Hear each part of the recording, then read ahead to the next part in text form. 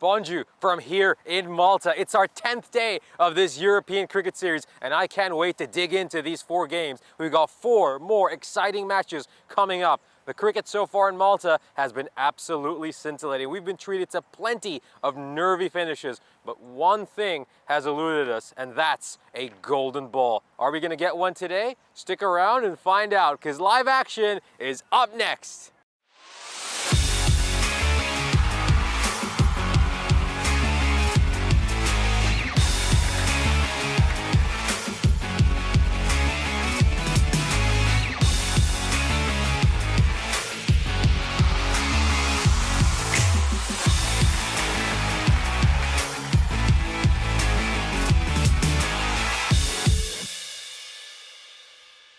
This European Cricket Network event is proudly brought to you by HCL Software and Bizaway.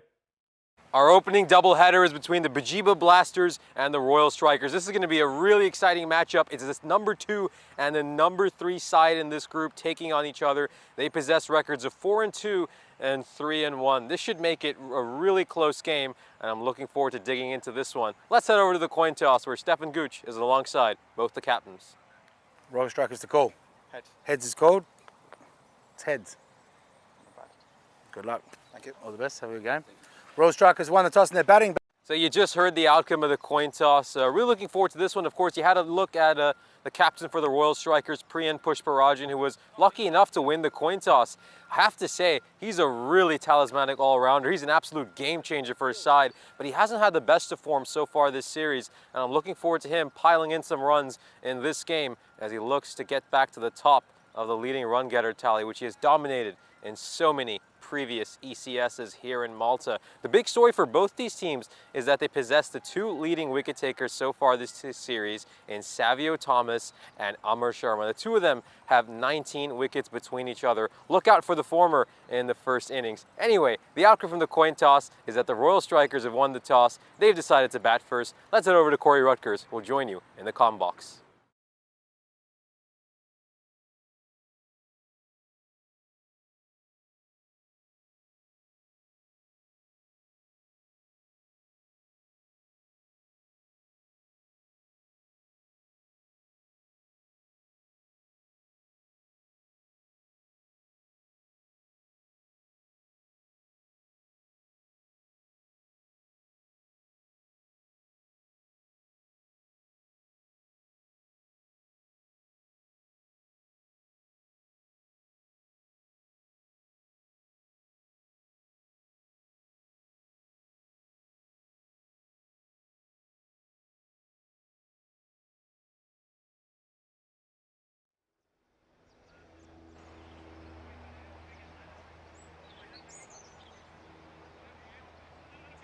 So those players listed to come out any moment now. It's only a few moments away to 8:30 local time, and ball number 1 is sneaking up fast.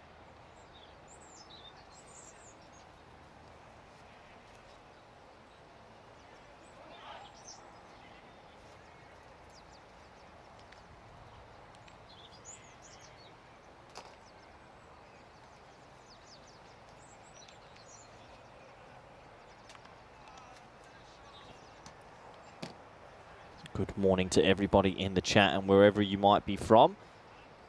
Please enjoy all our action because we've got plenty of it coming. 8 hours more of live T10 cricket. Royal Strikers go into this a slight favourites, 57% on the supercomputer. Does promise to be an interesting game. Blasters, though, have also had a good tournament in their own right, and they'll sort of feel that they've got good opportunity here to steal a victory and potentially get themselves right up there in the reckoning. Players have made their way out to the middle now.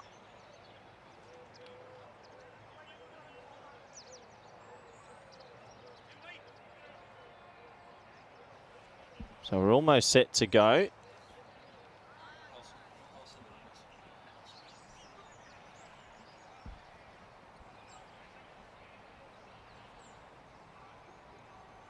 Has been an interesting tournament so far. Plenty of upsets and plenty of good cricket.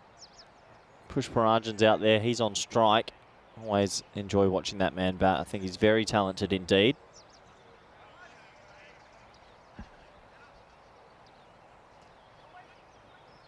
Here's another perfect day for cricket as well. The weather is shining.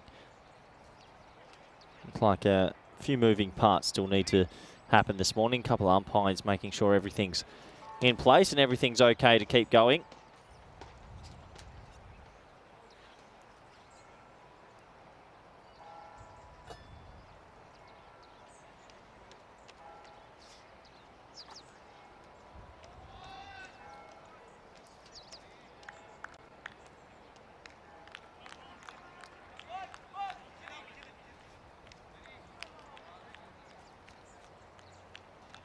So we're almost set to go. Pushparajan is there. He's joined by Singh. Islam has the ball on his hands. I've enjoyed watching him as well. He gets a lot of bounce. Tall right arm seam bowler. We've got third man. We've got deep mid wicket as the two boundary runners. We've got a slip in place as well. So staying aggressive. I actually don't mind this field. I reckon that's a quite rounded field. We're just waiting, I guess, for the clock to tick over 8:30 a.m. local time. It is now. Here we go. Ball number one on another fantastic day of cricket in the ECN universe. Shot. No run. Backward point comes into play. And yeah, I think this could be a very close game. Narendra Negi for the Blasters is a good player to look out for as well. So Danish Siddiqui. Both these teams have match winners. And they'll hope that they can step up here and play a good game.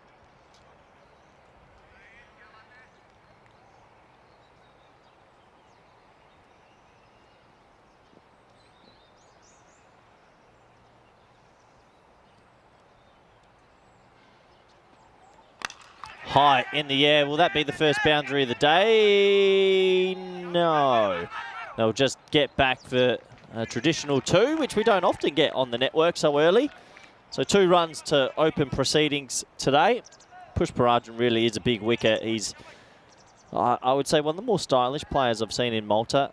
He hits the ball more than conventionally and is extremely powerful amongst his finesse strokes. If he bats any length of time, they'll get up to a good score.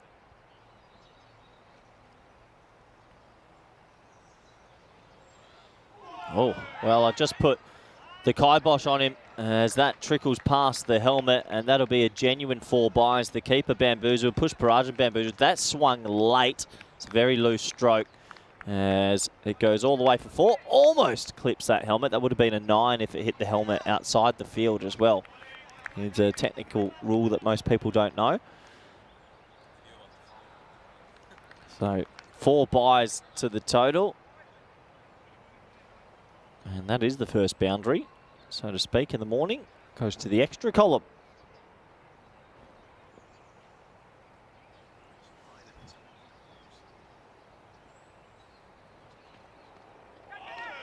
He's got some serious pace, this man, and gets a lot of bounce as well. That's a good delivery on a length, and we've seen a lot of teams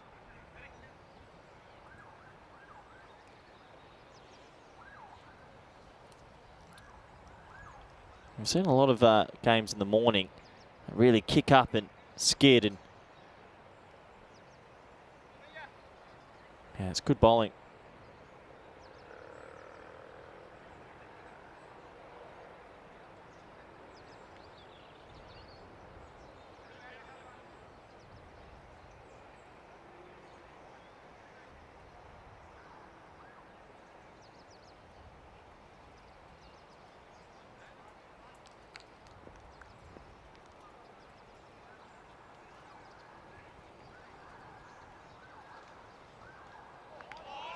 And that's going to be a plain miss. So 6 runs so far on the board. No real shot of conviction just yet. Good morning to Rob in the chat. Wayne, Jeffrey, Rob, everybody. Good morning.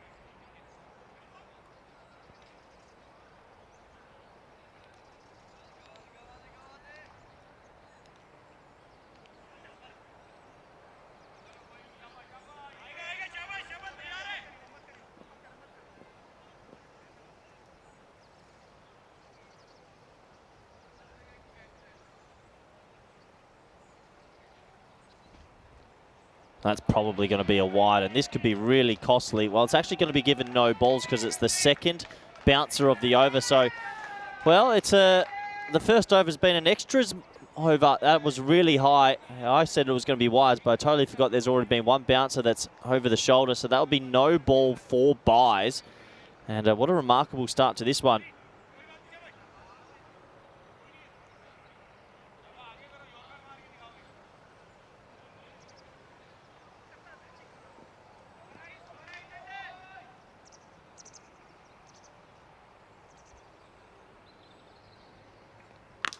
Shot.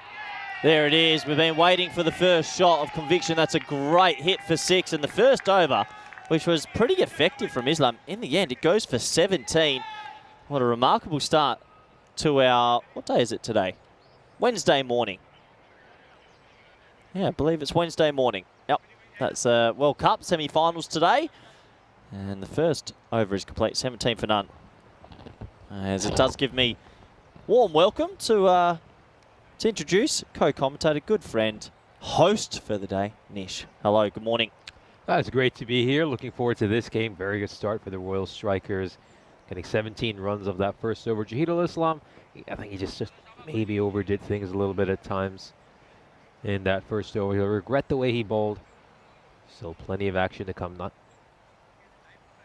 Looks like it's going to be a Nagy bowling this second over for the Blasters.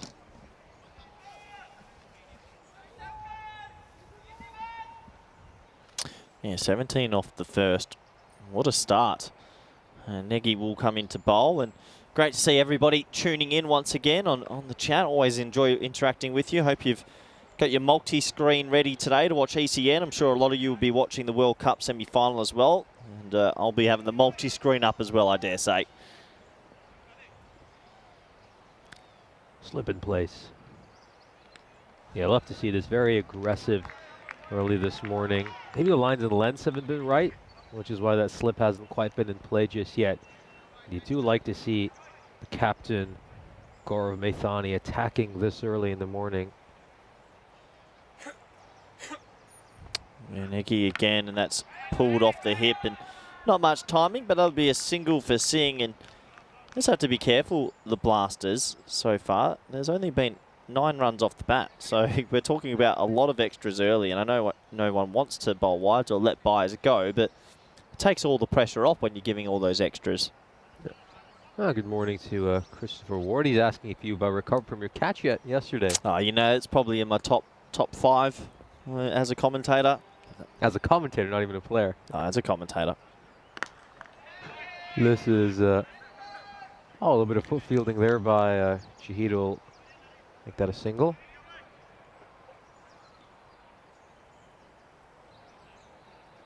Yeah, so they're already in the 20s. But plenty of time to go in this game. Blasters will still got a very good batting lineup. They'll fancy chasing anything here. No real foot movement there, just sort of pushing his bat at it there, Encore Singh. These two have been really, really good for the World Strikers. Singh's made 135 runs through the 4 games he's played so far. Batted with a strike rate of 200. Slightly outshone Pushparajan so far this series. See that? He's just trying that slower Yorker, but doesn't quite come out for Nagy. Yep, another extra. Creeping up. Also got to be careful with the time when you bowl so many extras so early. You do have to be careful.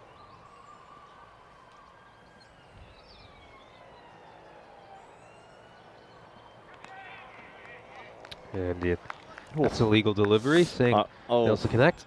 I think Nagy will just keep his head down and not look at the umpire in the eye. Might have got away with that one. That's okay. That happens. 21 already for the Strikers, who had an amazing double victory over Gozo's Army just the other day. Yeah, just push it towards point. This is going to be a tight single, but they'll get there safely as the fielder fails to collect the ball.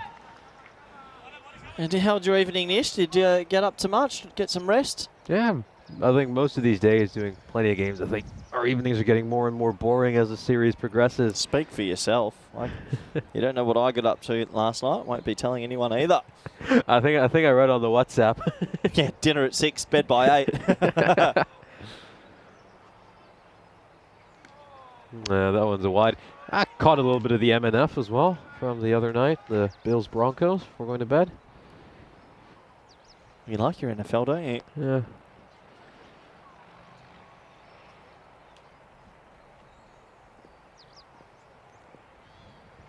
Yeah.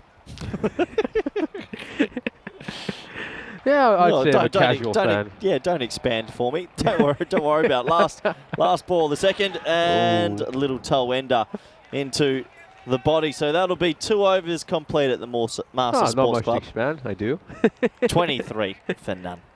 Slow start to this morning, it feels. Everyone just slowly waking up and getting into this. We'll have a look at the standings for Group B. Of course, as we mentioned at the top of this broadcast, the World Strikers won 4 of their first 6 games. They've looked pretty good. The Pajiba Blasters, I'd say 3 of their 4 wins have been fairly convincing. Well, 2 wins this morning for the Blasters will actually put them to the top of the table, and they've got a healthy net run rate. So big morning for them. These teams are battling it out, it seems, with Gozo's Army for that top spot.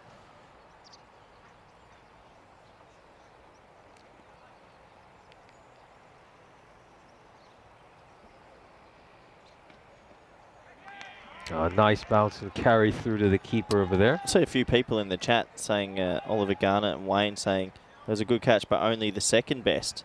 That's not even in the top 3.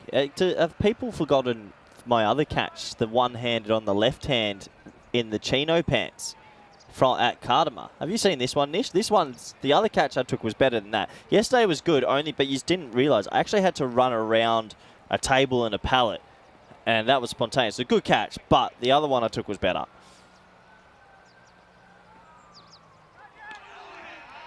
Yeah, nice ball in the channel. He's just pushing his bat out there. Yeah, we should definitely put a clip of that up in the chat for anyone who hasn't seen it yet. I don't know if there is a clip of that.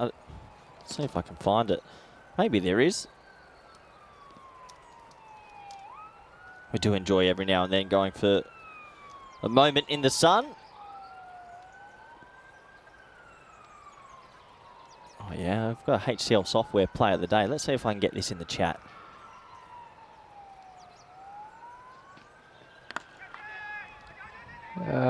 They're going to come across for another single over here. Where's your energy this morning, Nish? You sure you didn't go out for a...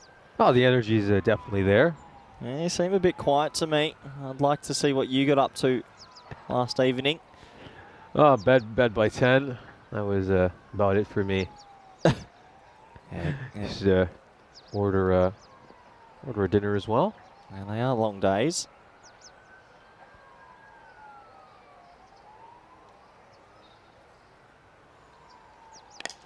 Oh, this one's gone up in the air. Catching opportunity to just guess past the fielders. Good bit of fielding, and there's going to be a couple of runs here for Push Parajan. That's good. They're still just ticking along. The extras have helped that total, but doing enough here to get themselves up to a decent total, they'll be hoping. 26, 2 balls remaining in the power play. I do like this bowler a lot. I know he's given some buys and a couple over the top.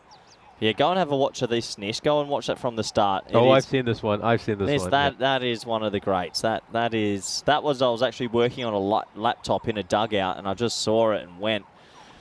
What do you do? Is that is pushed into the offside, and he'll scamper through for a very tight single.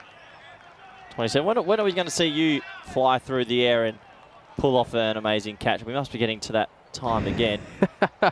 I don't think we're going to be seeing that anytime soon, as this, you see the keeper slip up over there. Good power play so far for the Strikers. 27 runs off it.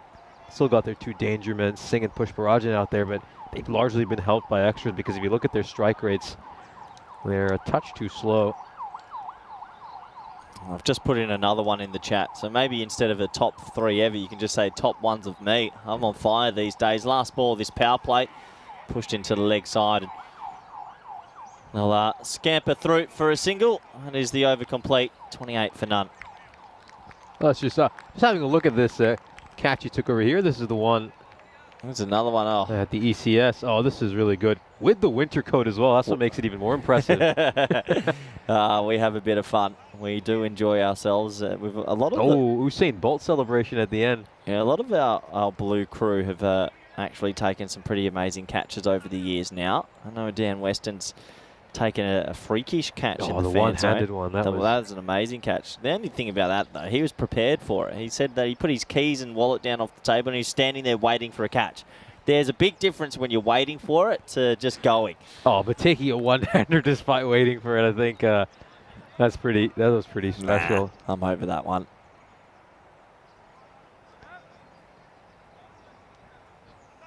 Yeah, I think yesterday's hasn't made the socials yet. We'll see if they do. Anyway, let's get into over number 4. Looks like it's going to be Devendra Negi will get the ball now. And no wickets down. And the run rate isn't massive. Pretty even so far. And the umpire with a late wide call over there. Yeah, fair enough. I think that's touching some of the tram line. Fair enough. Has to be called a wide.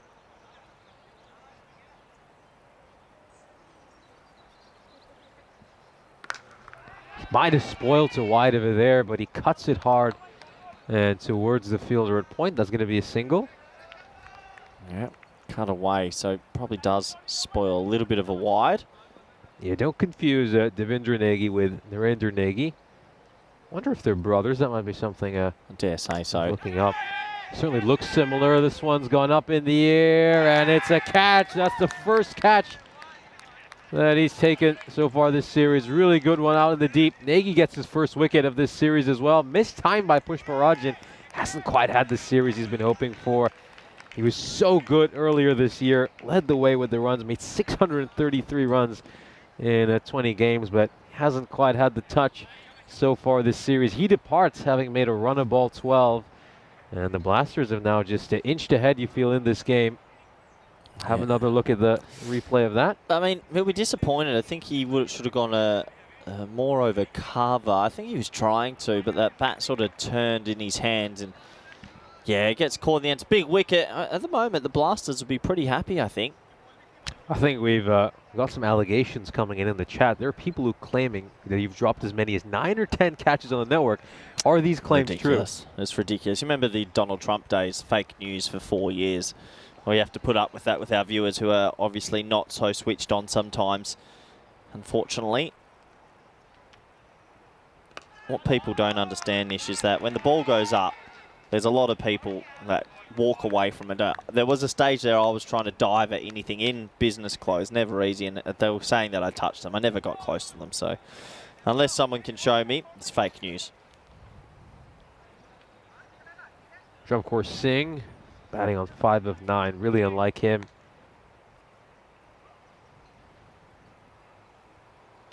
Now just pulls up over there. Negi's going to... I wish there was more penalties for dead balls. I think if you don't bowl the ball, the bowler should have to underarm the next one.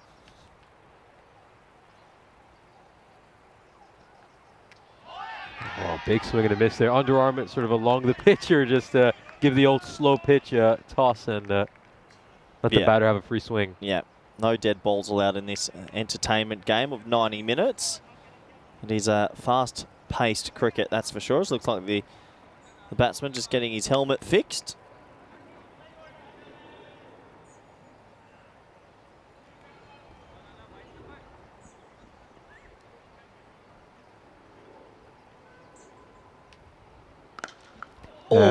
This is wallop. Now that's the Encore Singh we know.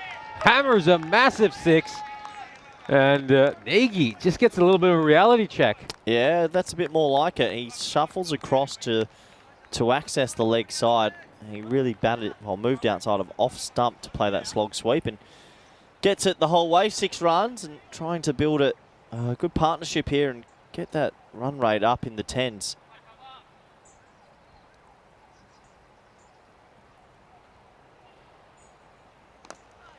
Oh, just inside edges one onto his pads, and oh, did you see the ball spin there? I think he thought there was definitely a single, and the ball thought, no, I'm going to go on right angles, and Turns out to be a dot ball. Look at this. Goes away, and watch where that ball ends up.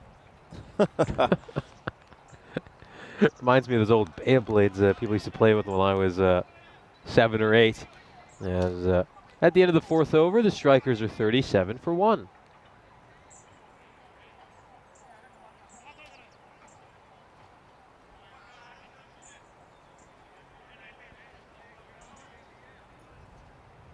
As the captain, Gaurav Maithani, who's going to come in to bowl this 5th over.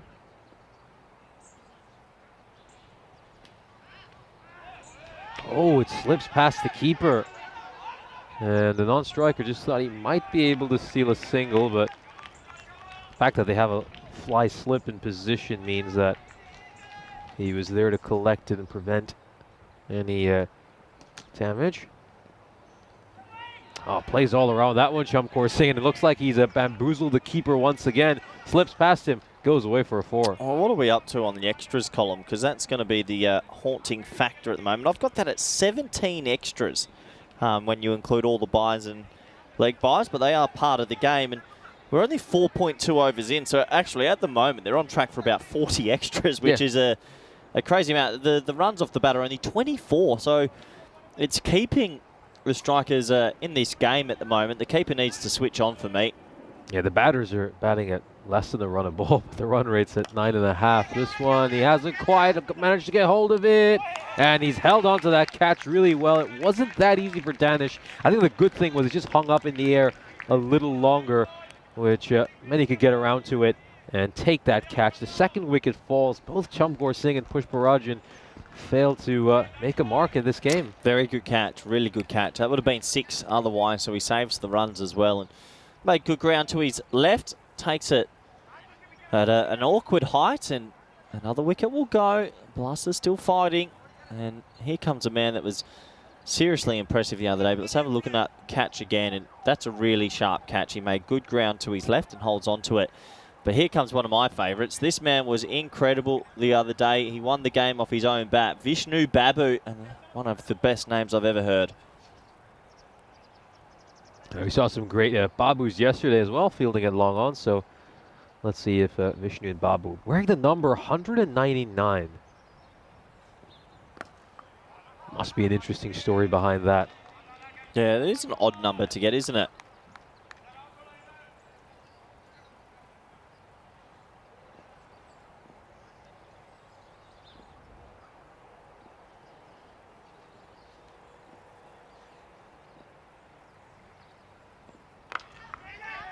He hasn't quite timed this one. It's come off the top of his bat.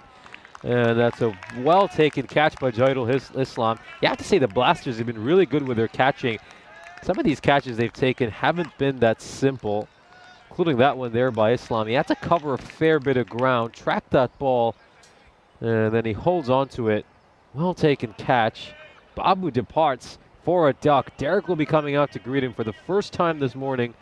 We're going to be seeing him waddling along.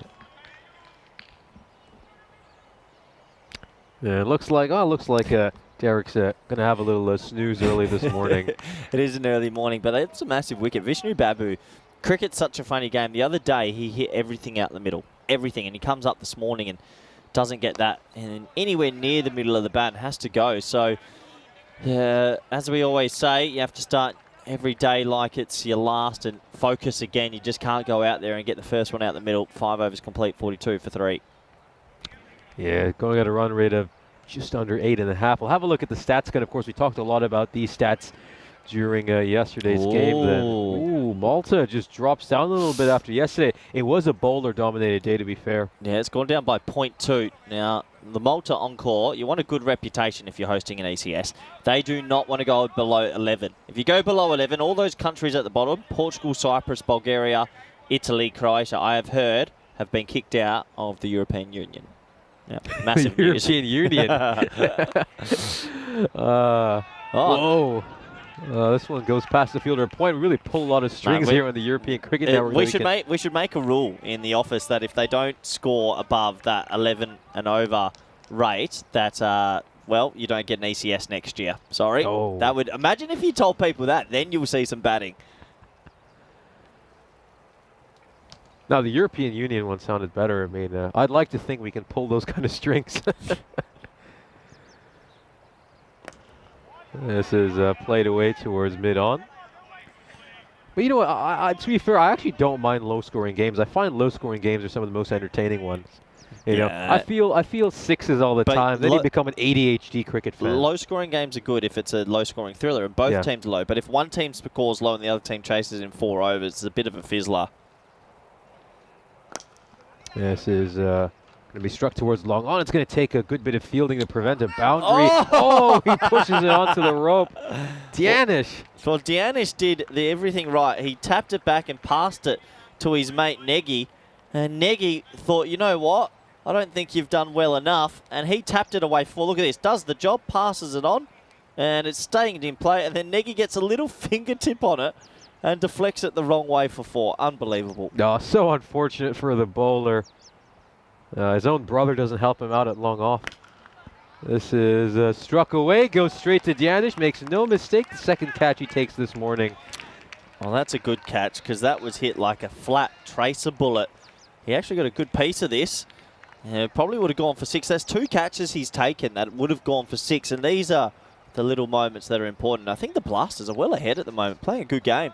Playing really well. And as he said, the difference between these teams is often their fielding. And you look at the Blasters so far, they haven't made a single mistake in the field other than that little mishap we just witnessed at the boundary. They've been very clean with their catching, and that's why they're way ahead right now, having sent the entire strikers top 4 back to the dugout. But going back to that point about low-scoring things, I think slower pitches generally provide more entertaining games because you know, when you've got low-scoring matches, the margins are often finer between teams. You test the batter's technique a lot more. Whereas I feel sort of what's happening now in cricket with really flat pitches, you know, you move the boundary in, it just becomes a case of who can sustain their hitting for longer. And usually if one of the hitters gets out maybe 4 or 5 overs earlier than he should have, it just spoils the game. And then you end up in a situation where you're watching a team that needs 25 and over off the last 5. But you just feel a team's always in the game on a slower pitch. Blasters now, they started off as underdogs this morning, but now they're 69% ahead.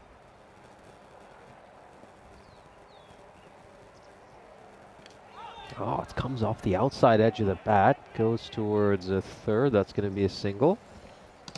Well, best case scenario here is can they somehow get themselves to 100, you'd think. It's been a very slow morning with the bat. If you take out the extras, they've really struggled to score.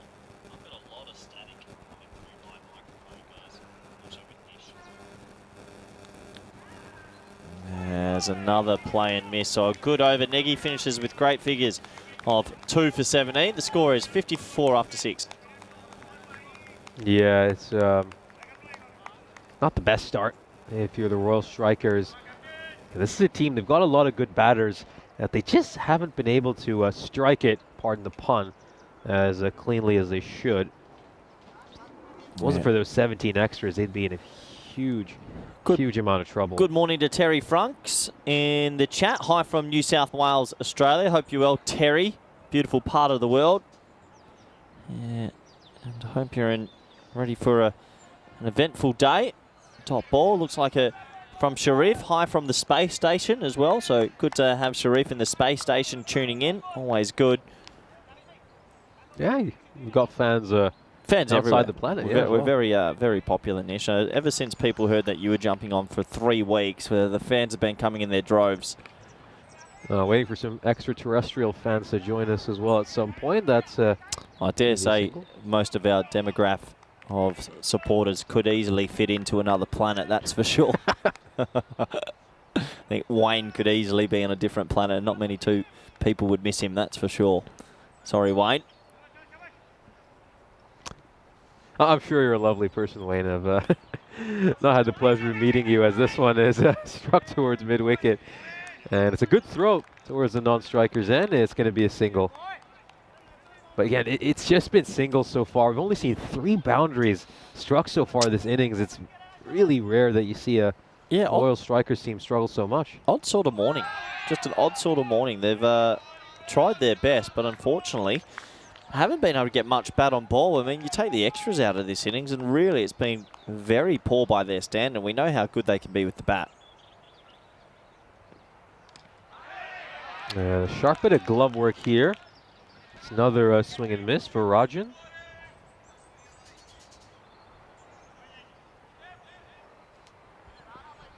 So last ball of another good over. This one's gone up in the air. It's going to clear the boundary rope comfortably. Big hit by Rajan and a much-needed 6 for the Royal Strikers.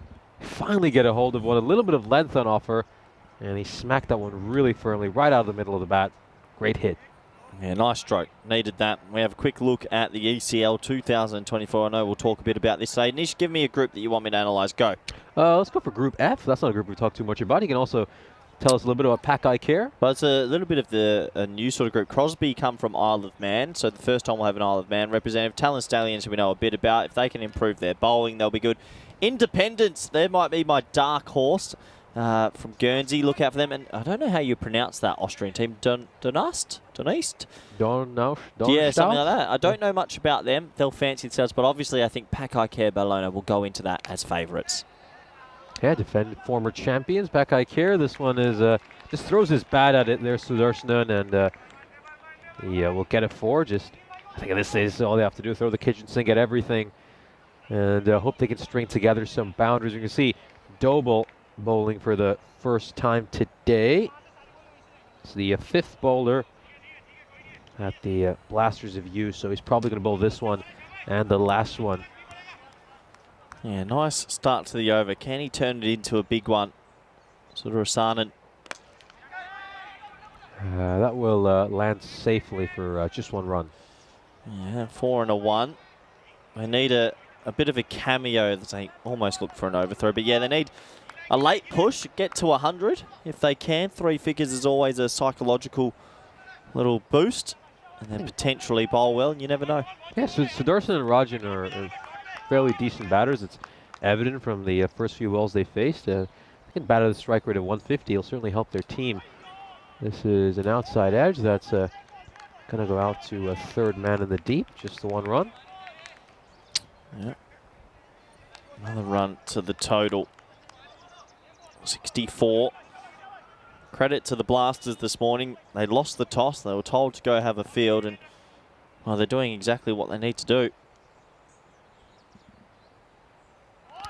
Big heave there by Sudarshan. He's just feeling that pressure that he has to hit a lot of boundaries, and just fails to connect, goes really hard at it. Wasn't watching the ball too closely.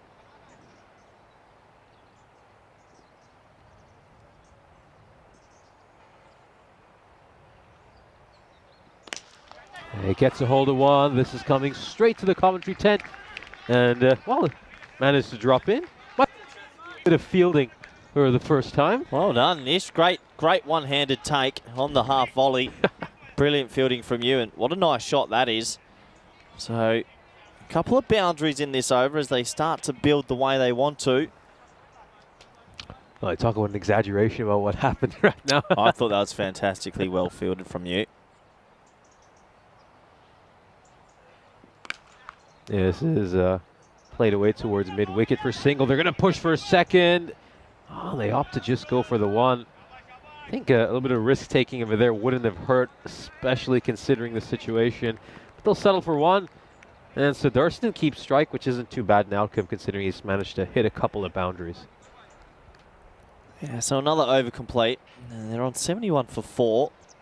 Can they go sort of 15 and 15 off the last 2? Obviously a double-header this morning, so you want to get bragging rights early, take that momentum and that form into the next match.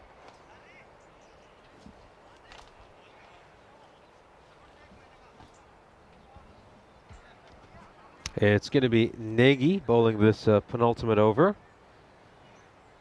And both the brothers have played really well so far today. This one is mistimed, has gone up in the air, but it lands safely between 3 fielders. It's the old Bermuda Triangle.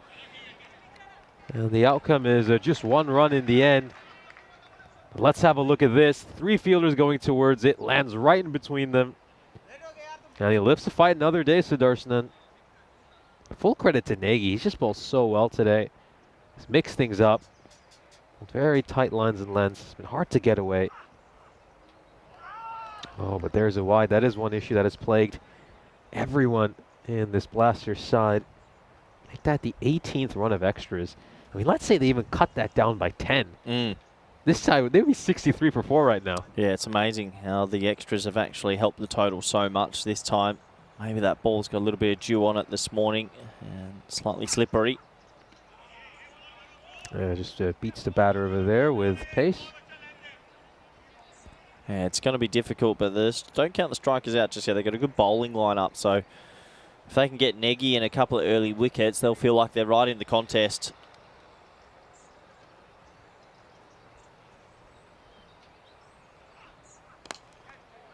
And that was a slower ball. Read that one pretty well, Rajan, and he picks out the vacant boundary. It goes away for a 4. Yeah, nice shot. Slower ball, just chips it over the offside. Doesn't hit it too forcefully, and there's plenty of room out there. So 4 to the total every run here.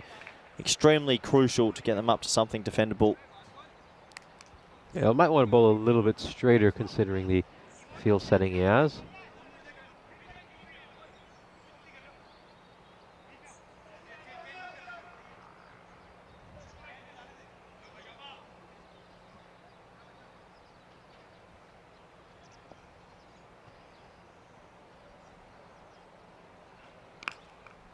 Advances down the wicket. They'll only get 1 run there, so good response by Nagy after getting struck for a boundary. Yeah, good response. 78 now. This is probably the first time we've seen a partnership develop. These two are doing a good job here. They came together when the score was on 49 for 4, so they've put on 29 so far. Oh, that is a really, really good stroke. Incredible hit there by Sudarsnan. Gets a hold of this one and whacks it over mid-wicket. And isn't that so true that when you build a partnership, batting in pairs is such a thing. You feel good form, you flow, because you can always get the strike back. When you're batting with someone that's maybe not in good form, you get stuck at the opposite end and it builds the pressure. But these two have clicked. The partnership now 35. And, well, looking good. Nagy, I think one thing you got to credit him is he hasn't been hit for consecutive boundaries, always followed up.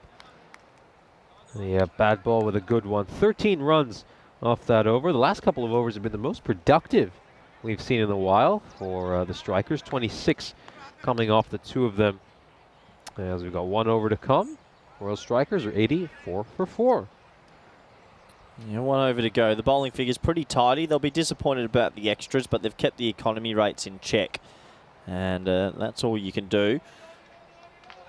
So an important last over coming up. 15 would be ideal. Set the opposition 100.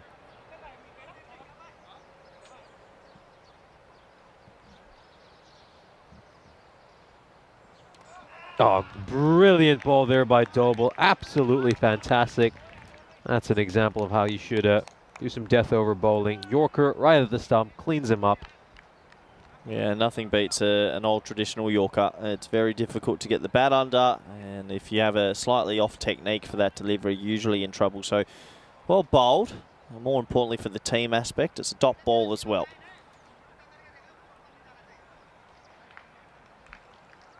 Let's just take another look at this terrific Yorker.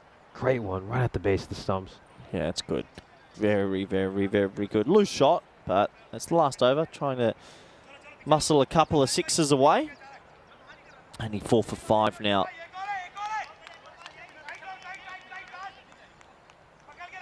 Siddharthan is the number 7.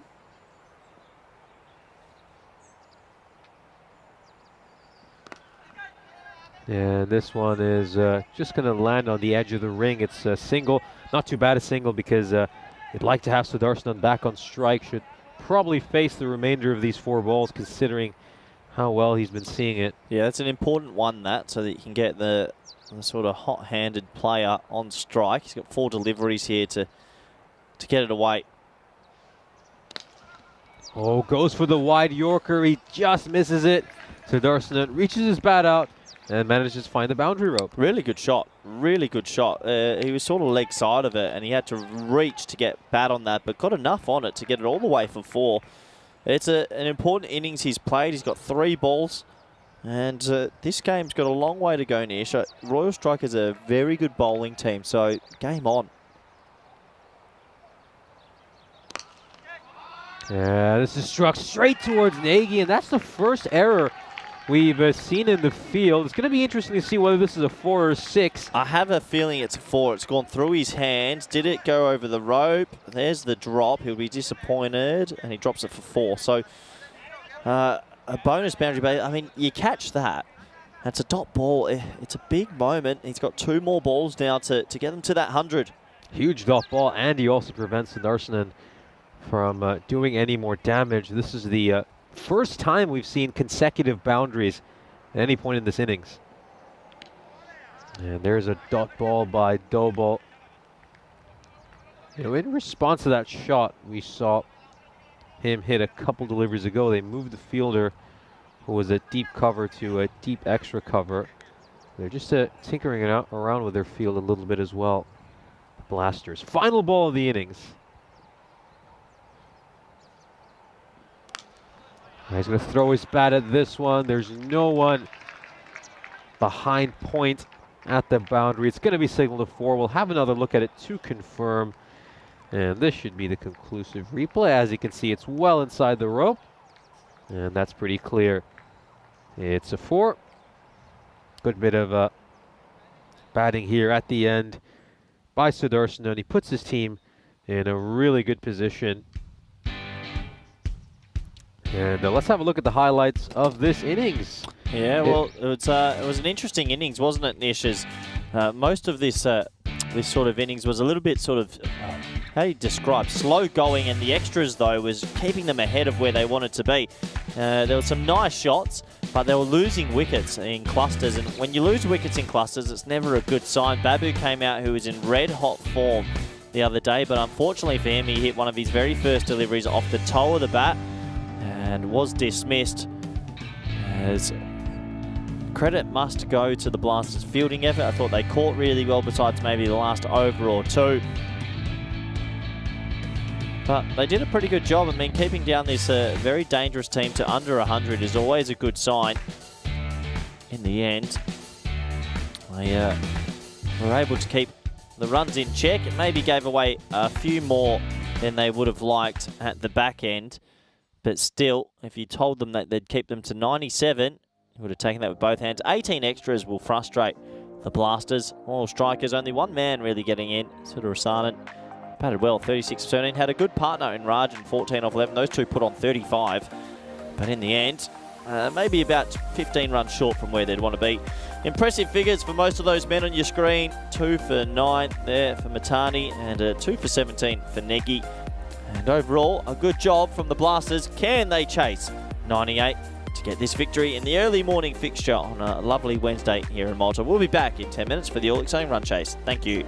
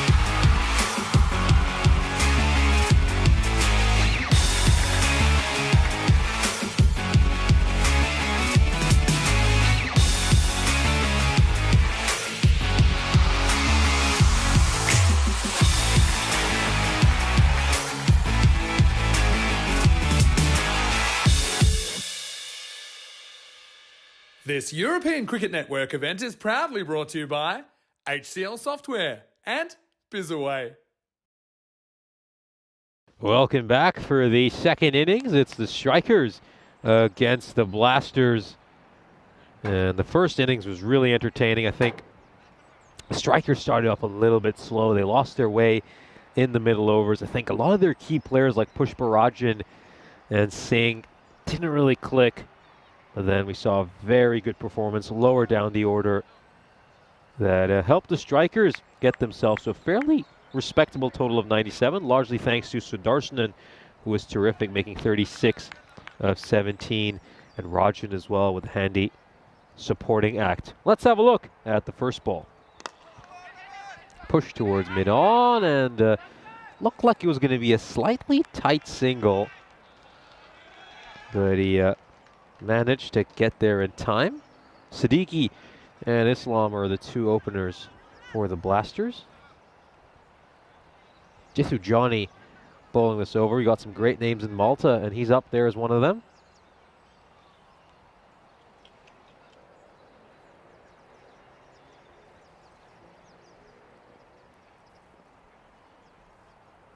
First slip in place. That one is a little bit too low. Doesn't quite get much bounce off it. I think you need a little bit of bounce and carry to actually have that slip fielder in place, because he's just nicking these and they're rolling along to the keeper. And you're not going to get too many nicks, but in general the bounce has been pretty even here in Malta. Got Jeffrey commenting on the ground here. Absolutely, it really is an incredibly well-maintained ground. You get some nice movement in there, Johnny. I think you've got to also keep in mind how little rainfall Malta gets. Of course, Malta is just south of Sicily. You know, we're in a very dry part of the Mediterranean that often experiences summer droughts. And this is the main cricket ground in the country. The vast majority of the matches are played here. It's the only proper cricket ground. So if you think about the amount of matches that are played here, and the fact that they've still got such pristine playing conditions, it's a real testament to how good a job Cricket Malta has done to maintaining these conditions.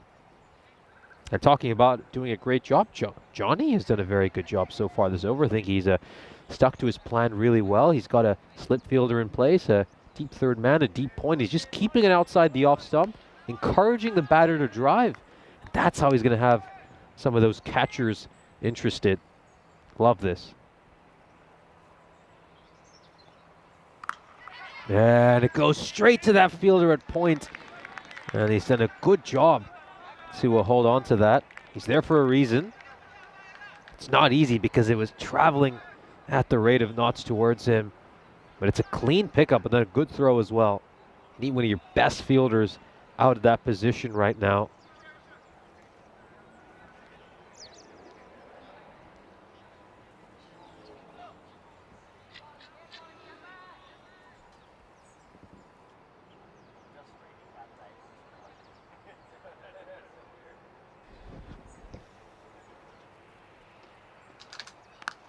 Oh, another one that's going to go beyond the fielder at point this time. Maybe he got a touch too short there, Johnny. And it's also a really well-played stroke. Just uses his hands, gets underneath it, and plays away for 4. Well, you have to use your hands for every cricket shot, so that wasn't the best description. 6 runs off the first over. 204 matches since we last had a golden ball on the European Cricket Network. You know, these two teams could easily give us one. They're very evenly matched. I think both these games this morning are going to be very, very close. So looking forward to them. And I think we're going to come down to a finish. That's going to be very, very tight in this match as well. The first over was a pretty interesting one, too. 6 runs off it.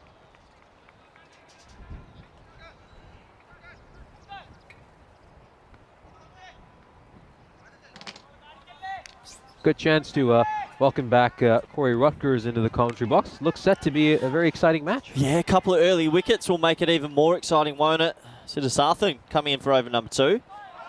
Good bit of bounce.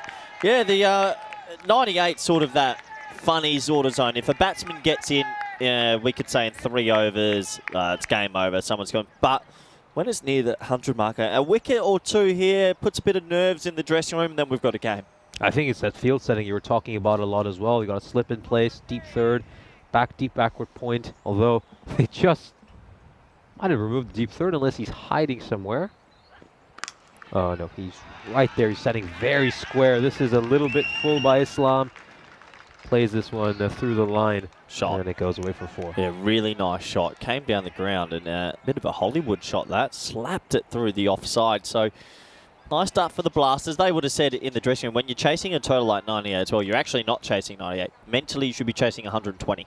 You don't tell anyone to chase the score on the board. Add 20 to the total and bat to that because you want to get ahead of the rate. You don't want to put nerves in the dressing room. That's so wide. It's, as you said, you don't want to get into a shell and then leave a lot for your middle order to do, especially when you consider a lot of these sides are really top heavy. So it often comes down to their first 4 batters. Yeah, the power play is super important. If you have a great power play, you can really kill off that sort of tension. And usually the first 4 batters will love batting in the power play as well.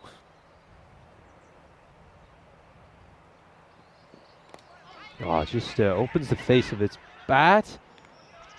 And it's going to be 1 run. Yeah, it's a quick single there. If point was a little bit sharper, a bit tighter, because they've got a deep point and a backward point in the ring and then a deep third, that point in the ring should be tight. Because, I mean, if it beats him, it's going to be stopped anyway. So he should be stopping 1 there. There's just little things. When you've got a lower score on the board, you can't just retreat and have everybody on the ring. You have to find a way to get the odd dot ball. Yeah, absolutely. Should be on the 1. Kind of nice and tight. See if Pushparajan makes that adjustment.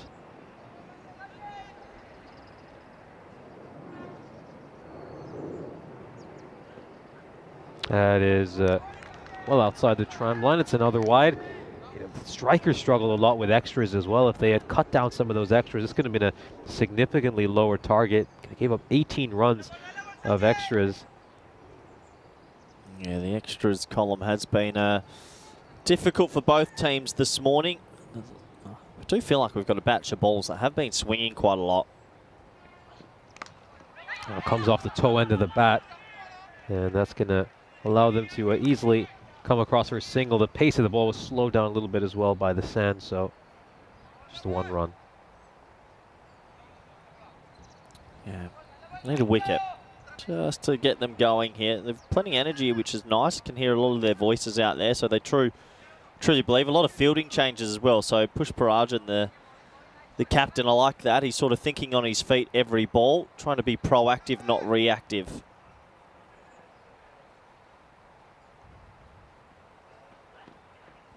But you can be as proactive as you want. If your bowler isn't controlling it, it's very difficult to captain. Yeah, it's very clear tactic by them. Trying to bowl full and wide.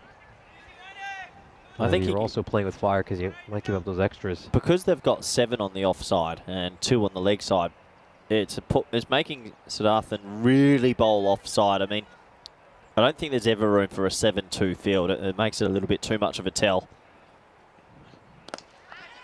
Yeah, this is going to beat the fielder at mid-off. Does it have enough to go to the rope? It does. There's the 3rd boundary of this innings. Yeah, nice shot. It was a half volley, and he chipped it over the top for 4. And good batting at the moment from these two at the crease.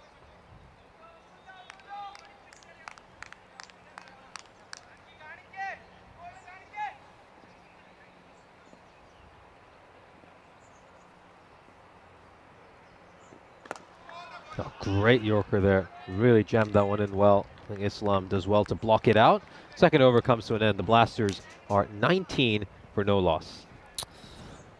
Looks like the semi-final star in the World Cup as well. Rohit Sharma's gone out there with a bit of a bang. So cricket everywhere around the world. This is the table of us, though, in Malta, Group B. Big game. It is a big game because Gozo's Army sit there on 8. Blasters win both. They go to the top. It's a top 4 through in both groups to the quarters. So it must work out, though. If you finish first in this group, you will play 4th place in the and crisscross. So it doesn't sound like much, but finishing first, you do, of course, want to play fourth place of group or the other group. So it is important. And if you are to finish maybe in a third, you come up against a very good second team in the other group. So a lot to play for these teams. Yeah, considering the fourth place team right now in Group B, beg your pardon, in Group A are the Southern Crusaders, who are 2 and 4. So, and then you got Overseas, who are just a couple points behind. So, no disrespect to any of those teams. This one is struck straight to the fielder, but it is a bit of an advantage to play them. So who's fourth place in the opposite group at the moment? Southern Crusaders. Yeah, still, that is a tough match. I mean, the Crusaders showed yesterday they almost beat the Edicts Knights, and they're a good team. And yeah, it's going to be interesting. I mean, I like the quarterfinal format. I like that there's no double chance. I like top 8 go through, and then it's just best in finals win. Inside edged. Behind square leg for a single.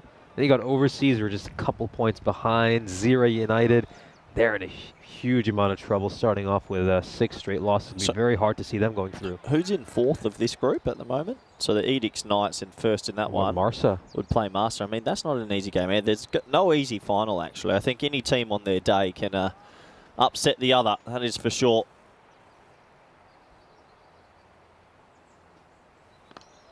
This is played away towards mid-wicket. I think, a lot of teams are just going to have to be intelligent with picking out what's going to be the best bracket for them. Think about matchups. Maybe even we'll reach a point where some teams will tactically even drop games, saying, we prefer playing that team instead. Don't think so. Nope. I don't think you can do that. I think it's, well, that would be fixing, wouldn't it?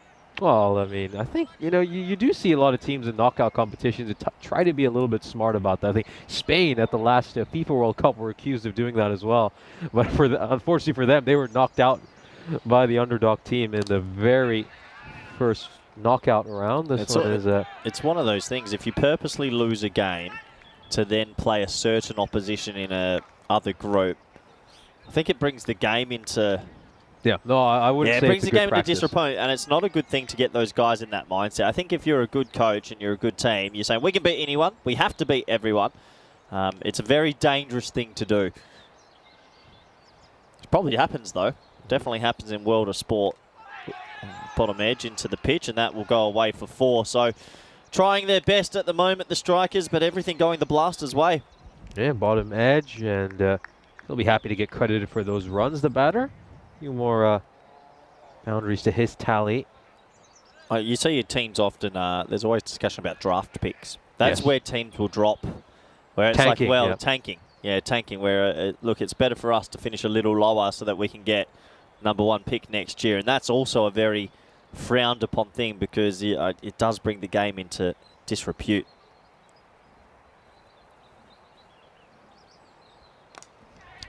Top edge, it's going to go away for a 4.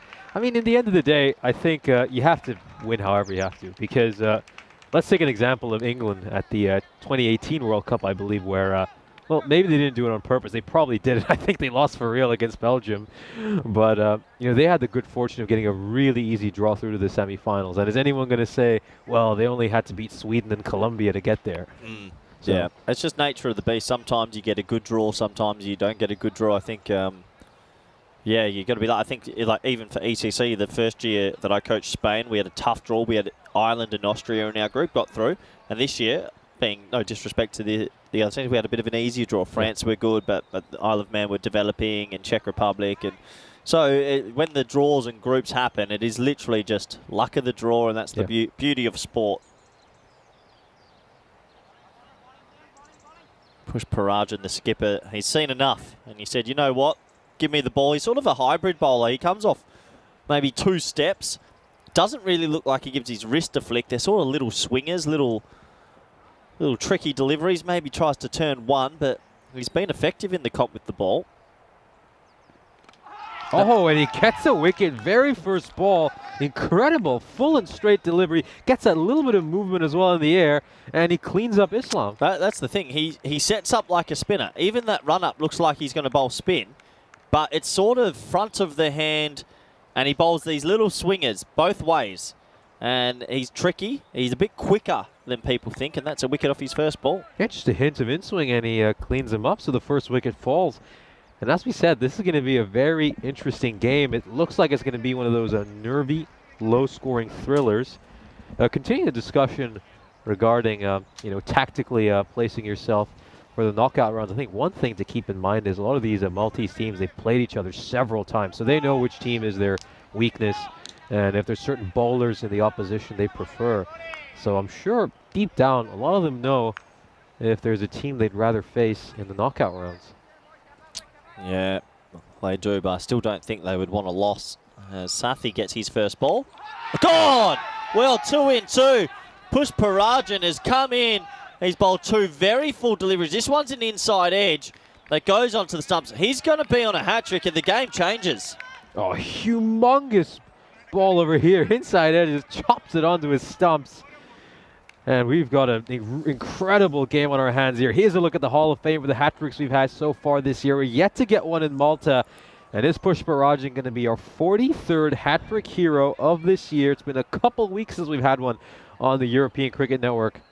Yep, there's the hat-trick list. This one a little bit more fortunate, but his length's good. He's getting in those Yorkers, the inside edge. You always feel a bit unlucky as a batter if you inside edge it onto the stumps, but that is how it goes. He's on a hattie, and he'll be thinking same thing. Full straight, a little bit quicker than the batter thinks, and he's got a chance to get this. Certainly does. Game on. Absolutely. If he gets a hat-trick over here, then you have to say the Blasters, beg your pardon, the Strikers move well ahead in this game. All right, calm down. Well ahead. 31 for 3. I think you'd be in prime position. Is going to block out this hat-trick ball. Keep in mind, a lot of these teams, they're very top-heavy. You get rid of 3 of their top order, you're well ahead in the game. Oh, Nish, you're forgetting they're chasing 98. I wouldn't say well ahead, maybe slightly ahead. 60-40 for me. Wow. Well, another dot ball, and that will be blocked for 1. So good batting for Matanu, who's probably thinking might be best just to see him off a little bit here and not do anything crazy. I think looking at that Blasters lineup, they've still got Siddiqui there, who's a really good batter. But then after that, it's just Nagy. So, a wicket or 2. Well, the rate, they've done well. They've kept the rate under control as well. Yeah, game on. Oh! Well, that is why people asking why keepers wear helmets. Whoa, that really took off the edge and boomed into his head. Watch this, off the edge, bang. And it actually hit the helmet off his head. Yeah, he should probably tighten it a lot. I'm just thankful. Firmer. Well, imagine if he didn't have it on. Yeah. That would have been disastrous. So thankfully, he's okay. But bang, yeah, that is a proper impact. No, it's a great thing here at the European Cricket Network that we encourage players to wear helmets. It's a good thing he has it on. Yeah, they'll take a couple of minutes here because it's a bit of a shock when you get hit in the helmet as well. There's a lot going on. Your cage gets rattled. So they'll do a quick little medical timeout while this goes on. And I'll have a quick look at this. I'm really excited. We've got 3 reigning champions coming back through it. Pakai Care, Badalona and VOC Rotterdam. We've got new teams that I've not seen. Skanderborger, a new team. Hudding I've not seen. Gamblers SC I've not seen before at the ECL stage. And then you've got teams that we have seen that haven't won it back. Cluj, COIMS have been there before. Talent Stallions have been there before. So you've got quite a good diversity over the list. Alton have been there before, haven't won it. So those teams that come back the second time, they are so much better for the run.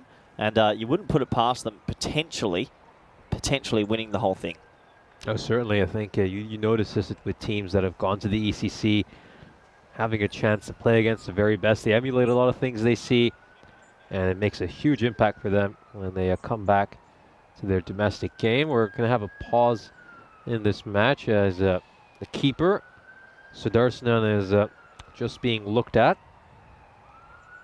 And of course, he recently announced that Gibraltar's representative in Group G will be the Calpe Giants. So it's good to see them there. Group G, another interesting group, a number of teams. There were the Mufflons, of course, making their first ever ECL appearance. Yeah, it's exciting. The ECL for me, I know the ECC is, well, I coach the ECC, but for a pure commentary view, I actually prefer the ECL because I think the ECL has more teams that can win. Yeah. I think in the ECC you're still locked into maybe 4 or 5 teams will lift the trophy. ECL, I reckon there's about 15 that if they have a good tournament, they could actually win the whole thing. And then you add the new format, it just makes it that much more unpredictable. Yeah, it does. I mean, most teams can get through to finals week. Anything can happen. Push Parajan finishes an amazing over, and that over has just made this game back to a 50-50. We'll have a look at the run rate over here, going significantly below at the moment. The Blasters, just 32 runs at the end of 4 overs. Yeah, that was a much needed over for the Strikers. They were behind until Push Parajan. I like the skipper, Push Parajan, because he just seems he's an active skipper. You can just tell he's standing next to the bowler there, and you get certain captains that they get the honour of captaining a team or a country, but they're not natural-born leaders. Natural-born leaders are hard to find, and he looks like one to me. If you have a natural-born leader, you always give them the C next to their name because they take control of situations, and he's definitely one of them.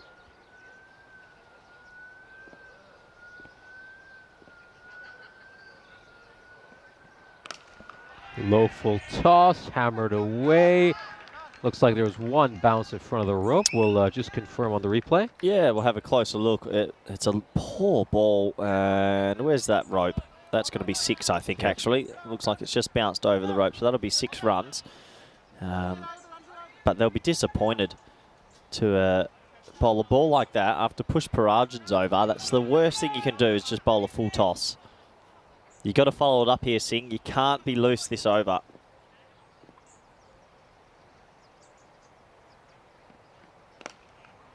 This is played out towards mid-wicket. They've going for a 6-3 field at the moment, just 3 fielders on the leg side. It's a little bit more rounded. This field's a little bit better. But it is a field they're basically saying you've got to keep this outside off stump if you can. Yeah, certainly can't go down the leg side because there's no protection behind square. Goes a little straight there, but forget about the fielders. That one's cleared the boundary rope. Yeah, and all of a sudden, all that pressure that had built is just released. It's good batting. It's not the worst ball I've seen. That's a decent length, but he picks it up beautifully. And when you're chasing less than 100 in 3 balls, you can twist it around very quickly. Yeah, the danger man Siddiqui's still out there.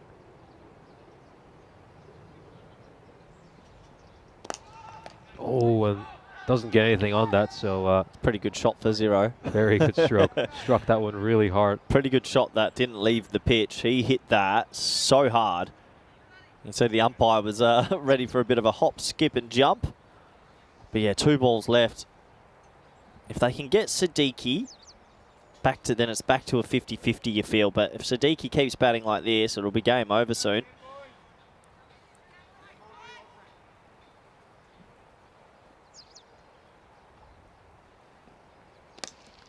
And is this going to clear the rope? It certainly will. He's going for that wide Yorker there, Singh. He just misses it. Gives him enough time to get underneath the ball. And he elevates it over the rope for 6.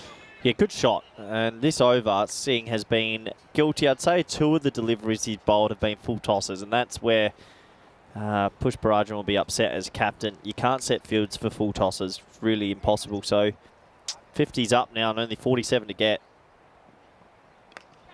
Oh, this is a nice slower ball. There's a catching opportunity. He does get the wicket right at the end, so maybe he gets a bit of respite back. 19 runs off that over, but the dangerous Siddiqui departs. Well, would you take that as a trade-off? If I had said to you, you get 19 runs but quickly, but you get the wicket of him, do you take that, or do you still think Siddiqui's done the right job? No, I think you can't fault Siddiqui for his approach. We'll have a look at the Maximo rates, the amount of 6s we have per event. 8 6s a game so far in Malta, in innings, I should say. Okay, I like this one. This is better. Maximo rate. Pretty interesting. Croatia, I'm glad I didn't get that trip. 4.3. It's not many, is it? I'm surprised the Italian one. That's the Milan one. 5.2. Yeah. And Portugal even. They've got some big hitters in Portugal. And then you look at the top end. Sweden, I'm not surprised. Germany, Krefeld, not surprised. That Switzerland tournament must have been crazy. I wasn't there, but it must have been bonkers. Interest, so 7.46s is the average. So if teams can't be up at 7.4, they should get kicked out of the European Cricket Network. That must be the amount of sixes per innings, I'm guessing. Yes, obviously. it is. It's per innings. Yeah, so because this one's obviously a much quieter one. We've seen about that many sixes the entire match, I would say. But in general, yeah, I like it does that. make sense. I like that graph. Maximo rate, because it plays a big part. I think I'd love to know what the Maximo rate was of the teams at the ECC. Yeah. Gee, there must have been some Maximo rates. 15 or 20 probably, somewhere closer to that. Yeah, definitely nearly every team was 10 plus as we start a new over.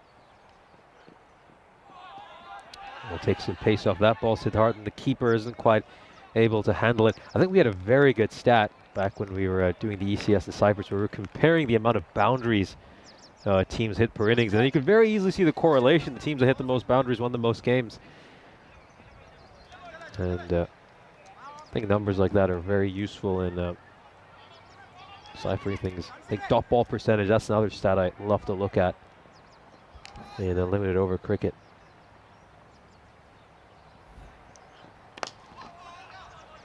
Full delivery there by Nagy. This is struck towards long on.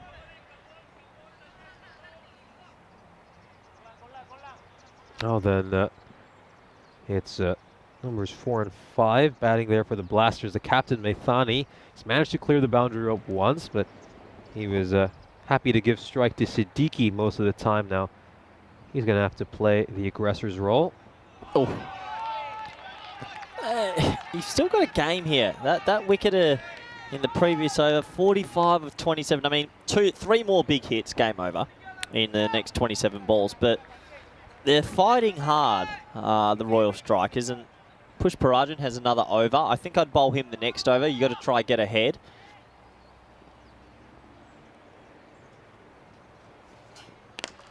Yeah, this is hit out towards long on. Good bit of fielding by Pushparajan. Question here by Dave.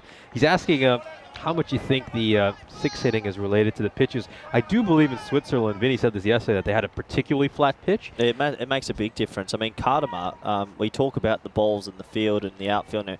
Kardama is a flat pitch, especially from the finals championship weekend we played at this year, is flat. If you bowl from the other end, so it's hit hard down the ground, and Pushparajan, good bit of fielding. Yes, just the one. If you bowled from the other end at Kardama, it's almost there's more bounce, more turn, more seam. So it's funny, it makes a big difference. The scores weren't 170, 180. They were 140, 150. So a big difference on where you play makes the run rates go up. I mean, this pitch here in Malta is pretty flat. Good bounce. Same in Rome. Reminds me of Rome. Is this going to clear the fielder? It certainly will. Goes for a 6. Maithani with the big blow that they desperately needed to end the over. But how similar are most of these pitches in European cricket, considering we do play on an artificial pitch? Aren't most of them quite similar to each other? No, not at all. Definitely not at all. I think I didn't get to see much of the Croatia series, but the guy said a lot of the ECN crew told me variable bounce makes a big difference. I'm sure the ones, if we show that graph again about the run rates in places, I guarantee the ones that are lower probably had pitches that did a bit. I mean, some pitches aren't just concrete underneath. Some are coconut matting, some are chipboard matting, chipboards. It's not concrete. You can go down and you can touch them and it's totally different. Some are just pinned, just a pinned, rolled out green something over some grass. Yeah. So if you've got a concrete base, usually it's pretty good. But if it's not concrete base, then anything can happen. I believe in Rome they use a concrete base, or yeah, it's concrete's fast, and in Rome they do, so the runs usually fly. As Pushparajan obviously heard me and has decided to bring himself back on. Oh, that's close. A really tight one, and it's been given out. I think that's out. He remonstrated that he said he got bat on it, but I'm not too sure he did. That looked like it was going to go into leg stump. Let's have a look. We're going to have to slow that down. I mean, if he hasn't got bat on that, that's out. So I didn't think he did. Maybe we can zoom it in. I like testing Spring Productions. Full straight. We might have, you know. That ball looked like it was going down to hit him straight up. Really hard to tell. Maybe if we could have another look at that, zoomed in. Very difficult to tell. That was close. I mean, the umpire has a split second to make a decision.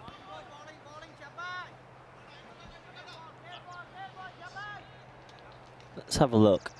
Well, you know, he might have. You know, that ball looks like it's tracking to hit him on the other side of the pad, and then it hits something. But if he did, it was quick and it wasn't seen. Pushparajan has 3 for 1. Oh, shouts to catch it, but it falls just short of the fielder. A little bit surprised. Oh, Babu hasn't attacked that. I think Pushparajan's expression says a lot. well, what's the fielder doing there? That landed about a metre away from him, and he could have run forward. Pushparajan's got amazing figures. Now, he's single-handedly keeping them in this game. He could have been on a hat-trick again if Vishnu Babu had attacked that one. Well, he decided to play it ultra-conservative, and he's just bowling right arm quick with a small run, but very straight. He's going, I'm going to hit the stumps, and if you miss it, you're in trouble.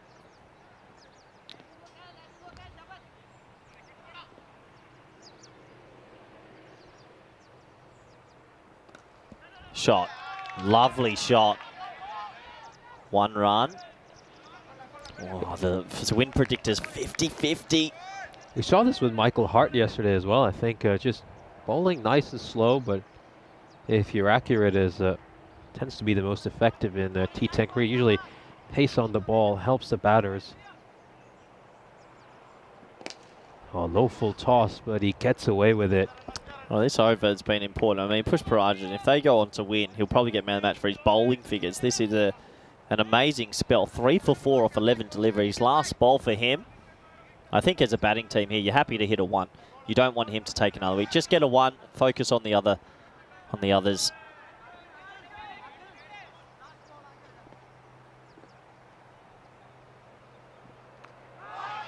And he just manages to sneak that one in. End of the spell, and what an incredible spell. 3 wickets, gave up just 4 runs. And he's the reason why his side has a chance of stealing this game. We'll have a look at the fantasy dashboard for our upcoming match. Should be another great one. Both the matchups between these teams promise to be very exciting ones. Of course, all eyes on Pushparajan for the Royal Strikers. Let's see if he can get some more runs on the board. I think he's struggled a little bit with the bat in hand throughout this series after leading the way earlier this year when we had our first European Cricket Series in Malta. Well, these two teams will come up again. They seem evenly matched, so it should be a good morning of cricket, really. Let's have a look who they're going to bring on to bowl. This is a big over. And they're going to go to Clinto Paul. Good name. 34 off 18. I mean, 1-6 and over, and you run a few singles, you're going to get very close. But do they have the batting to do it? I've got a bit of a tingle. This game really could go very close. He's had a bit of a mixed tournament, which will certainly encourage Blasters fans. Oh no. Well, that's not a good sign early. Yeah, I think that's the one thing concern from the Strikers' point of view is they've bowled out a lot of their best bowlers. You got Singh, who's gone for 19. Paul has been expensive at times throughout this series, particularly in the death.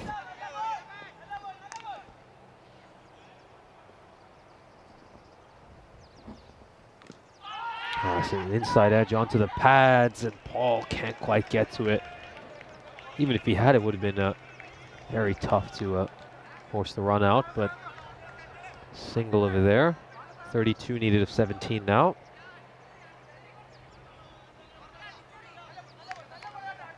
See this here, we'll give you a quick idea where the fielders are stationed. There's a fielder right long off, long on, deep mid wicket, deep square, and deep cover.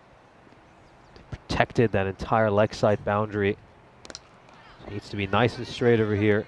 Good game this. Paul. Good game this. Really good game. These teams are pretty evenly matched. You expect that. They're in the number 2 and number 3 position on the table. 31 off 6. I mean, you flip a coin here. Batter has a good 5 minutes. He wins the game. If the fielding team take their catches and hold their nerve, they probably win the game. So flip a coin. We've got a good finish coming here. It's all about Maithani. And this one goes up in the air. It's going to take a good catch by the keeper to hold on to this, and he does. Really well done. Tracks the ball well. In this Maltese sun, he had to look right up. And that's a well-taken catch. More importantly, this is a dot ball. And the skipper, Maithani, is still going to be stranded at the non-striker's end. That's a really good catch. We know how difficult top edges are. But he's made a difficult catch look easy because you drop that, it goes for 2 runs. And they're getting closer. Sawyer will come out and have another look. Good catch. Well done. Really well done. It's going to be interesting to see what Surya does here. Is he going to try to go for a couple of big swings himself or just get Maithani on strike? I think you got to still be positive. You can look to hit a boundary by keeping it on the ground as well. Yeah. There's nothing wrong with that. So being a left-hander obviously will offer them a little bit more because lefty-righty partnership, they have to change field. They've still got to get their angles right, and it always makes it a bit harder for the captain. Especially for Clinto Paul, who's had a few issues with extras at times. If Paul accidentally bowls one down the leg side here, could potentially go for 5. Well bowled. Yeah, he's just bowling to his plan. He's protected that offside boundary, and he's just sticking it outside. And he's making Surya a lower order batter play a good cover drive. Good game. Really good game.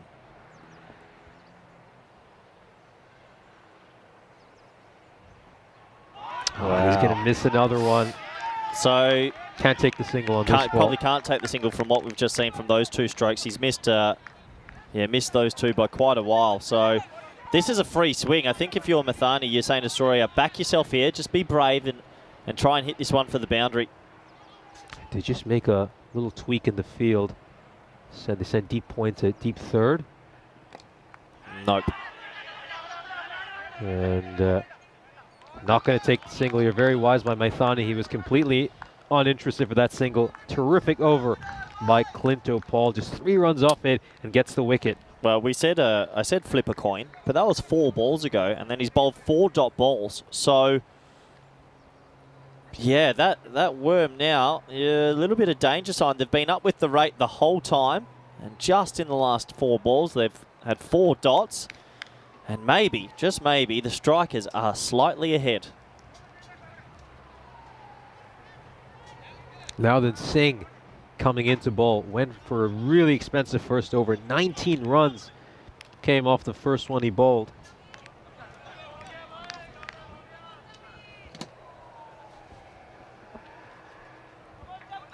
So 67 for 5.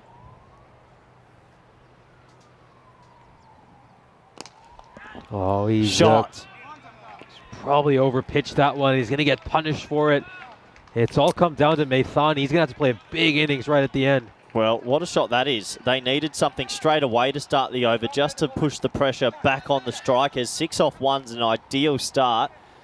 And that man on your screen's got a little bit of pressure. He's got a good hairdo. It looks like one of those toy trolls that we had back in the day. He's under pressure. Singh called for 25 off 7 balls. And a big dot ball there. Dot balls are like gold dust at this stage. Maithani swings and misses at 1. 25 off 10. Maithani. Third man's in the ring. I'd be a little bit worried about an edge flying away for 4 here.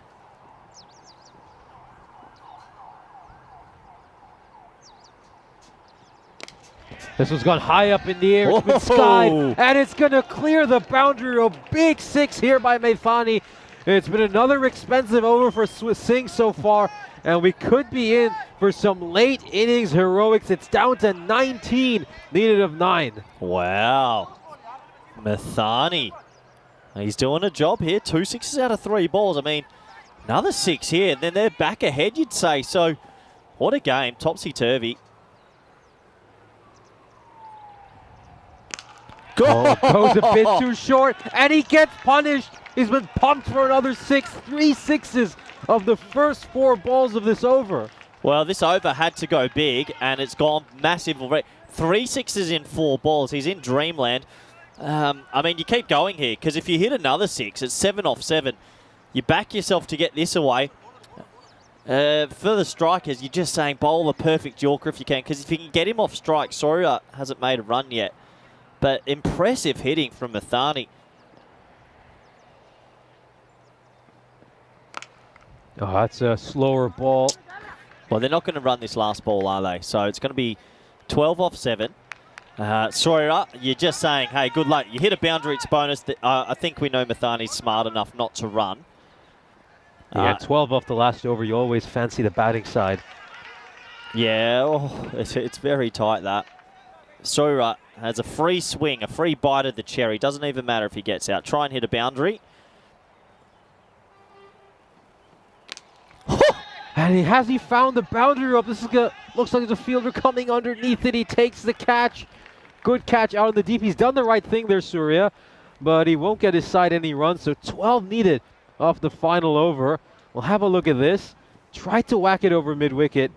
And credit to the fielder. He held his nerve and he held onto the ball. So it's come down to this. It's a dramatic final over to decide this game. 12 needed off it, and it's time. It's time to bring up the golden ball graphic. Of course, in the event of a tie, the match is decided by a golden ball. So far this year, it's been 6 and 6. For a golden ball, the batting side needs 2 or more runs to win. Here's a look at how the golden balls have been over the years. We're just starting to see the batting side come back into it these last couple of years. Yeah, 2021 was definitely a bowling year, wasn't it? Well, 12 off the last. The question mark will be, will Mathani want to stay there and face all 6 balls, or will they run? I'm not too sure he'll run. I reckon he might stand still and say, I'm going to hit 2 out the middle. We'll wait and see. It's going to be Paul. Here we go. He's gone up in the air. This is a huge moment. Will he take the catch? Pushparajan. He holds on to it. The captain holds on to the catch, and could that be the match-deciding moment? You think it might be. Mathani was the key. He just didn't get the distance. He got elevation. And Pushparajan, watch this in the background, takes a safe catch. A lot of credit going to Paul here. He's had to bowl 2 overs at the back end, and he's got 2 wickets for 3 runs. That man on your screen got them back in the game. But you have to say now, with the lower order there, the strikers again get their noses ahead. Oh, can one of these lower order batters just get a hold of one? You know, you've got a big quick bowler in the other end in Islam, and we often know with these quicker bowlers, if they just middle one, it sails away for a 6. Well, good work from the fielding team here. They've put a 3rd man in, and they've brought square leg up. That is very smart, because 3rd man, there's every chance a lower order batter will get an edge here. 12 off 5, someone from the lower order has to find some form.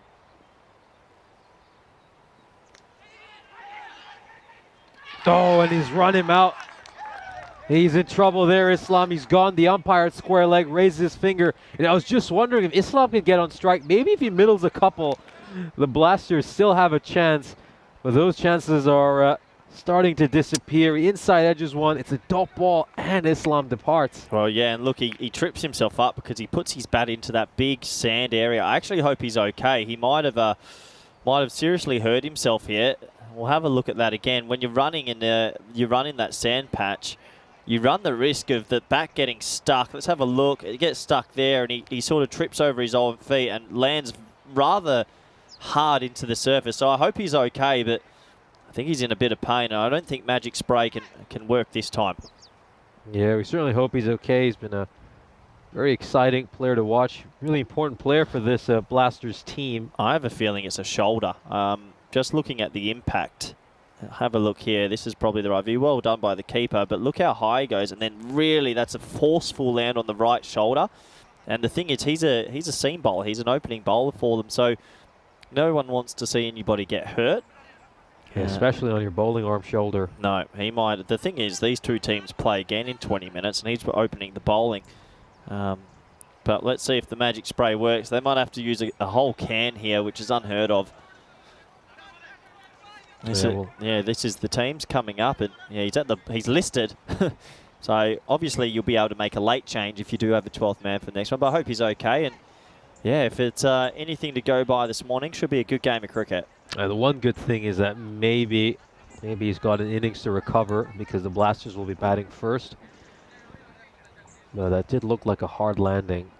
Yeah, he's walking off on his own 2 feet now, so that is good to see. Back to the action. I think those 2 wickets in the last over, it's now the Royal Strikers' game. If the Blasters steal it from here, basically a tail ender has to live the boyhood dream of just getting a bit lucky and smacking a few. But you would think it's almost curtains. I mean, from here, it's basically the way you have to look at it. You got 4 balls. If you middle a couple, you're going to be a hero. Let's see if that happens. Here we go. They need a boundary.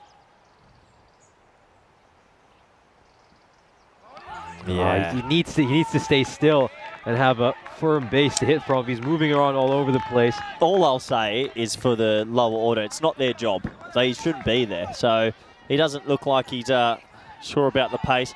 I'd be tempted, if they win this, Paul or Pushparajan, probably player of the match. They've both bowled amazingly.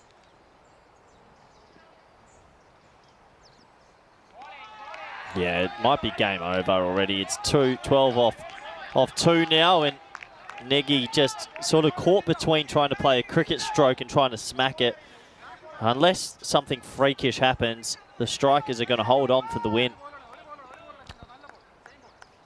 So they need back-to-back 6s to win this game. Is that going to happen? Yeah, he's just moving around a bit too much. I think he needs to stay nice and still if he wants to hit a 6, but it's not going to matter. They won't get a run there. And 1 legal delivery here from Paul should do the trick. Terrific spell right at the death. Comes in during the pressure over. He's given up just 3 runs off the 11 deliveries he's bowled. He's also managed to pick up 2 important wickets. Well, he's actually bowled a maiden so far. So to bowl a maiden in the last over when the team needed 12, that's almost man of the match in itself. Well done to him, but this game is coming to an end. And we'll just have a look at the replay of the run out. So very good victory for the Royal Strikers, proving even when their batting doesn't click, they can still pick up wins. And they'll improve their record in this very important matchup between sides ranked 2 and 3 in this group. And that's the first run that has come this over. Terrific final over by Clinto Paul. Gave up just 1 run, held his nerve in a pressure cooker situation. And it looks like the Royal Strikers are going to take this one by 10 runs. A really, really good victory for them. And we'll see these 2 sides back out there in just about 18 minutes. We'll have a look at the fantasy dashboard for the upcoming match. The Blasters, they're going to have to do a whole lot better with the bat in hand, as they'll be batting first. They really need to try to crack those triple digits to make this an interesting game. Meanwhile, the Royal Strikers, some of their key players at the top of the order, failed to click in the first innings, but you expect them to do a lot better the second time around. We'll have a look at the highlights of this innings. We can see some of those great wickets that Pushparajan took. He was on a hat-trick, bowled terrifically, got rid of the likes of Islam and Sathi right at the top of the order, and put a lot of pressure on this Blasters team. We saw some nice hitting by the captain, Maithani. He made 36 of 18. And then Siddiqui as well. He was really good opening the batting, made 27 of 13, tried to keep his side in the game until we saw this very well taken catch by Sudarshan to get rid of Kohat. Would make only 3 of 4. Let's see some good hitting by Maithani right at the end, and when he was going, you still felt like the Royal Strikers had a chance to potentially pull this one off. This is a good catch by Pushparajan out in the deep. This was in the final over, and once he took that catch of the captain Maithani, it really felt like any hope the Blasters might have had disappeared. There's another really good run out to round out the innings. So they felt well short in the end, the Blasters. I think they'll be very disappointed that they couldn't chase down a target of just 98. We'll have a look at that scorecard. As you can see, there were only a couple scores of note from Siddiqui and Maithani. Unfortunately, the rest of the team just couldn't get it going. Not enough contribution in the middle order, the top order as well. You know, Sathi departing for a duck. Islam was a little bit too slow going at a run of ball. They just needed a couple of other batters to at least play decent run of ball knocks to even have a chance. We'll have a look at the bowling figures for the Royal Strikers. A really good all-round performance. Chamkor Singh was a touch expensive. He won't like that. But then Clinto Paul and Priya Pushparajan, incredible performances by the two of them. They're both potential man of the match contenders. We'll be back in just about 15 minutes with our second game of the day. Hang around with us. We've still got plenty of cricket to come.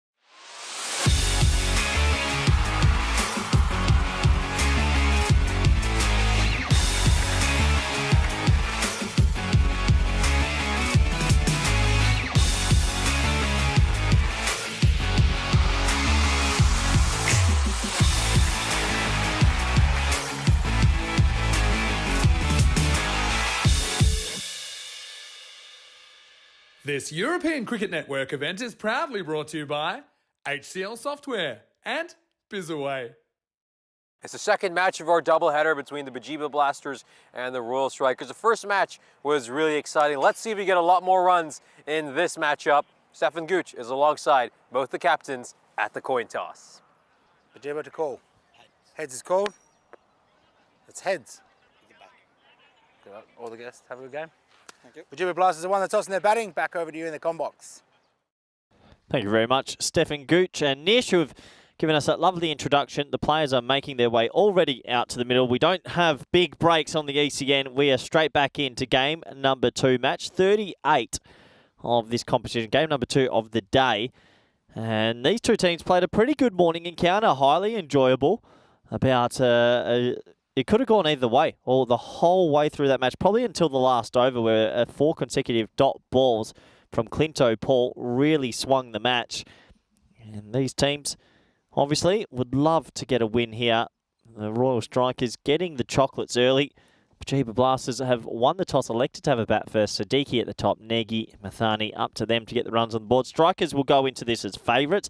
I think it's slightly closer than 62-38 though. I'd say it's a 55-45. Both these teams have players that can win the day, and we'll have to wait and see if it's going to be another close encounter. I hope so. I do enjoy close matches.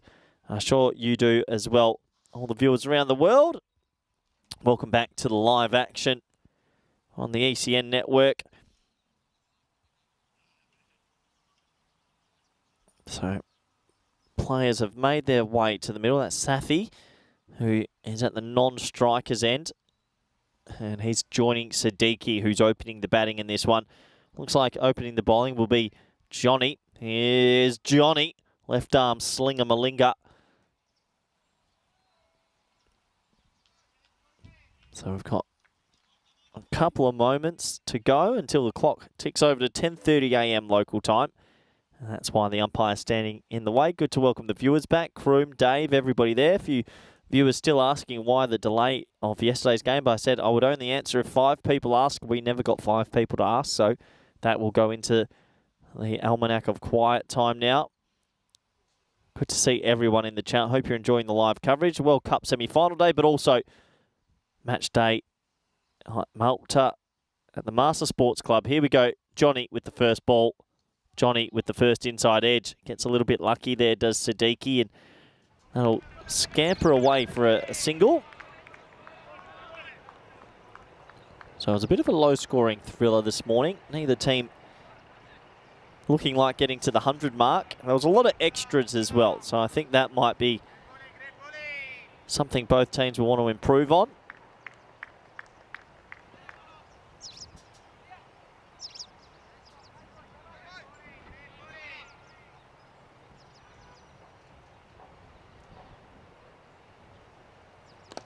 Hit in the air, nice shot, first boundary of the game, 1 bounce 4. Sathi gets a little bit of width, wants to free his arms, and Johnny serves up a nice half volley for him to do that. So first boundary in this mid-morning encounter.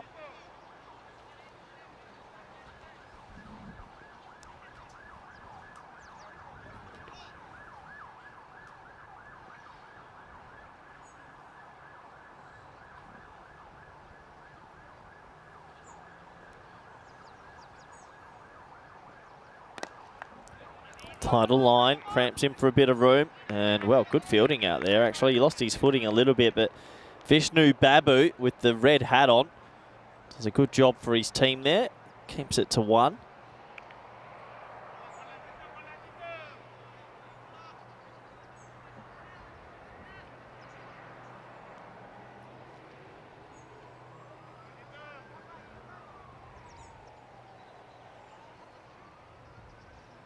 Oh, inside edge. Well, if you're from France and you're watching the cricket, your favourite shot's just been played, the French cut. And it's a really good French cut for 4. I tell you what, if you can perfect that shot, you'll be a difficult player to bowl to. Johnny has a wry smile. He knows he's had a bit of bad luck there. Could easily have been bowled. Both players now have a boundary. Both players 5 off 2.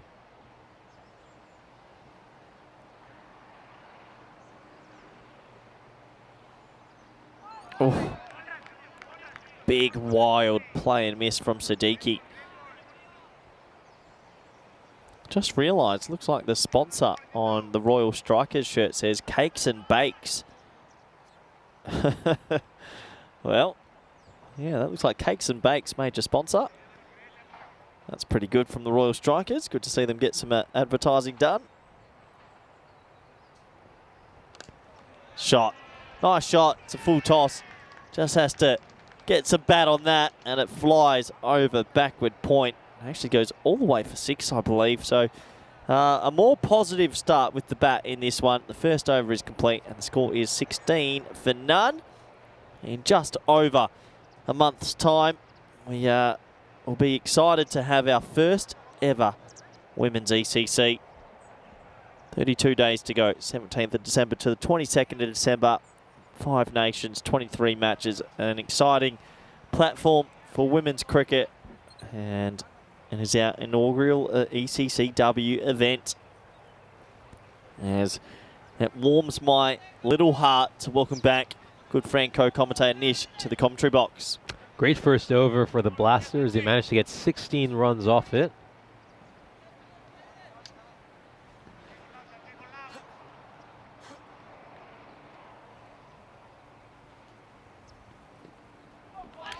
Yeah, it's a good wider delivery here from Siddharth. The win predictor has this game as a 50-50 after the first over. I think this is fair. The first match between these two teams was a enthralling finish. We're all there to witness that. And I expect more of the same. This is going to be a very close game as well. It's going to be interesting to see if we can see a few more runs in this match. The first one was a nervy, low-scoring thriller. Are we now going to see a higher-scoring game? When he's going down the leg side, managed to get away with that one, Siddharth. The batter got any bat on that. I was going to go away for a 4.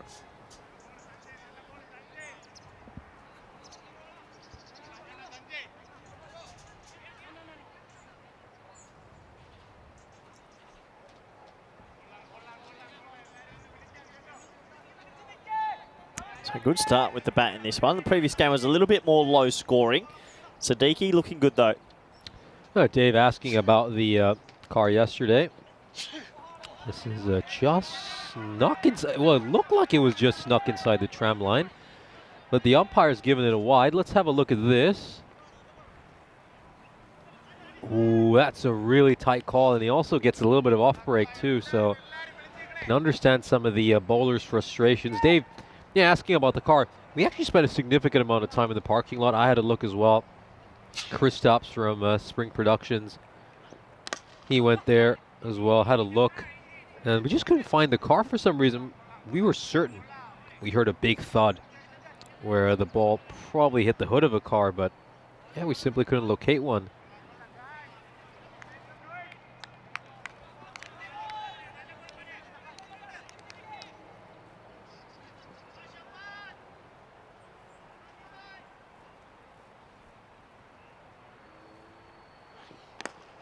Oh, this one's a bit of a miscue, but it's still going to go for 6. Sathi didn't quite get hold of that. It went high up in the air, but luckily for him, there was enough distance for it to go well over Chamkor Singh's head. A good couple of overs to start off for the Blasters. Sathi departed for a duck in the previous match, but he started well here with that 6, 11 of 5. Look at that finely poised game, 50-50. And this is an absolutely incredible hit. Smacked over long on. Back-to-back 6s for Sathi. Yeah, that's a rocket, isn't it? He really got that out the screws. And well, we see this often, that the morning game's sometimes a little bit more low scoring, the ball swinging, maybe there's a bit of moisture on the field and the pitch. And as the day heats up and the sun dries everything out, the run starts to flow, and this is a complete contrast to what we saw this morning now. 31 on the board after 1.5 overs. Looks like we might have lost that ball into the car park. Well, they're waiting for someone to to try and retrieve it. So another Grizzly ball being rolled onto the field. It's really important that both of these two click and set up a great platform for the Blasters. The reason they lost that first match was they kind of dug themselves into a hole and then left way too much for the likes of Maithani and some of the lower order to do at the back end of the innings. Yeah, nice shot, yeah. Nice shot down the ground for one. It's a different start today in this one, isn't it, Nish? 32 already after 2 overs. Terrific start. You compare this to the previous innings where they were going at just about 8 and over to start off their innings. We'll have a look at the standings for Group E. The Royal Strikers leapfrog Gozo Zalmi, who still have a game in hand, courtesy of that win earlier today. Yeah, if the Blasters want to still hope of a top 2 finish, massive game for them. A win here will keep them in the hunt for that. A loss here makes it very difficult to then catch the Strikers and Gozo Zalmi. Gozo Zalmi just look a class apart. I'd still fancy them as the favourites to win this group. Royal Strikers beat them twice. I think Zalmi had a couple of bad days. You were pretending to have a sick day.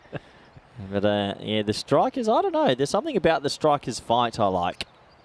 Keep in mind they're the ECL representatives as well, Gozo Zalmi. This is a good ball, nice length. But it's funny that Maltese cricket choose the representative in February. I would have thought maybe at the end of the year you're choosing your best T10 team, but each federation has their own way about it. Did they choose it that early? They didn't have the long domestic season to decide. I think so. Or maybe I'm wrong. I'm not 100% sure, but now you've made me question myself. I think it was decided early. I think. Oh, it cleans him up. Great ball over there by Johnny. Siddiqui departs having made 12 of 5. Lovely bowling by Johnny. Just angling it into the right-hander. And this one crashes onto the leg stump. Yeah. Here's Johnny. And there goes to Siddiqui, who, well, he actually looked okay. He was playing some nice strokes. That one maybe stays a bit lower than he anticipated. And the first wicket will go in this match. Yeah, usually teams would decide their ECL team courtesy of sort of a long season. They have their own domestic T10 leagues. And then usually the winner of that tends to go on to represent them in the ECL. So if Malta did decide to do it back in February, well, at least say from their point of view, it's probably not the wisest way to go about it. You at least want to probably decide in August or September once you've had a really long domestic league season and you've had plenty of games.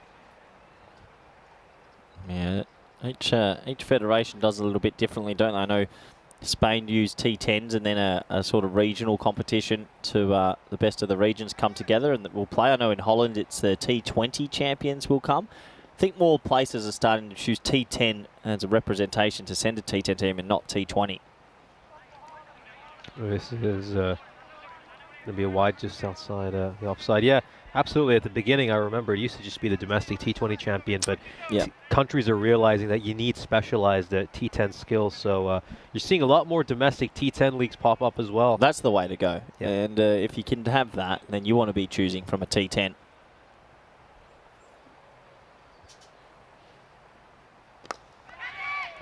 Shouts catch it, but it's well clear of any fielder. It's going to go away for Maithani, continuing off that great innings he had in the first match of the day. Yeah, lovely shot. Really lovely shot, Maithani.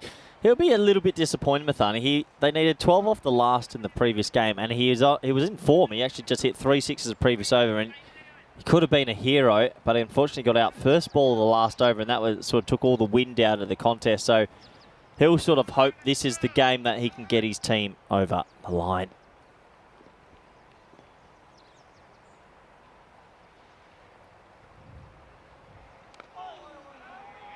Oh, well, that was almost an amazing chop onto the helmet. It only just missed the helmet and actually goes all the way for 4. Have a look at this, Nish. That was a crazy bottom edge. Oh, let's have a look at this. Indeed, yeah, just comes off the bottom edge of his bat. It's a good thing it misses the helmet and it goes away for a boundary.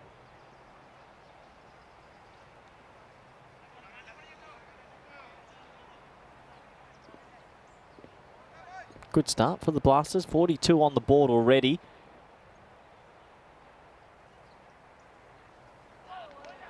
That's another wide. Just struggling a little bit with his radar here, Johnny. Yeah. Here's Johnny. Good name. Left arm slinger. I don't think I've ever seen a left arm slinger like himself. Definitely a different style of bowler.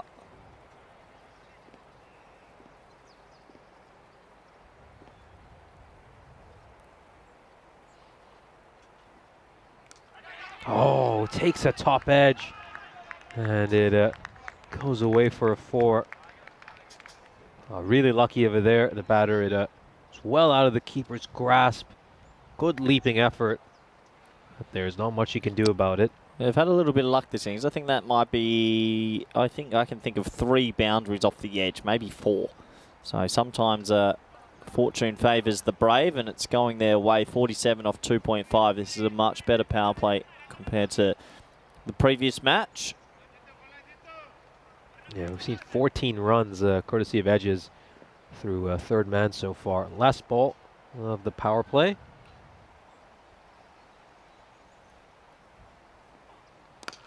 Well, this one struck firmly. It's up in the air. Someone coming underneath it to catch it. Oh, he spilled the catch. You can't afford to drop opportunities like that, especially when it's a danger man, Maithani. And how often is catching the difference between two teams? They might live to regret that. Yeah, I think they might indeed. So, opportunity missed. 3 overs down. They're going at 16s. Good healthy run rate. 48 for 1. Going along really nicely, both Sethi and Maithani batting at strike rates north of 250 right now. Yeah, it's going to be Priyan Pushparajan. Really like this move. Bring him back. First over after the power play. You saw him bowl superbly in the first game. Picked up 3 wickets, gave up just 4 runs in the 2 overs he bowled. Just bowls off 1 step, gets that nice little bit of swing. Yeah, he's a funny hybrid bowler. It's not traditional spin. It's sort of these little swingers. And there should be no surprises this time for the Blasters, who got to watch him firsthand in the previous. And they're really, he runs in like an off spinner, but it is basically slow medium, and he can get it to swing a little bit sometimes. Oh, this is played really nicely off the pads. And it's going to take some fielding in the deep. He's unable to do that. That's a rather poor effort. Just lets it slip underneath him. That's Jamshed Kunanchirikal. Well, I'm glad you said that last name. I don't think I would have attempted it, but he's gone the old nutmeg. A little bit embarrassing. 50 up. Yeah, he's been inserted into the lineup for this game. The only change for the Royal Strikers.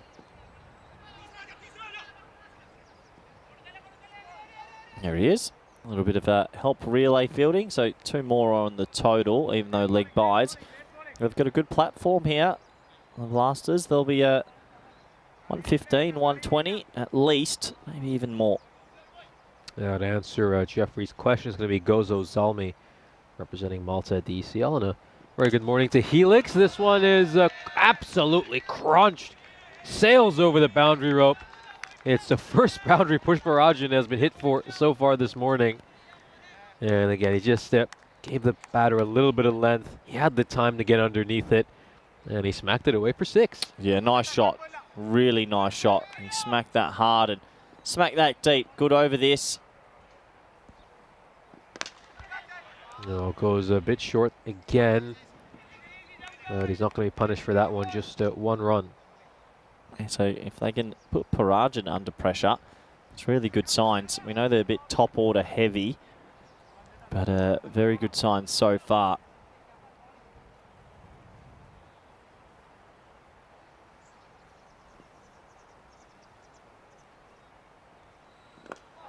Well bowled. Good way to finish an aggressive over. 4 overs complete, 61 for 1. Projected score is currently 153. I think they'll be certainly eyeing the 160s here. The Blasters. Looks like this game is going to be very different to the one we saw this morning, which was a nervy, low-scoring game. So far, the Blasters are looking really good. They've come out with a very positive approach and are tearing apart this attack so far. They've kept things pretty even, just getting got 16 runs of each of the first 3 overs, and then they got 13 of the 4th.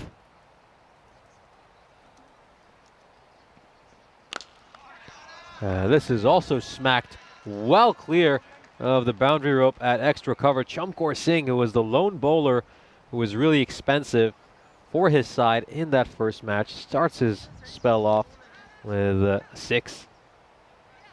This is a complete different feel and contrast to the game that started at 8:30 this morning, where these two teams struggled to get any flow in the batting.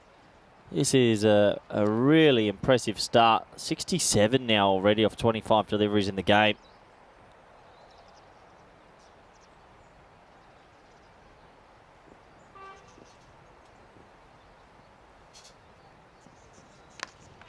He tries to go for the wider delivery. Is this going to clear the boundary rope? Nope. It'll take a couple of bounces and go away for 4. Clinto Paul gave chase, but he couldn't get there in time.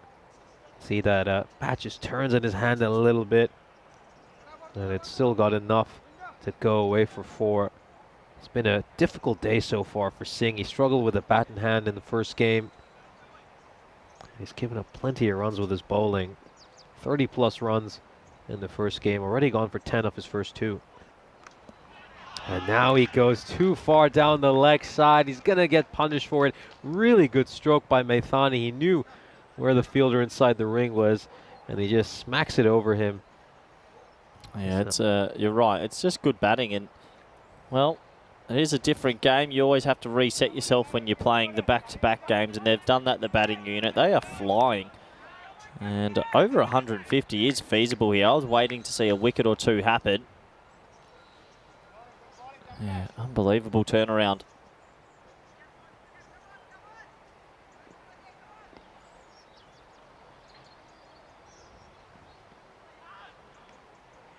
This is going down the leg side. It's going to be a wide. I just feel the pressure on Singh right now. Nothing's gone right for him so far this morning. He's trying to get one full and straight on the stumps.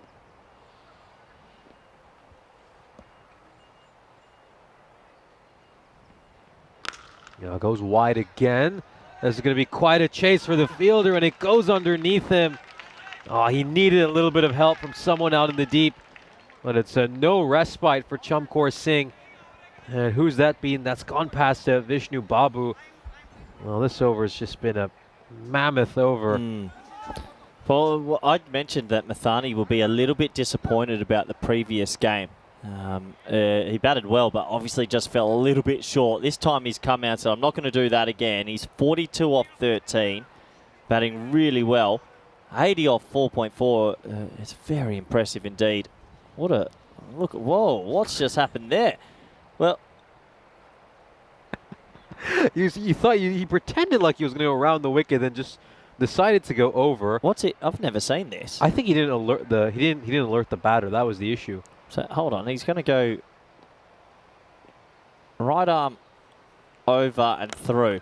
And absolutely walloped. I don't think I've ever seen a right arm medium come through like that. That's very odd. And he gets dispatched. So he's trying to maybe put the batter off a little bit, do something different, but yeah, no, not working. No, nothing he's doing has worked so far. Maithani brings up his half-century in style. That over goes for 31 runs. And it's a gigantic over. And now the Blasters, they're looking to post something truly remarkable. What a half-century for Maithani. And Encore Singh, well, he's going to go to his fielding spot and hope the ground opens up and swallows him up. Yeah, I actually just think a little bit disappointing. He gave up a bit there. I think he sort of gave up and then decided to just do something a little bit silly, and both balls got hit for 6. So a supersonic over. We haven't had many supersonic overs, and they are flying. This is a complete contrast to this morning's fixture, and they are a chance here. I mean, at club level, you hit 160, 170, we could bat them out the game a bit. So yeah, 92, remarkable. Wasn't expecting this. I'm going to go to Clinto Paul now, who bowled really well in the previous game. Yeah, and as he got a hold of this one, it's going to fall short of Pushparajan, and Saithi is going to get back to the non-strikers end and watch the best show in town, which is Maithani whacking boundaries for fun. 11 boundaries for him so far. And I like this move to bring Clinto Paul back.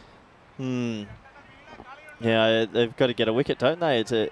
Maybe could have brought him on a little bit earlier, but I guess they usually use him at the death. And this time I've said, you've got to come and bowl the 6th. Get us a wicket.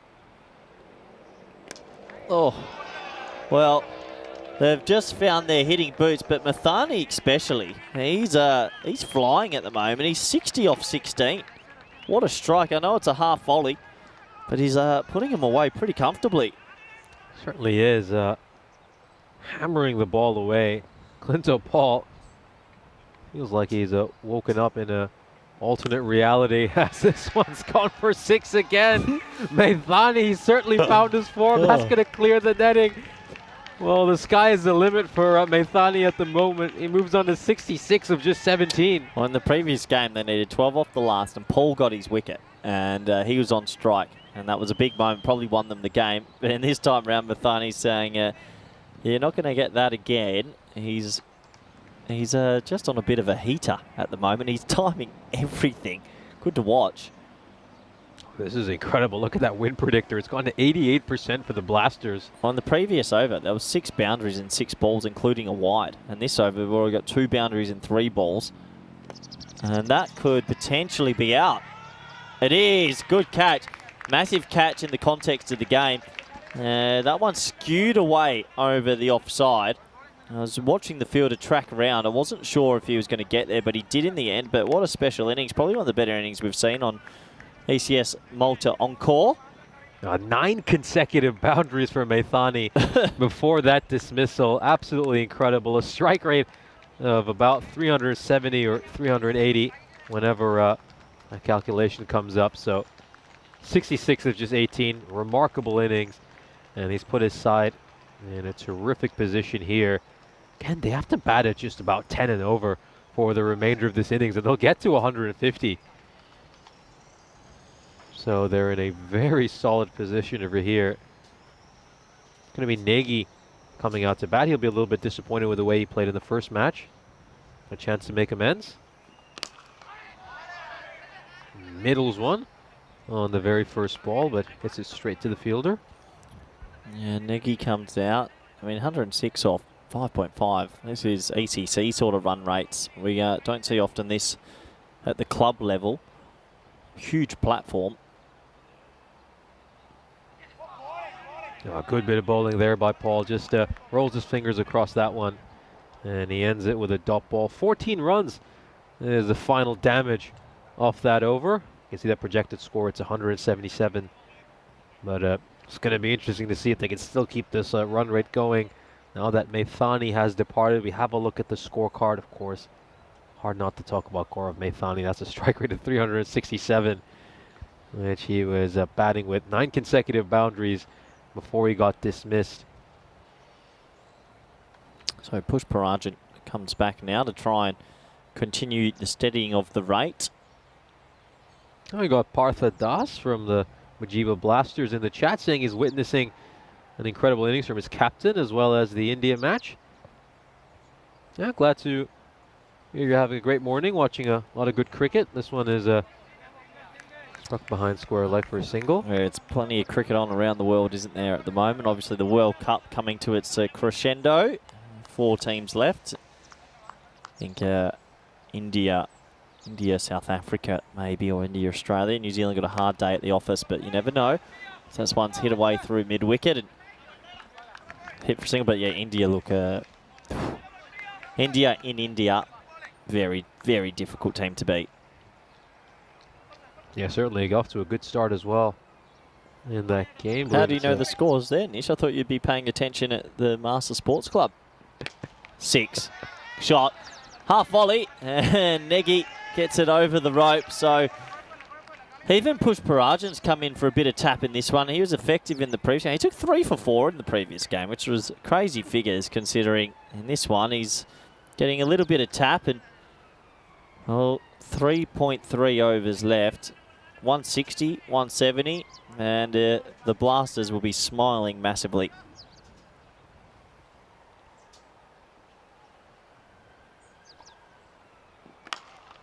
Short, wide, crunched away, and it's gone for a 4. Nice couple of shots here by Nagy.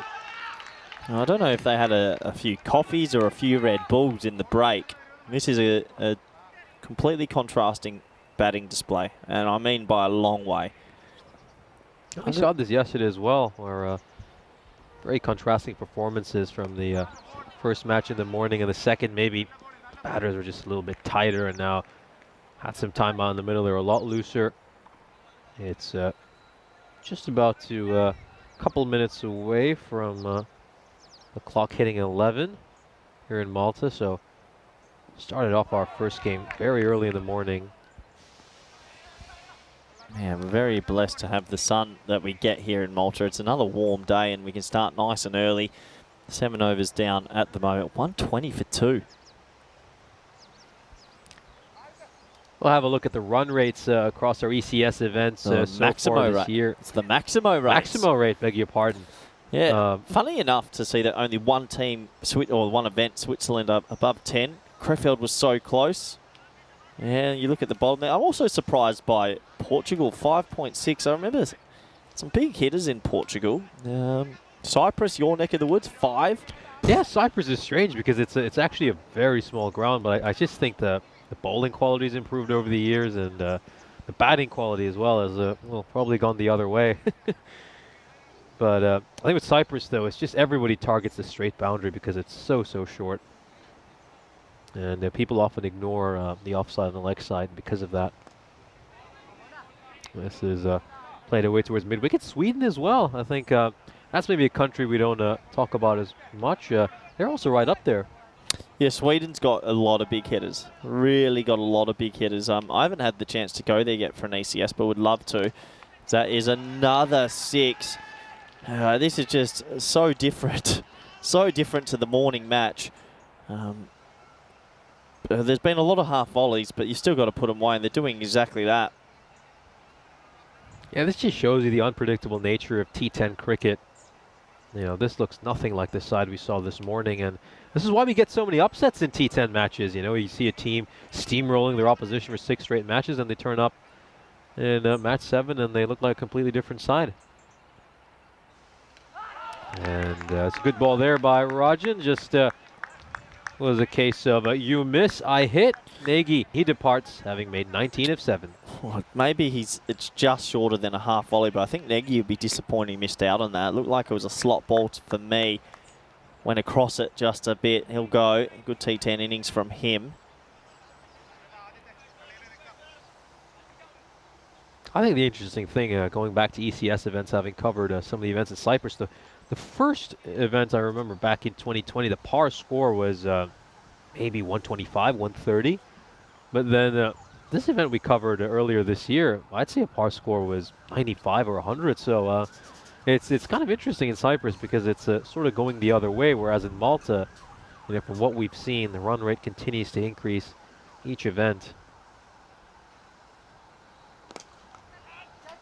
And as he picked out the gap he has, the fielders were... I think the fielders just looked at each other. Deep mid on and deep mid wicket, just looked left and right. And it split them perfectly. Nobody moved, but even if they did move, that was always going to be 4. Nice start for Kohad. Yeah, Kohad, I mean, he struggled to get bat on ball in the first match, and he comes out here, the first shot hits a boundary. They've had some Red Bull. They've, I don't know, maybe some jungle juice, something. They've smacked everything. They really have. High scoring encounter after a low scoring encounter this morning. Same teams, different game, apparently. Oh, let's hope we, the World Strikers get on whatever the Blasters have had, and we get a high scoring chase.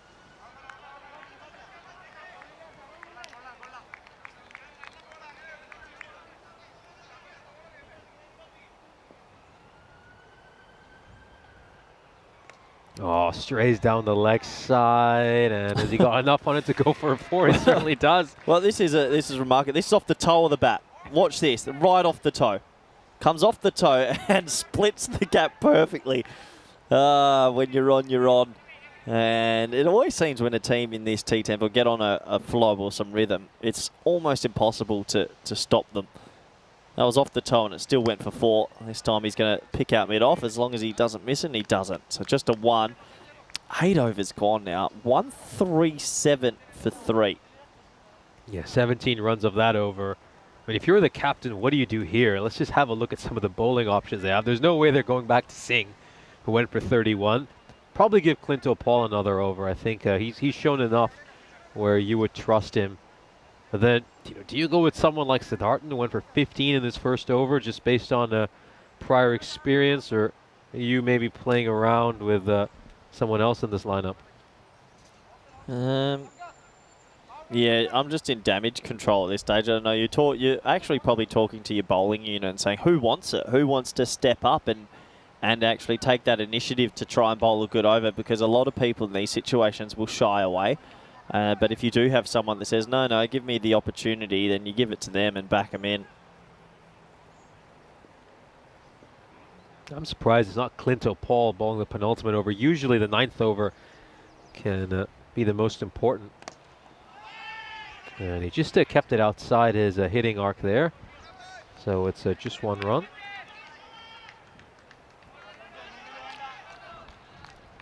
Well, I think also the strikers need to tell themselves, just take a deep breath, try and keep it to, I don't know, 155, and then let's hope we have a good power play.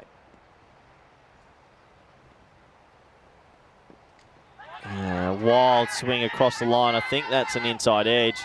Big appeal. I did hear something that I don't think the umpires heard the noise, though. It sounded like a noise through my effects mic, which is obviously a bit heightened. And it does look like a slight deflection there as well. So maybe a life for the batter. Always difficult to tell, but another look at it from behind. Really difficult to tell, but they all went up straight away. Not out the decision. He's going to advance down the wicket here. But smart bowling by Siddharthan, just pushed it wide. Yeah, so that's the thing. I mean, a good over here, and all of a sudden you came into 150. You have a good power play with the bat, and the game's still on. Keep in mind, plenty of good hitters in that Royal Strikers team as well. You got Pushparajan, Chamkor Singh, Ashwin Raju. So they're not out of this game. Well, that doesn't help. Also, a little bit of the luck factor just hasn't been on their side. I think 5 edges for 4 and some thick inside edges going for 4. So, yeah, just a little bit unlucky. Yeah, 27 runs of edges so far.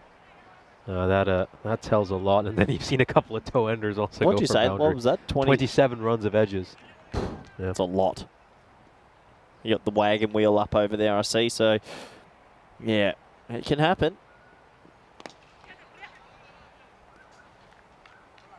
That's that one is struck straight towards Pushparajan at long on.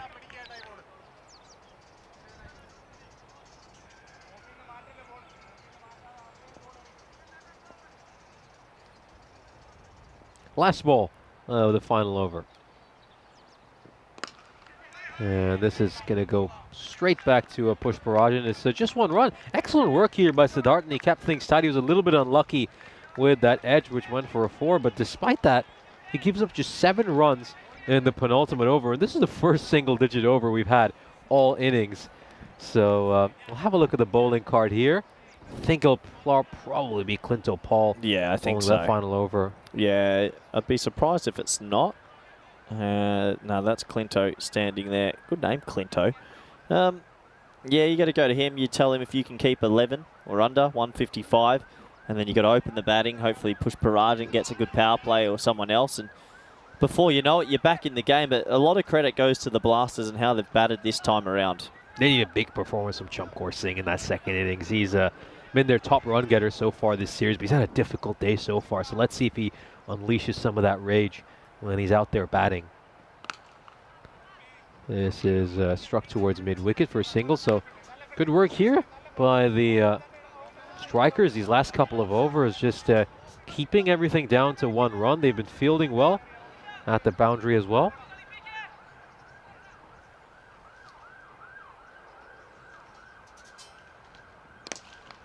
Shot. Beautiful shot. Absolutely brilliant shot Goes over the fielder at long off for a 6. Just danced down the wicket, and he hammered it. Yeah, that is a slap and a half. What a shot over mid-off for 6. And 150's up. Wouldn't have expected this at the start of the game.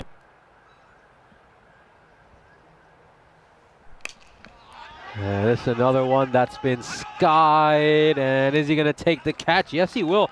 Not an easy catch just because of the height on that ball, but Siddhartha with the old reverse cup manages to take that one. Yeah, good technique, good way to catch it, especially when it goes that high and a little bit more force behind the hands. And you can see he actually set himself. He's not moving at the point of catching it. It's a really good catch. So a dot ball as well as we get to the very back end of the innings. We'll take a look at that catch once again. Yeah, really, really well taken. Good, well held onto by Siddhartha. And it's going to be Surya, the left-hander, coming on with 3 balls left in this innings.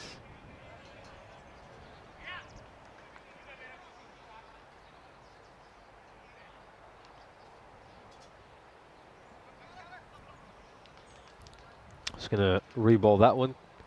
Clinto Paul. Yeah, see, no dead balls should be allowed, but I don't think the batter was ready either. So 3 balls remaining in the first innings. Can they get to 160? Can they restrict them to under 155? Yeah, this one has been skied, and it goes just over the fielder at long on. An absolute elation in the dugout for the Blasters. You can tell Surya is a really popular player, not someone who usually hits 6s. Go on, get his career stats up, because that must be his first 6 on the network or something like that. There's no way the team react like that for a 6. Let's go digging and see what we can find, because they have erupted with a celebration. His first ever 6 on the network. There you go. So that's a big moment for him. Oh, he's got 2 in 2. There. No, it's 4. That's 4. But yeah, I was wondering why they were jumping around. In these previous 5 games on the network, he had 11 runs with an average of 3. 2 shots. Yeah. So like, it sort of makes sense now when he hit that 6 how big they go. And that just shows you can always have a moment when you least suspect it. So a 6 and a 4. I mean, if he did that last game, they would have won. Yeah. Last ball of a crazy first innings. Oh, and he fails to connect on this one, but he's had his moment. He manages to get 10 runs of 3 balls. He's going to get a standing ovation when he walks back to the dugout. Real hero's entrance. The Blasters end up with 161 runs of 10 overs. We're going to have to see something absolutely spectacular from the likes of Pushparaj and Encore Singh in the second innings.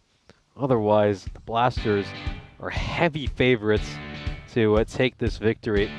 We'll have a look at the highlights of this thoroughly entertaining innings. It started off with Siddiqui and Sathi opening the batting. They both did an outstanding job, making 33 runs in just 14 deliveries for their partnership.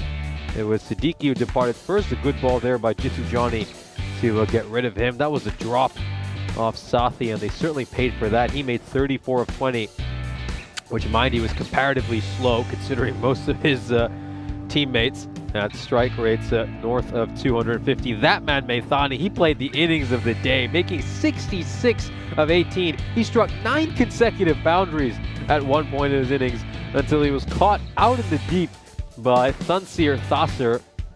Then Nagy would come on. He'd make 19 of 7. Kohad would step in as well. He couldn't make contact with the ball in the first game. He made 12 of 6.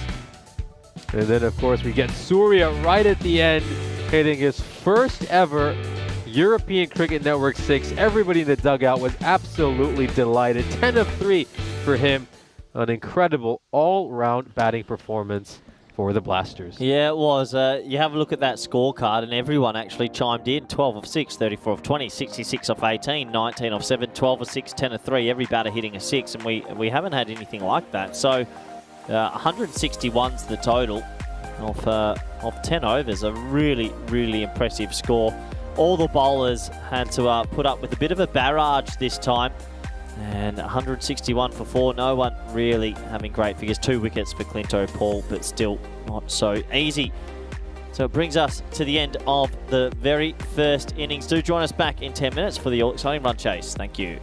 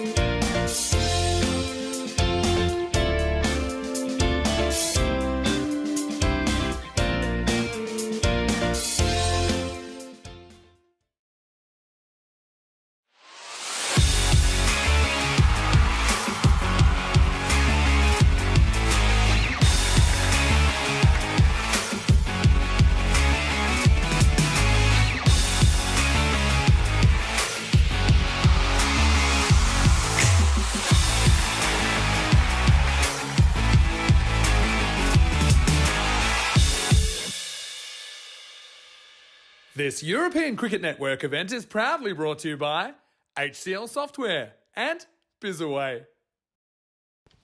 Welcome back for the second innings of our second game of the day. It's been a very exciting day of cricket so far. We had the first match of the day, which came down to the final over. It was a real thriller where the Blasters needed 12 runs to win and came up just short. And this time around, well, they put in a terrific batting performance after struggling to get to a target of 98 and coming up short.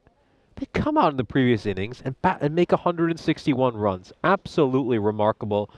It was a terrific performance. They had runs throughout the order, and as you can see, they're massive favorites heading into the second innings, 88%. It's going to take something special from the Royal Strikers, but they've got two great hitters out there opening the batting for them. Pushparajan is going to be opening alongside Encore Singh. He's opened in both the games today, which I absolutely love. There were times earlier this series they were playing around with him in the order, batting him at 3. They'd have Encore Singh at 4 or 5. I like this now. Put your two best guys at the top of the order, and let's get going. Here's the first ball. And this is up in the air, and it's a 6. Just the start that the Royal Strikers needed. A tremendous hit. It's good to see Islam fit again and ready to ball. We saw him take a really big blow to his bowling shoulder right at the end of the first match of the day. But he comes on to ball here. Starts off rather poorly, just straying onto the pads. Oh, gets some great movement away. There's an edge there as well.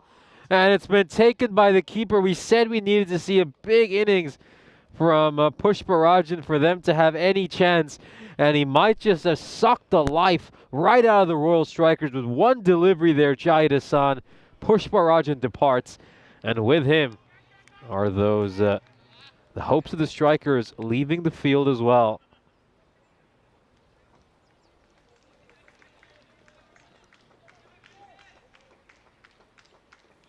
Yeah, real tough one here.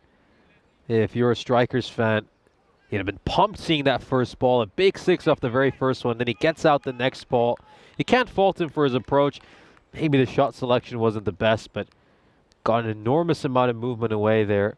Jahid Islam.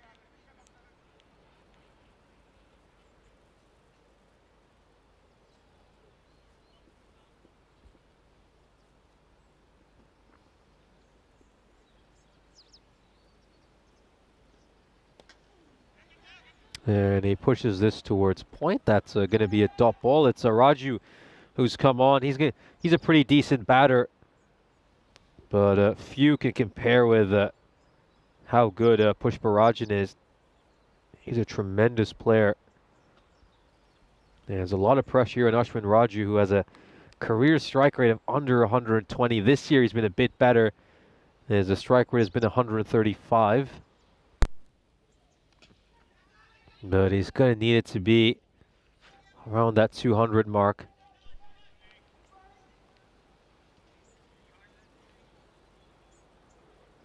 Great response here by Islam after getting pumped for a 6 off the very first ball.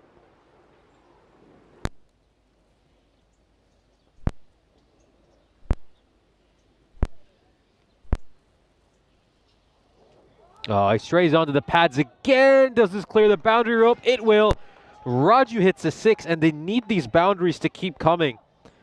They've got to strike at least 2 to 3 boundaries every over to stay in this game. This is a great, great hit.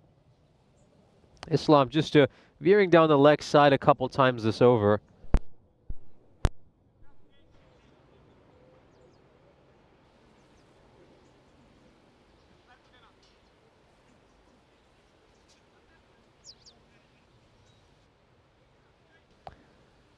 We've got one ball to come this over. Just going to have a little discussion here about the field. So what they've decided to do is they move the fielder who has a deep square leg to deep mid-wicket. Otherwise, the rest of the field stays the same. See a slip in place as well. And yeah, this makes sense because he's going to go around the wicket now. Oh, he still Strays too far down the leg side. It's pitching outside the leg stump. And all he has to do there, Raju, is just flick it off his pads. And he strikes a boundary. So 16 runs off the first over. They get the number of runs they need. But they lost that important wicket at Pushparajin. And I just wonder if that's going to come back to haunt them later in this innings. 205 matches since we last saw a golden ball. I'd love to see a golden ball in this game. It'd be an absolute thriller if we saw a flurry of sixes to take us down to the wire. And here's Encore Singh. He's had a miserable day so far. Gave up 30 plus runs in his 2 overs in the first match. Then he got pumped for 31 bowling in this game. And he struggled with the bat as well. So they're going to need a big performance from him. Good chance to welcome back Corey Rutgers into the commentary box. Interesting start to this game. You sort of feel that wicket of Pushparajin. He hits that first ball for 6. You think, okay, are we on for something magnificent? Gets out the next ball, sort of hurts the chase. Yeah, it's another one down the leg side. They've just been straying down the leg side a few too many times here. Yeah, so we got a bit of time to think about this, and that's a big chase, isn't it? 162. Don't often see it. Does happen. Oh, strays down the leg side again. That's another boundary. Encore Singh hits a 4. They need a big performance from him, the Royal Strikers. He's been their top run getter this series. Yeah, absolutely correct. He has been their top run getter. They need a big innings. You need someone to go pretty massive here. You've got to get 60, 70. One player hits 60, 70 at quick time, and then a few people with some quick cameos, and you'll get close. Yeah, good observation here by Dave. I think we all thought that Jahid Hassan hurt his right shoulder, but he's actually taped up his left wrist. Yeah, so obviously with the landing, has hurt himself a bit. That one is hit to the man that we're talking about. He has to go field it with one hand. So obviously he's protecting that left hand quite a bit. I did get a message from the match referee, Stefan Gooch, said the opposition, the Royal Strikers said they're happy for him to bowl with that tape on as well, which is because obviously as a bowler sometimes he can put it off, but that's good to see the sportsmanship there. Oh, comes off the toe end of the bat, but it still has enough to go away to the boundary. He's just examining his bat there, Singh. Yeah, just things starting to motor along.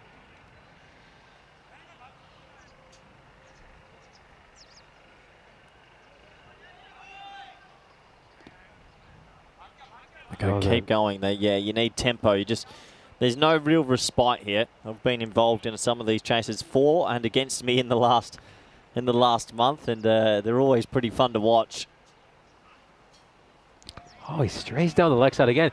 I mean, if he'd just thrown his bat at that, he probably gets another boundary. Yeah, he could have potentially tried to catch up with it, but decides not to.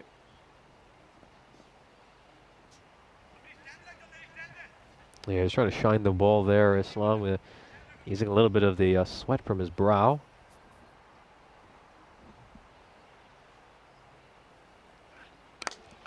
This is a really good looking shot. It's going to take one bounce and go over the rope. Third boundary of the over, 14 coming so far. There's Andy House from the Blue Crew. Yeah, so 4 more to the total.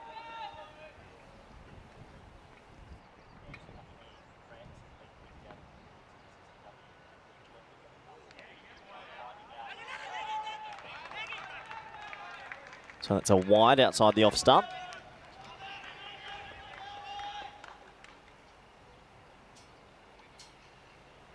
Extras are going to play such a big role, you feel, in any of these chases. I mean, so often teams are just kept in games because of the number of extras the opposition bowls. Oh, this one is up in the air. It's going to take some catching if someone gets to it. Oh, he actually managed to cover the ground, but then it just went right through his hands. He was never quite able to get into the right position to take that catch. Would have been very nervous there, Singh, but he lives to fight another day. 16 runs of just 7 deliveries for him. We'll have a look at the standings for Group B. Of course, Royal Strikers picked up the win earlier this morning, and they leapfrogged Gozo Zalmi to go to the top of the table. Of course, each team in this group will play 10 games in the group stages. So a big win here, and Gozo Zalmi will have quite a chase in hands. Of course, they'll have 2 games in hand at the end of these 2 matches we're playing this morning. They go back to Islam, who went for 16 in his first over.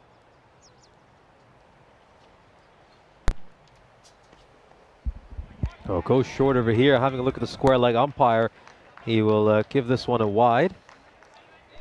Yeah, that's also he uses his bouncer early, which is frustrating. I don't know if that should have been given a wide. That was it given a wide? Are you sure? It was given a wide. It's been put down to the scorebook as well as a wide. It's a harsh call. I agree.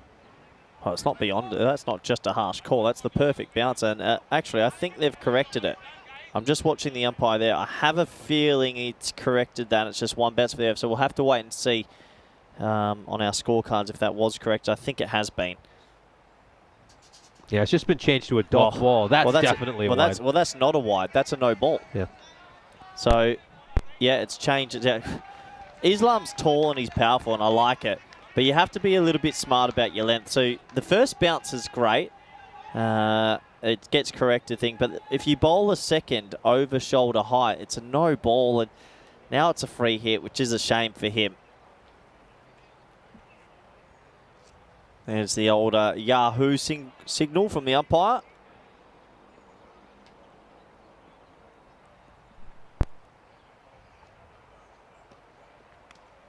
Oh, that was maybe just a little bit of overthinking there by Raju. There's plenty of width there. There's no protection on the offside boundary, so if he cuts that, probably gets a 4.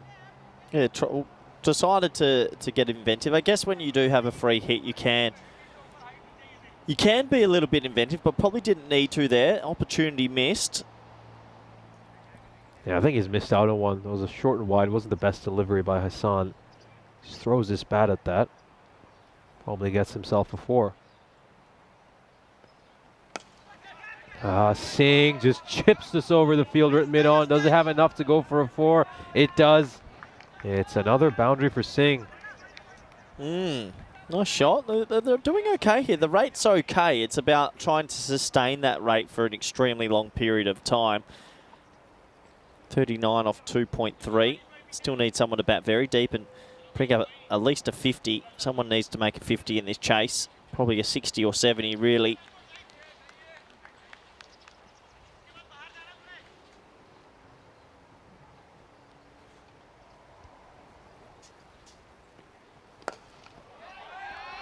Oh, this is struck firmly towards the field to recover. Great bit of fielding. He saved 4 runs for his side. Seriously good stop. We don't see some amazing ground fielding sometimes on the ECM, but that is phenomenal. He crunched that and he dived across, stopped it with the one hand, saves 4. Incredible work by Azim Safi.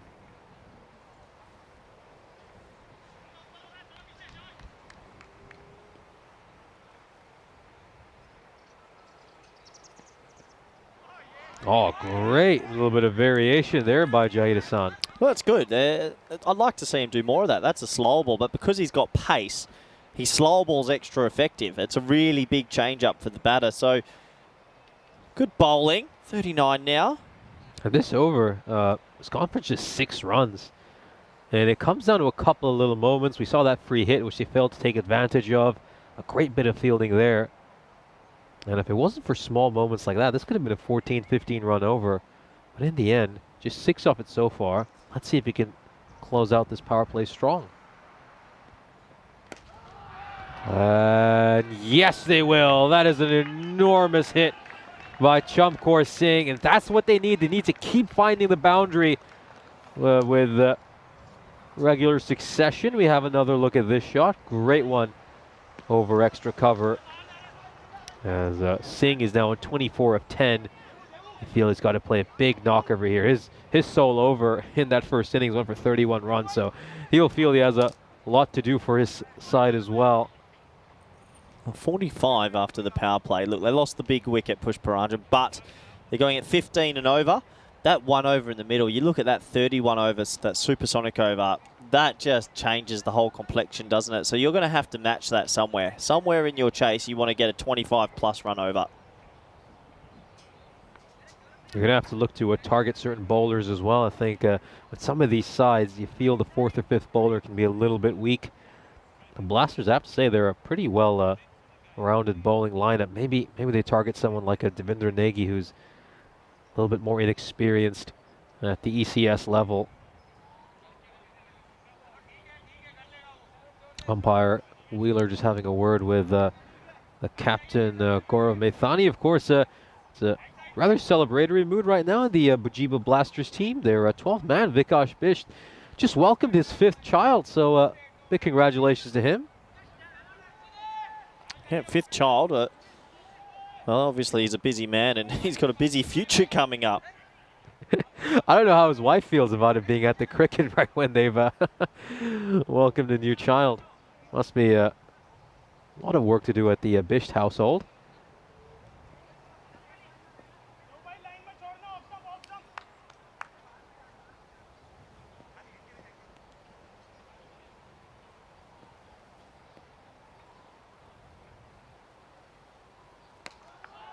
And a shorter delivery, it's going to get punished. Maybe Negi is the bowler they need to target. Doesn't get his length right here, just gives Raju the time to rock back and smack it away for a 4. Yeah, good shot. Boundary to start. Can they keep going outside the power play while the field is spread? So these overs are very important to control. If you're a slower bowler, they just try to move the fielder from the offside to that deep square leg boundary, and he gives too much width. So there's not much the captain can do here. You bowl it too short, you get pumped towards square leg. Now you give it too wide, and you're cut away behind point for a 4.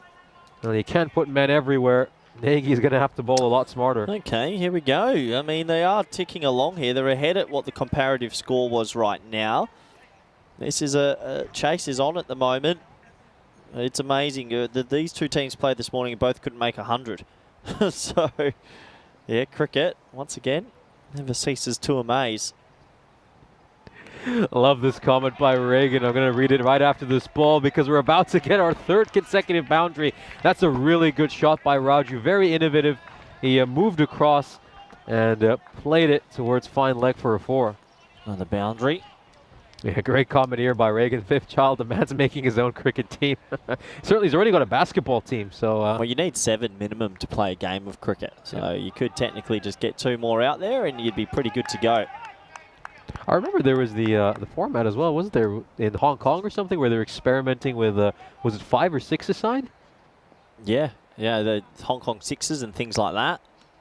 It's a dot ball. Just a bit of news coming from Spanish cricket. Our women's team has been announced for the ECCW. I know a lot of people talk about that, so I've just put the link in the chat.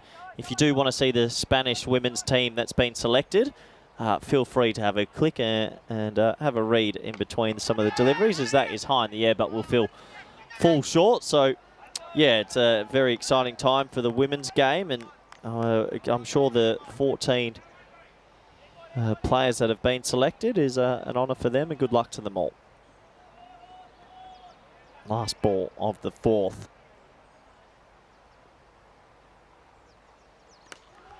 Does he get it? He gets it. 64 off 4. They need 98 off 36. Do we have a game on our hands? 19 runs off this Nagy over. Highlighted this bowler as someone they could potentially target, and they certainly did that over. And it's going to be interesting if the captain goes back to him for a second, but if he doesn't, you just feel he's going to start to run out of options, as he can just see that required ticking up. They're going at about the rate they need to right now.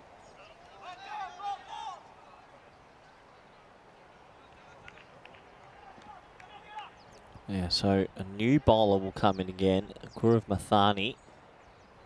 How will he go today with the ball? He batted well, he gets clipped cheekily, and it's going to bounce right in front of the fielder, who does extremely well He saves 3 runs there. You think about some of these big fielding efforts. We've seen at least 7 runs saved off some special fielding. And if this game comes down to the final over, we're going to look back at moments like that. Keep in mind, they also had a lot of runs of edges, the Blasters, in their innings, and haven't been as lucky, the Royal Strikers. It's got to be one of these two that bat all the way there if they are to get close. That's hit hard straight. The fielder at mid-off's pretty straight, and this time he misses it. Nagy's having a bad day at deep mid-off. He's missed a few opportunities, and that goes for 4. Yeah, this wasn't an easiest chance. He hits it as straight as a beeline. But once he gets there, you'd expect him to save it.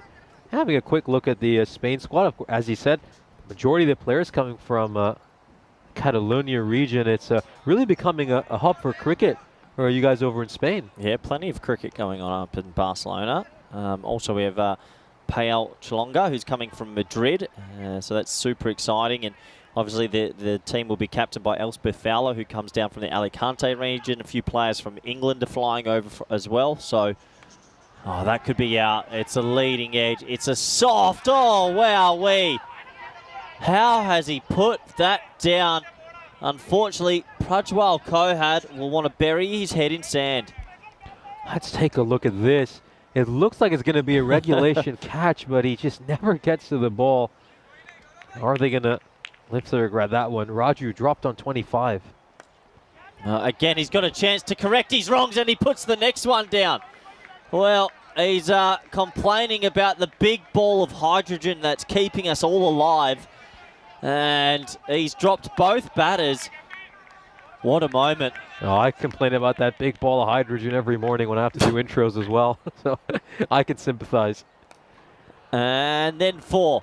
And he I'm just watching him on the corner of the screen, and he's not happy. But what do you do? Cricket's a tough sport. 2 drop chances, and then the 4.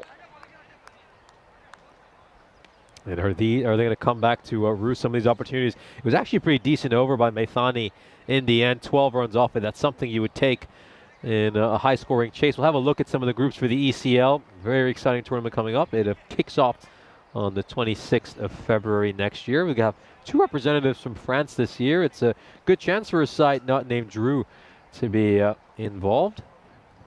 We're still waiting for our Turkish representative in Group C. Once we have that, we'll be able to confirm every team that's going to take part in this year's ECL.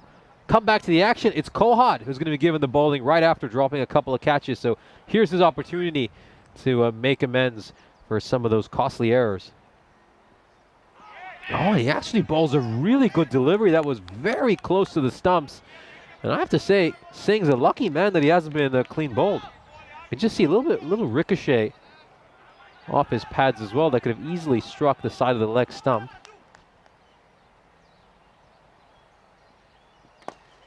No, another great ball here by Kohad. He's bowling superbly to start off his over. Just 1 run off the first 3 balls, and we saw that expensive Devendra Negi over number 4 that went for 19, but Maithani gave up just 12 off the previous one. Now, just 1 run off the first 2 balls here. Oh, that is high. That is long. That is deep. 6 more to Raju. Look, they're just doing enough to stay in this chase. It's a lot to ask hitting this score, but credit to them for showing the ability. 83 now, 5.3. We know there's not much batting to come in this sort of level. When you get to 6, 7, 8, it's not as powerful. One of these two, when you're 37 off 16 and 36 off 16, has to go the whole way. If one of these two is there by the last delivery, they might get pretty close. Certainly could. See, they're required at 17.5 right now. It's a lot. It's a lot of work to do still. That helps. That certainly will help. It goes away for a boundary. Consecutive boundaries here. Haven't seen those since the 4th over.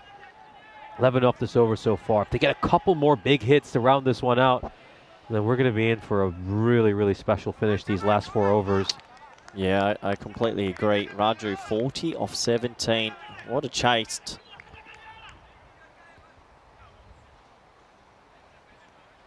Oh, and he just bowls a wide. It's a good idea. He sees him going across, wants to hit the leg stump.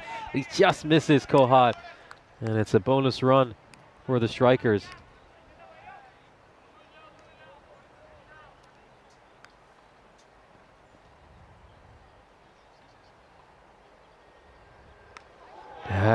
And this is another great hit, but it's going to fall just in front of the boundary rope, so it's 4 runs. And Raju, we were talking about his career strike rate being rather low. His strike rate this year is with just 135. He's batting on 235 at the moment. That's the best he's played probably on the network. He's 44 off 18. I mean, it's quite remarkable. You still got Vishnu Babu to come in next, and we know he's got power. So they're giving this a right old chase here.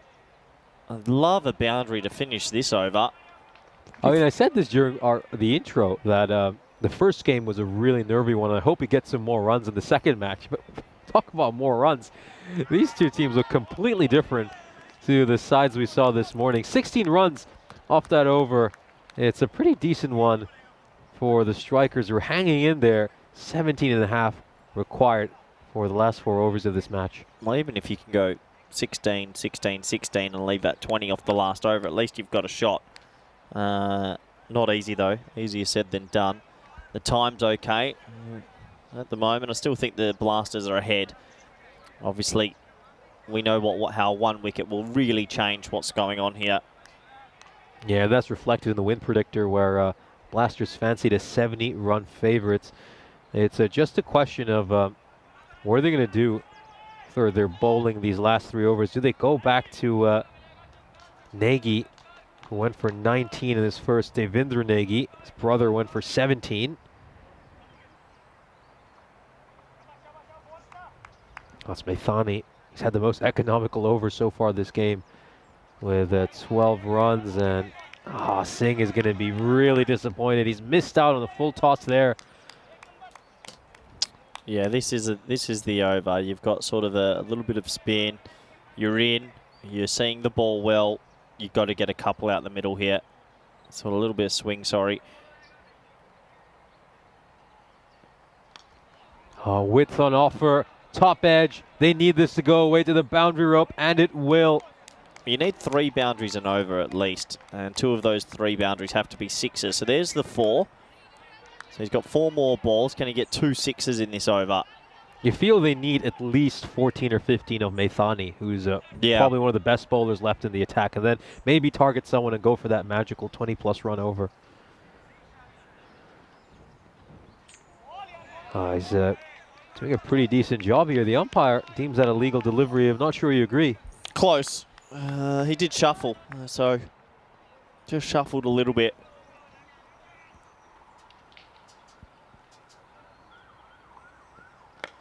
Oh, Towenda, just the one. This is a good over, and one good over really for the Blasters makes it very, very difficult for the strikers here. Yeah, just 5 runs off this over so far. 2 balls left. Raju batting on 44 of 19. He's going to need 2 boundaries to end this over.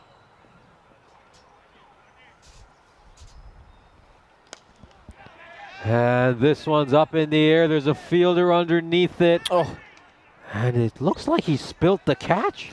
Well, these drop chances are keeping them in the game. I mean, both batters should have been dismissed now. I know it was high, but he didn't have to move very much. Yeah, dropped on 44. This is struck firmly, but straight towards the fielder at long on. So despite that drop catch, this is a sensational over. Just 7 runs off it. They're going to have to go magical for the next 3 overs. It's something that maybe an ECC team could do, but a little harder at this level as we have a look at the run rates for our events this year. Yeah, it's very difficult at this level, so we'll have to wait and see what's possible. These are the Maximo rates. Malta Encore up to 8.2. Look at that. I think this game's helped to look at that, Nish. It's gone right up there now in the top 5, and you'd have to say this game has helped that average along. It certainly has. I think the first week here in Malta, we had a lot more low-scoring games, particularly those first 3 or 4 days. But since the weekend, I think teams have started to just see the ball a lot better. They're striking it a lot cleaner. We're getting these bigger scores. You can see the Blasters were 21 runs ahead at this stage, and trust me, they didn't quiet down much during the death overs, which emphasizes how steep a task they have here. They're going to introduce a 6th bowler into the attack. It's Siddiqui, who's going to come on to bowl. This over, like every over from here on out, needs to be magical. Let's see if they're going to be left to regret bringing him on. Well, we'll have to start. Well, yeah, this is it's make or break, you feel. We've got to see some power hitting right now. 12% chance, 62 off 18 balls.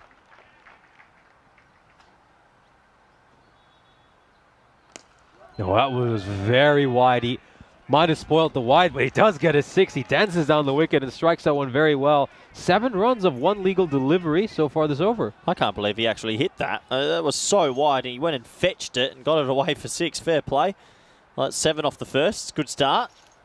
Yeah, maybe this Siddiqui over is the one that could get close to 30. Keep in mind, Singh himself gave up a 31 run over.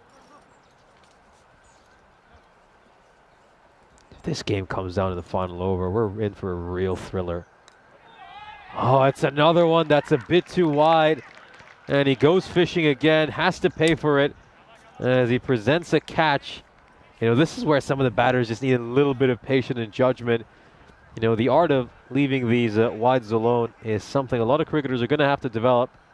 That's a Devinder Negi who's taken that catch at that short third man slash fly slip position. He'll be disappointed. That was a wide, you're right, but his mindset would have been, I'm hitting this, I'm hitting this, I'm hitting this. And it's very hard to then change that mindset once the ball's delivered. So I sort of get it. He's batted well. Credit to him, a quick fire 49. And, well, Vishnu Babu comes out, and he knows his job, and that is to try and hit a 6.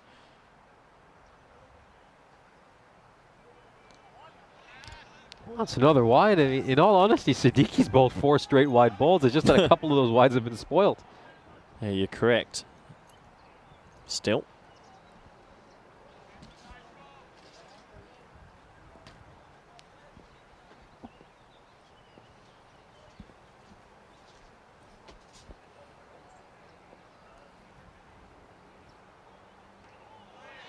Yeah, that's another wide. That one's a tougher call because I think he skipped across, so wide ball given. I don't know if that one should have been given a wide because he jumped across, but Siddiqui's not very happy. I mean, let's say Singh had just left 5 straight balls. He would have still been out there, and they would have 5 runs without facing a ball.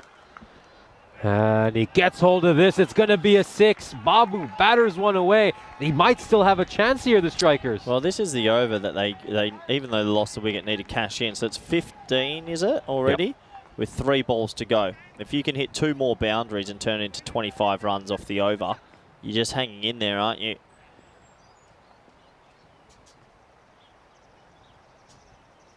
Oh, that is a priceless dot ball. Oh, yeah, that is priceless. Had to get that one. Just had to. Not easy. 48 off 14 now. Oh, just manages to sneak one in there. 2 more balls to come. He gets 2 more boundaries. Might still have an exciting last couple of overs. And this is played out towards mid-wicket. Aren't they going to come back for a second run? Looks like they won't. Just the one. Just the one. Siddiqui getting out this over okay so far.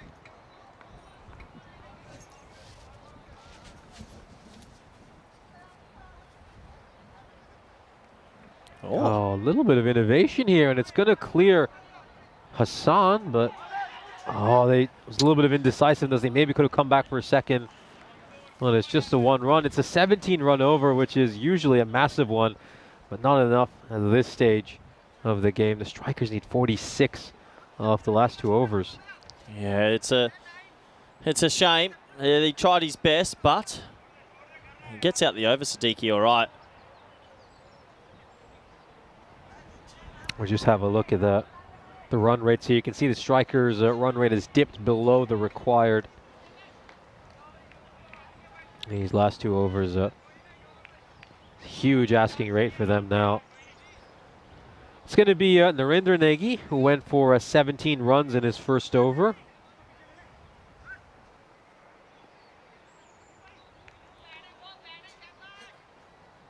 So we've got 12 balls remaining. Raju on strike. Top ball. Just running out of time here, aren't they? Yeah, good bowling by Negi. Just keep it wide, keep it outside his arc. Raju loves to batter it towards the leg side. It's been top effort, this chase. It really has. They've been in the conversation. That's going to keep him in the conversation as well. That'll be 6. That'll be 50 for Raju. 50 off 23. Brilliant half century for Raju. He's put in a heroic effort for his side. You can see that one, it clears the boundary up, so it's going to be given a 6. But as you can see, they need basically a 4 up every ball, so boundary every ball from here is a must. And that's going to be very, very tough to strike. 11 straight boundaries if you're the Royal Strikers. You can just take a look at that wagon wheel. Made a lot of runs behind point and behind square leg. Love some of the innovation by Raju.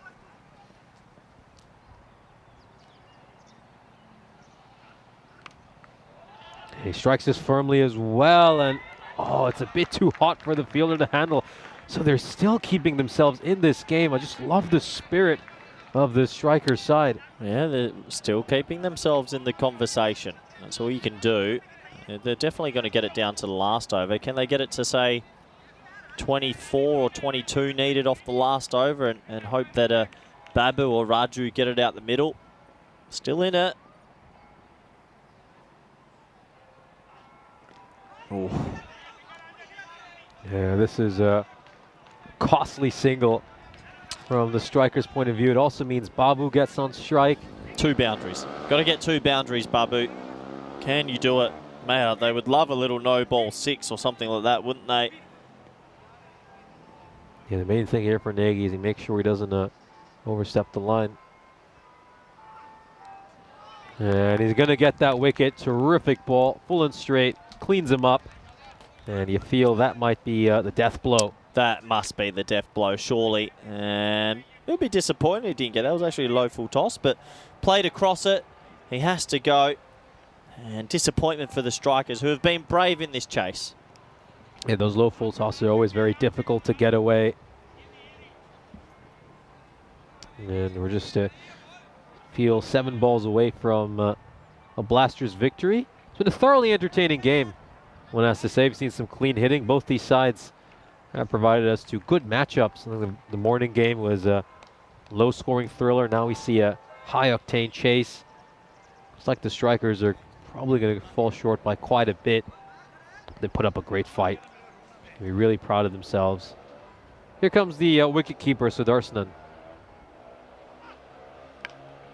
Well, that was a good slower ball. He had to wait for it for an age. And the opposite keeper almost takes a brilliant catch. 6 sixes needed of the final over. Are we going to see something that we've never seen before? Which is a 6 sixes in the final over to win it. If he hits 6 sixes to win the game, Nish, I will commentate for free in 2024. As many games as the company want me to. So let's see. Surely not. Surely not. Would be a story and a half.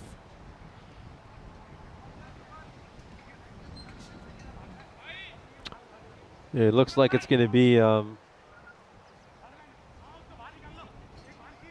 it's hard to tell who the bowler is at the moment. Doble's going to come on and bowl this last one, I believe. Yeah, it is Doble.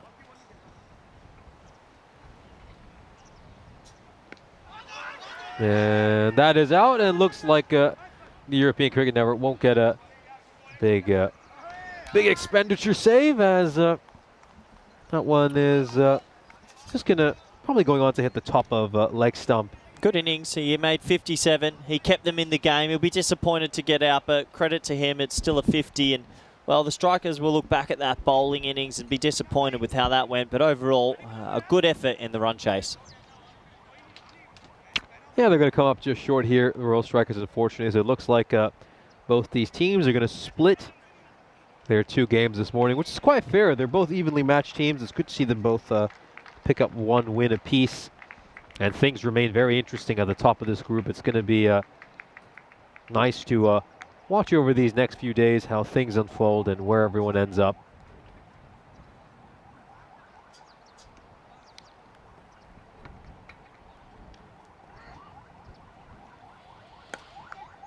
And this one's rather tamely struck towards long on. It's just going to be 1 run. Yeah, Julian is wondering if Corey would live to regret that promise. Turns out he won't. I'm sure A lot of people in the old ECN headquarters are very disappointed to see that he didn't go on to hit 6 sixes. But there's 1-6. That's a well-struck shot by Sudarsnan. But yeah, you just feel this game was lost in the first innings. The Royal Strikers, well, you know, they just had too many runs to get here. They could have bowled better in the first innings. I think the Blasters were a bit lucky at times as well. They caught at least 23 runs off edges. And then you had that big 31 run over off Singh. And it's those little moments like that which can make a huge difference. I think credit to the Blasters as well. They've given up just 8 runs of extras. You know, a lot of teams, when they've got when they're under the pump, they're under a lot of pressure, they can give up loads of runs of extras. We saw the Strikers give up 19 runs of extras in the first match today. So they've held their nerve in this big chase. And they batted superbly in the first innings, which is why they're probably going to go on and win this game. That's another 4 there. A little bit of joy for Sudarsnan, who played well in the first innings. Was very impressed by him as a cricketer. He's a really good wicketkeeper as well.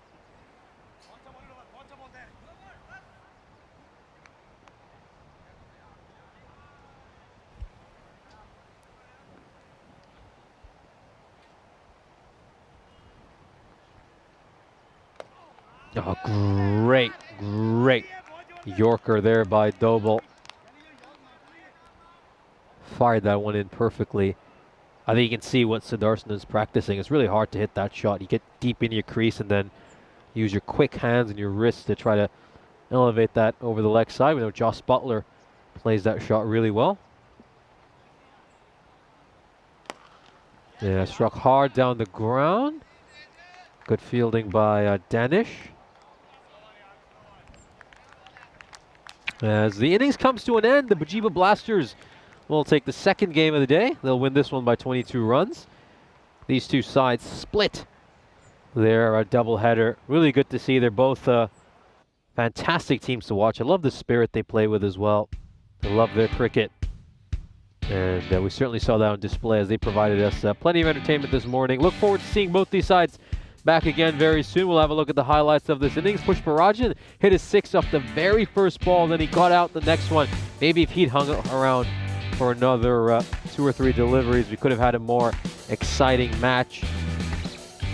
There were a few errors in the field by the Blasters, which just kept the Strikers in this game. Unfortunately for Kohad, he dropped a few catches. I think usually he's a pretty safe pair of hands for his team. We'll have a look at some of these really good strikes by Singh and Raju. Both of them batted terrifically. They had a tremendous partnership of 100 runs. They had a century partnership. And then Doble got this big wicket of Raju in that final over, which meant that Corey Rutgers would not be working for free for the European Cricket Network, to the great disappointment of everyone back at the office in Switzerland. Well, have a look at the scorecard of this innings. Champur Singh was just 1 run short of his half-century. Meanwhile, Ashwin Raju would get that half-century and make 57 runs. The two of them had a century partnership, but unfortunately, it was just too many runs for them to chase down. I think 162 is always going to be a tall task. We'll take a look at the bowling card. Not the best bowling performance by the Blasters bowlers, in all honesty. They'll be a little bit disappointed with their performance. I think Gaurav Maithani, he did quite well. Figures of 9.5, which is a pretty decent in T10 cricket. We'll have a look at the match summary. Maithani with a man of the match performance, in my opinion, making 66 runs, and then also batting pretty decently in the second innings. The Bajiba Blasters win the second game of this doubleheader. And, well, we've got a little bit of an extended break before match 3. We'll have our final doubleheader of the day between Marsa and the Masita Warriors. Join us in 36 minutes.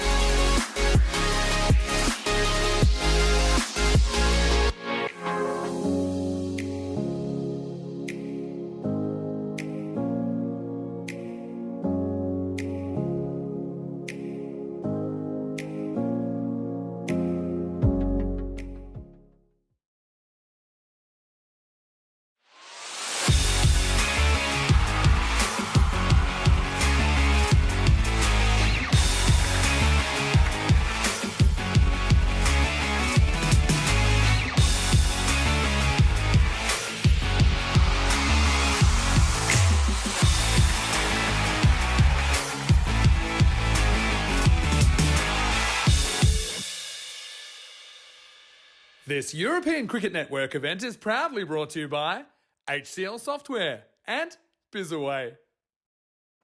We had a great morning of cricket. The Royal Strikers and Bajiba Blasters treated us to some exciting matches. We saw a nervy match to start off the first one. It was a real low-scoring thriller. Then the second one was a high-octane chase. Let's hope Marsa and the Msita Warriors can give us more of the same. We've just had the news from out in the middle, and Marsa have won the toss. They've decided to bat first.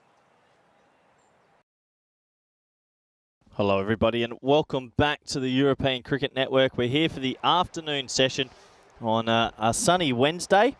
Looking forward to these matches between Marsa and the Msita Warriors. Who's going to get the chocolates and who's going to get the win for their team? Double headers are always exciting, quite topsy-turvy. Will it be the same sort of story this afternoon? Msita Warriors going into bowl. Marsa won the toss, elected to bat. Here are the two lineups. Some very good teams, very good players. Look out for Kosler with the bat. He needs to find a little bit of form. Majid is a very good player. He'll be up there at the top, I imagine, as well. And some of the bowling. Look for Seben Joseph with the ball into the squad. Also, Unzo Joseph as well. So, should be a good game of cricket. Looking forward to it. Who's going to get the win? We'll wait and see over the next 90 minutes.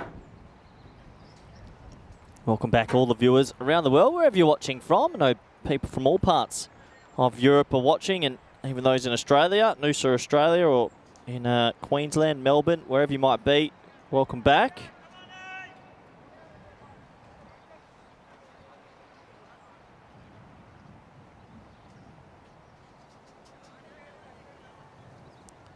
So we're almost set to go.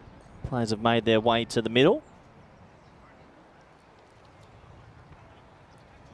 Looks like Saman is going to be the opening bowler here, bowling ball number 1 to McGow. Salim has gone to the top actually this time. We'll partner him.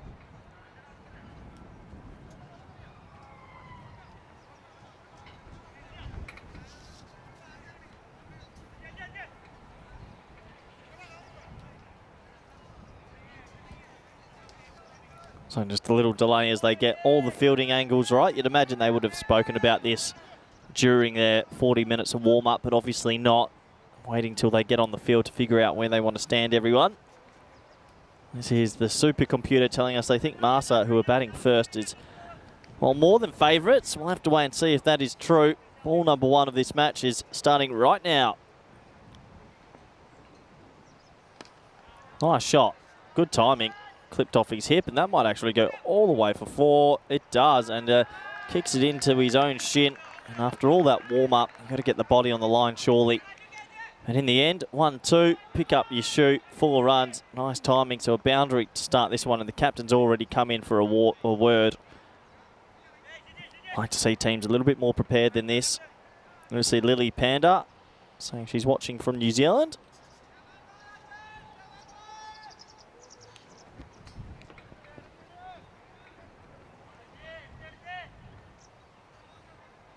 Well, I dare say if you are watching from New Zealand, probably a better time to watch this cricket than the semi-final of the World Cup anyway. Nice shot off the back foot.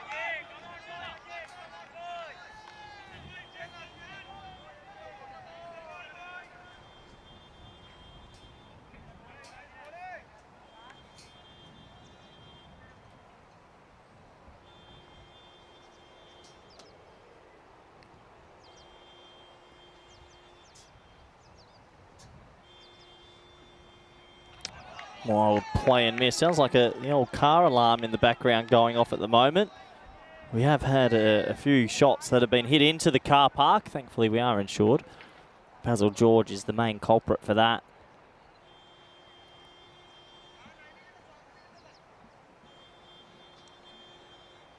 Well, if I can hear it that loud in my effects mic, I imagine you can all hear it on your screens.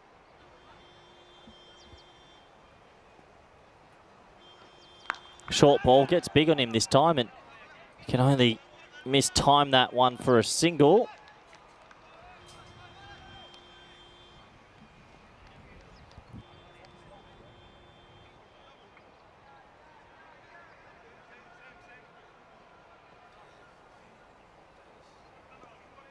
So it looks like we're dropping internet here as well, so I can't see all the comments coming in from the chat. My apologies for that.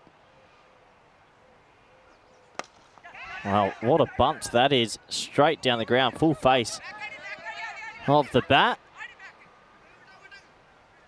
Just be a single in the end. So nice shot for Salim to get off the mark. Usually goes quite leg side, but this time keeps his shape and hits it straight. Last ball, the first.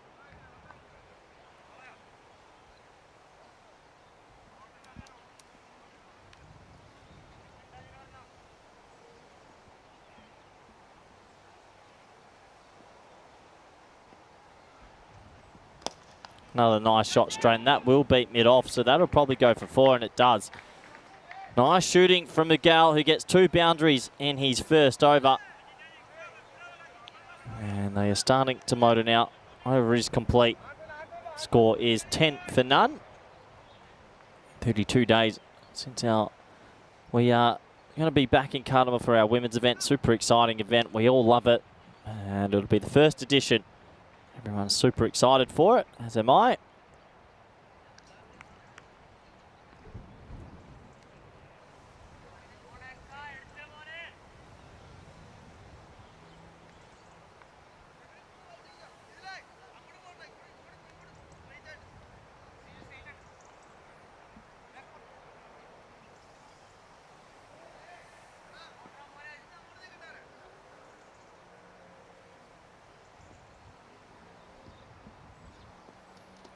We're going to start over number 2. Pushed into the offside. They'll just get a dot ball for that. Tried to get it away, but couldn't. Yeah, it does seem like momentarily we've lost internet in the commentary box, so I can't see anything that you might be writing in. If you are, my apologies for that. Well, that's most. Salim loves this shot. He's been pumping sixes over there all week, and that isn't a different story. It was short, and he gets it in the screw, 6 runs.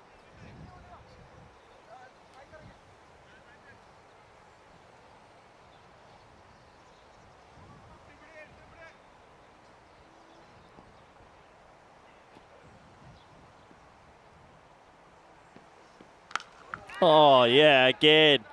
6 more. Bang, bang. Yeah, lovely hit.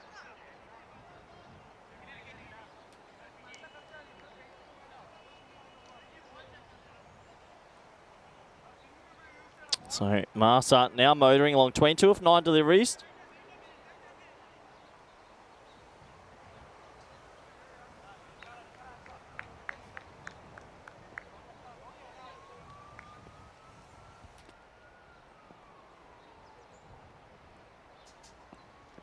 That's going to be a play and miss, and well, you've got to get your eyes focused because you don't want to miss out on an opportunity outside the off stumpers as well. He could have hit that deep, he could have hit that hard and really made them pay, but he misses out on the offside. Oh, that's a baseball slap straight, and he puts his foot in it. Yeah, so many fielders going with their foot. It's almost as if they have a foot fetish. You've got to get your hands down and you've got to get dirty. Unfortunately, that's twice now they've gone with the feet, and they've both gone for boundaries, which would be super, super frustrating in this game for the Warriors captain. As I do welcome back to the commentary box, Nish, welcome back. Yeah, it's good to be back. We're going to have to be doing this game the old school way with a few connectivity issues. And out. Finally a catch. He'll have to go. And it's so much better when you use your hands. And I'm all for one to use my hands. I enjoy that a lot more than fielding with my feet. Yeah, we'll have a look at this one. It's a well-taken catch out at mid-wicket, and the Warriors, they desperately needed to get that one. It was a good start for Marsa, who are now 26 for 1. So 26-1, we have a look at the table. Masita Warriors know that this is a huge day for their tournament. If you want to get in that top 4, you got to go win here. Any win to Marsa will keep them away. So a huge double header on our cards here for the afternoon. That one just getting high on him on the bat, and he has to go.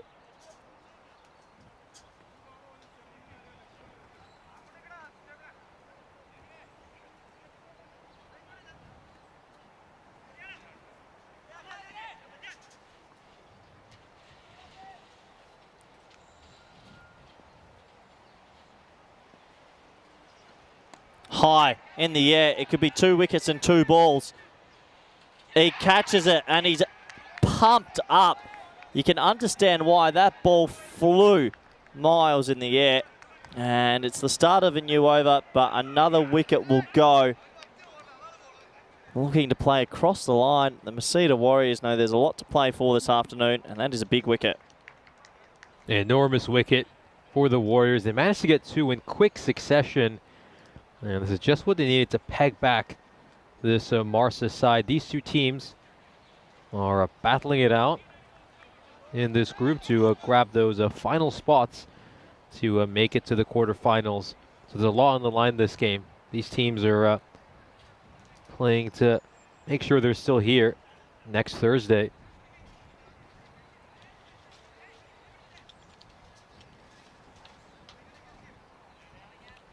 Oh, looks like Nish is trying to pull out a scorebook to do the scoring. Nish, relax. If you actually look on the screen, we've got the scorecard there. Yeah, but there's always good to have a few contingency plans just in case. Glad I brought this. This was actually something I learned from Rico. I remember when he once told me a few stories about when some of the technology went down, and then he just started paper scoring. But he paper scores the game while commentating. Oh, Nish. Oh, that's gone. Oh! Oh! Well. Has he got bat on it? He has to have hit it. Yeah, there has to be bat. I can't see any other way it's not out. It's plumb. Poor. It's plumb. Oh, no. I'm not too sure what happened there. It was a gigantic appeal, but that should have been gone first ball. And I don't think they even ran. It was just a whole emotional guilt. And then he blocks it there. So, yeah, what a start this is for the Masita Warriors now. Warriors definitely doing really well over here. They've kept that run rate to a very decent rate, and they've also managed to get rid of the 2 opening batters.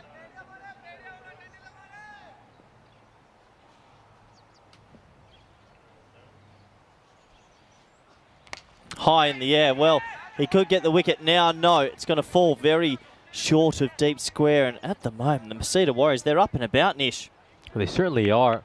I think they've been incredibly impressive. Love the lines of lengths they're bowling early, and they put Marsa under a lot of pressure. You know, Marsa had a good first over, but just kept chipping away here.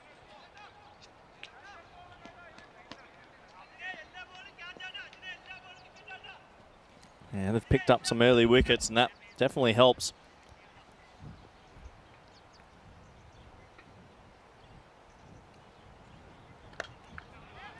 This is pushed away towards point. It's going to be a dot ball. Nish, I got a question for you. So, we don't have internet in the comm box right now. Yep. We're cut off from the universe. But we can still see the score on the screen with the batter's scores and the bowler's score and everything. How come you feel the need to paper score during this? What is going on in your mind? I still want to know some of the bowler stats. You know. Well, there it is, 1 for 11 off 1.5. What if I want to know who they should bring back for a second over or not? Well, we can just guess, as that is an inside edge, and that should be the end of the over. An interesting over, that's for sure. The score is 27 for 2.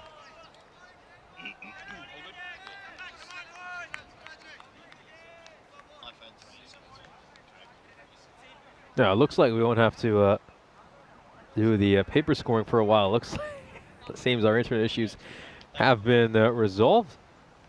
Mahale's just come around and fixed them for us. We'll have a look over there. 10 runs off the first, 16 of the second over, and just 1 run off the third.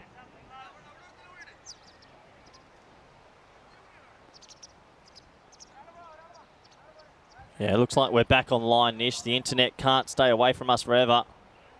Kind of disappointed. I was looking forward to trying my hand at a bit of paper scoring.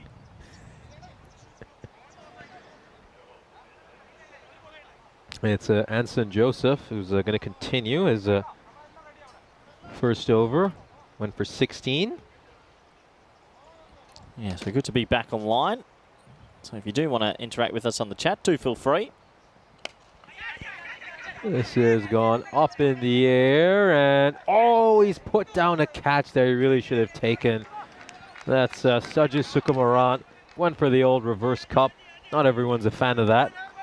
Well, he should be a fan of it. It's the right way to catch, but he's Arnold Palmered it. Where's his teammate? Standing behind him.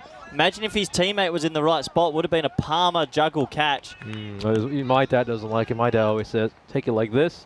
With the old cup in. You can always use your chest to curl the catch if you want as well. That is the most horrific advice you've ever said. What's your dad saying? You go reverse? No, just take it What, the old school way. The non-reverse, that isn't the old school way. No. And why would you say cradle it into your chest? No, but worst case, if it pops out, still take it on your chest. It doesn't happen like that. If it pops out, it goes down. It doesn't pop up from that side. Listen, give me your father's number. I'm gonna have a call with him in the break.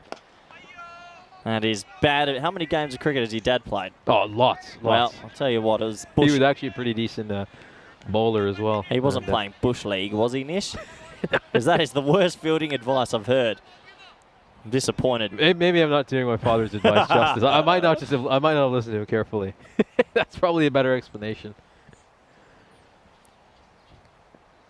That'll be a while. We got a question in the chat from Simanto. Hi, commentators. I have a query.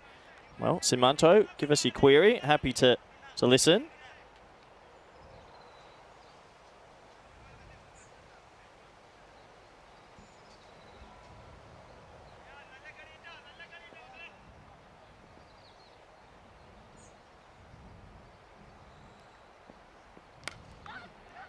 That's gone up in the air. And will they take this one? No, they'll spill it again.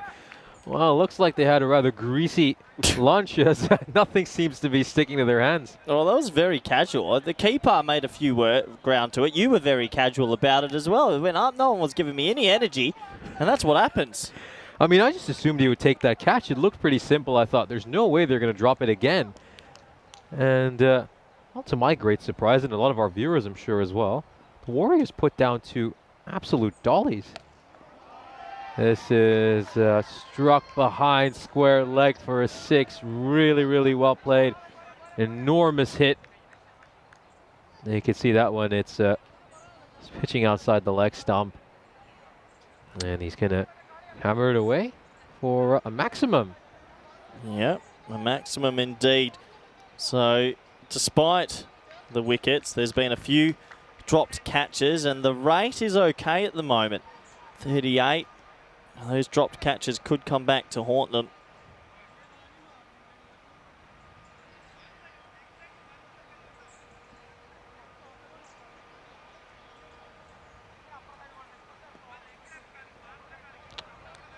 This over so far has been a little bit expensive for Joseph. His first one went for 16 as well, 11 already.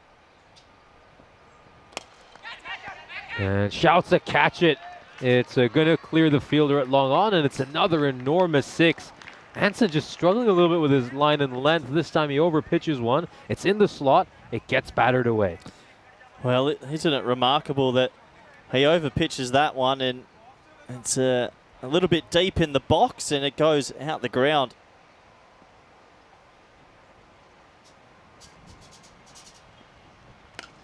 Oh, that has snow on it. Well, if anything is to go by, he's not going to catch it. And he almost takes it in the temple. They're going to get back for 2. That's not on.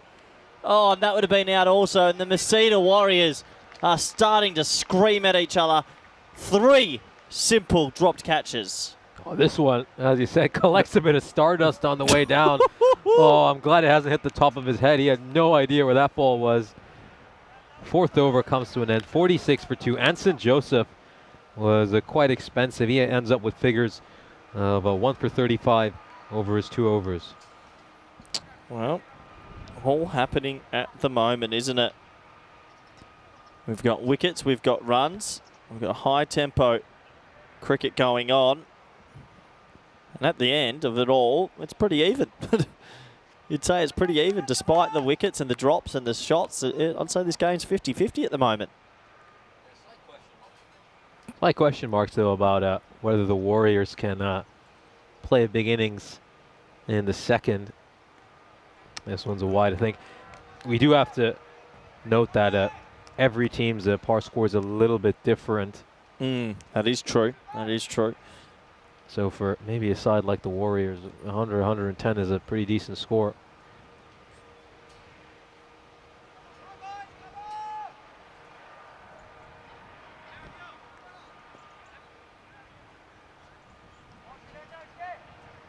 Here's Shijil Joy, who was a leading wicket taker for the Warriors at the previous ECS they were involved in. Well, another nice looking stroke. Nice noise off the bat. And again, a fumble in the field. They started this game well, the Warriors, but sometimes it's like a virus. It's contagious. One person drops a catch, there's always people that get a bit upset in the field. And then the next person drops a catch. Everyone then is feeling a bit tight about the next ball that goes up. So that's happened 3 times now. They just need to take a deep breath. I need a deep breath because that is bombed. 6 runs. Massive hit. You can see Joy, he was trying to bowl the slower one, but the batter read it to perfection, and he hammered him away beyond mid-wicket for a 6.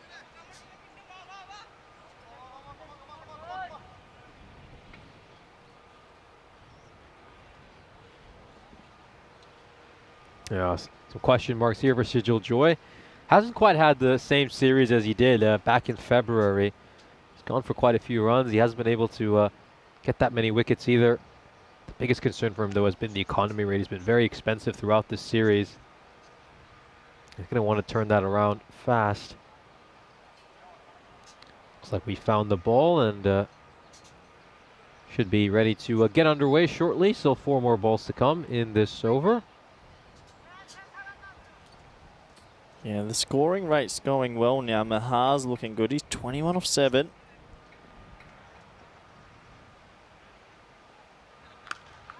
And this is also crunched. It's going to go way clear of the fence. It's going to land at that little archery target practice field. And it's another 6. Mahar is now on 27 of 8. Well, what a shot. And this is a genuine cameo now. He's flying along. Really impressive striking.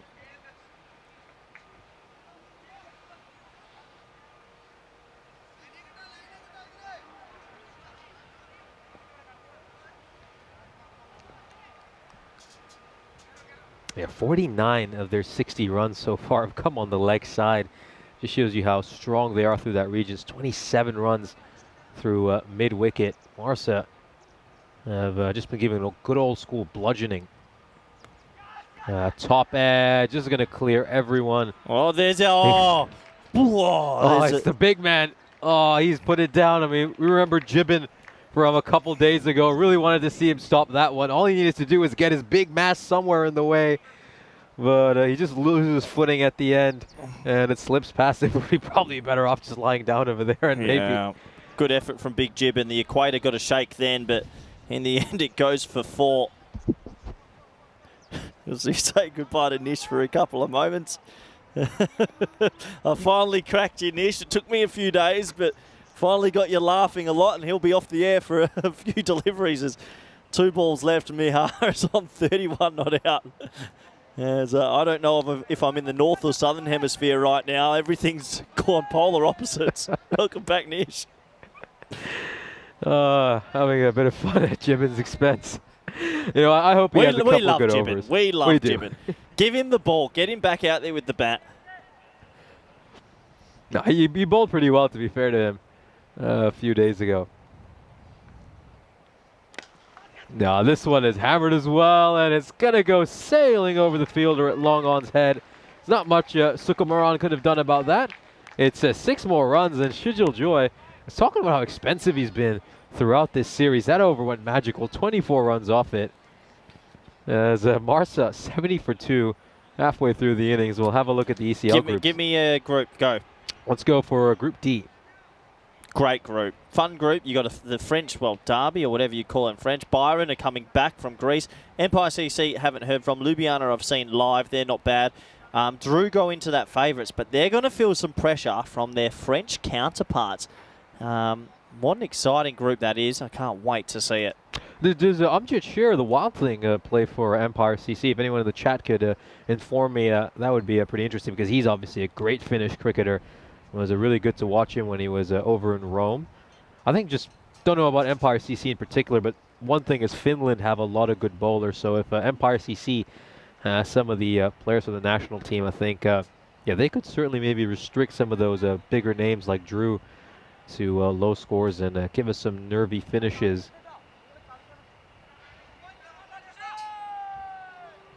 Lily Panda, we're still waiting for your question, Simonto. I think this is the longest we've had to wait for one question.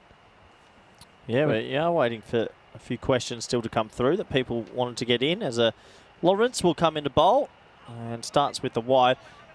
Look, we've talked a lot in this tournament about how fielding teams win games here, it looks like. And Masita Warriors had them 2 for nothing, then dropped 3 catches. And on another day, you just have to hold at least 2 out of 3. Or ideally 3 out of 3. And you've got to imagine right now, they're pretty frustrated that the score is ballooning away. Oh, they'll certainly be rather frustrated. It's slipped away from the Warriors, and yeah, it's going back to those catches. Catches win matches. This is going to clear the boundary rope as well. Leaping effort by the fielder, but not much he could do.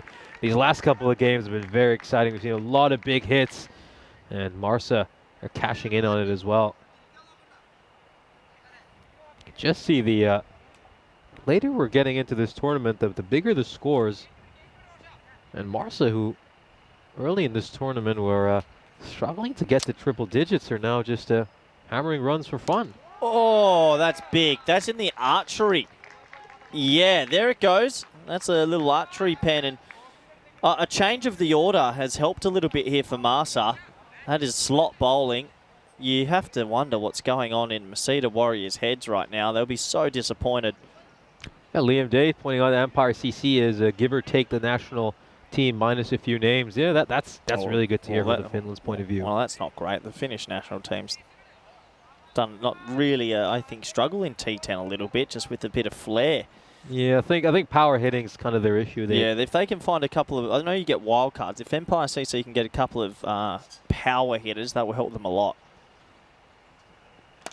Oh my word, Maha, who was given a life early, is on 55 off 14 rocks. Oh, what an incredible half century, padded with a strike rate of almost 400. I mean, how often do you see that? Today's been a great exhibition of big hitting. We've had a lot of low-scoring games so far in Malta, but today the runs are flowing, and you wouldn't want to be a bowler.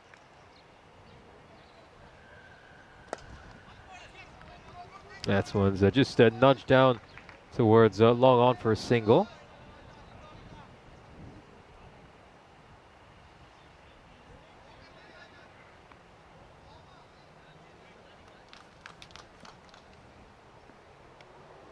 Oh, Swan stays low over there. Generally the bounce has been pretty even on this pitch, but not over there. Lawrence is over, goes for 21 runs, and you can just see him.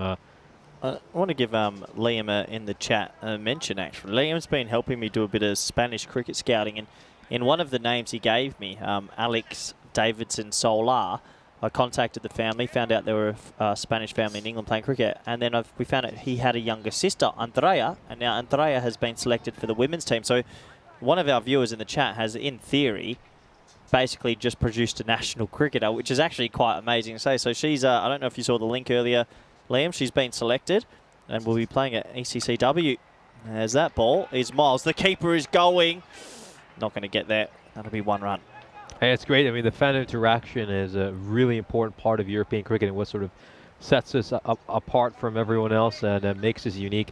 And it's good to see that, you know, people like Liam obviously helping so many different national sides as well as cricketers, you know, make their careers. Well, it's amazing just to have someone in the chat that loves cricket offer a bit of help. And has actually, well, I hope Andrea does really well, but offered a young cricketer an opportunity by discovering her, which is super exciting, as that is top-edged and will go for 1 bounce. 4, not top-edged, a bit more bat on it than that, but 4 runs. Good look, good shot there by Suleiman.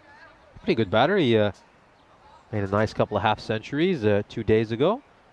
That's going to be a 4. It just falls in front of the boundary rope. We can confirm that with that replay. If Suleiman gets going from this end as well, my goodness, that projected score, we could certainly look at things like up in the high 150s. Yeah, if you're Marsa. There's 2 drop chances, and not difficult ones. I know they're high, but when they're high, you've got time to get in the right position, have the right technique. So, disappointment for the Warriors.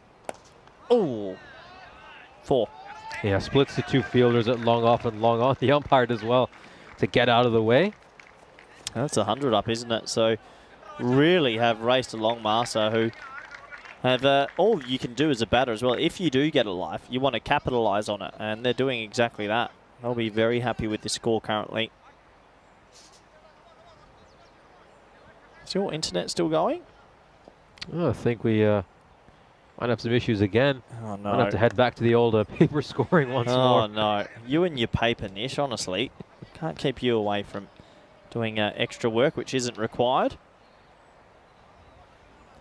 You've got to learn the ins and outs of real commentary, and so it's called cutting corners. Cutting corners as best you can. Wait, they don't hear this in Switzerland, do they? No, they don't, as that's over the top for 6. 6 more to the total. Lovely batting from Maha, who I don't want to jinx it, or do I? If he faces a few more balls in this innings, he could go close to the magical C word. No, he certainly could, Mehar. I think Shijil Joy. I've been a little bit surprised by the way he's bowled throughout this series. I mean, looking at his numbers from the ECS earlier this year, I think I expected big things from him. He's had a miserable tournament so far.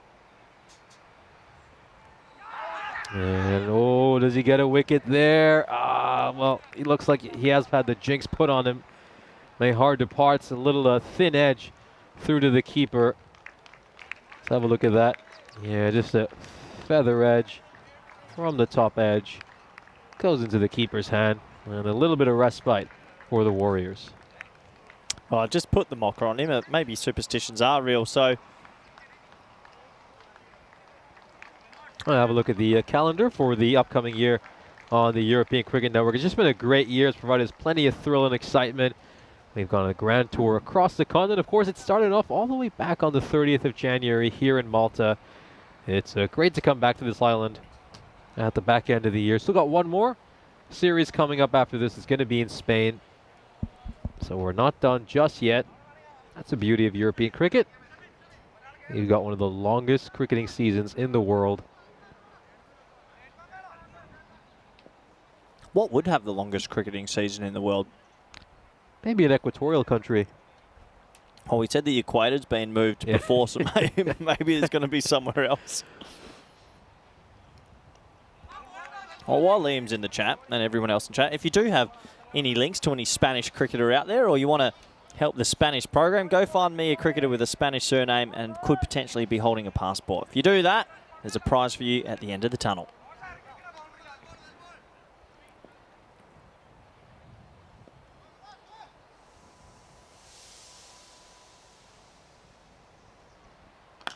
Oh, what a crunching hit. That is just incredible. It's landed just short of the tennis court, but some of these sixes by Marsa have been really, really special. They're not just clearing the boundary rope by a few feet, they're sending this outside the playing field. Yeah, they really, really, really have hit some big sixes. The noise off the blade from some of these players has been amazing. It's got a nice echo to it, doesn't it? Yeah, it'll certainly reverberate around this ground.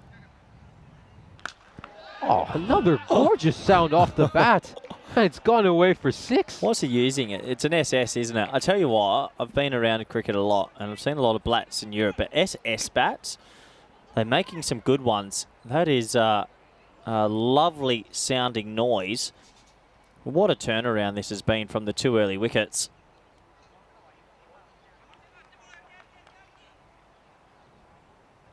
Incredible. Just see Suleiman. He's batting with a strike rate of 200. Started off rather slow. Keep in mind he was on 4 of 9, but it's not taken him long to catch up with his boundary hitting.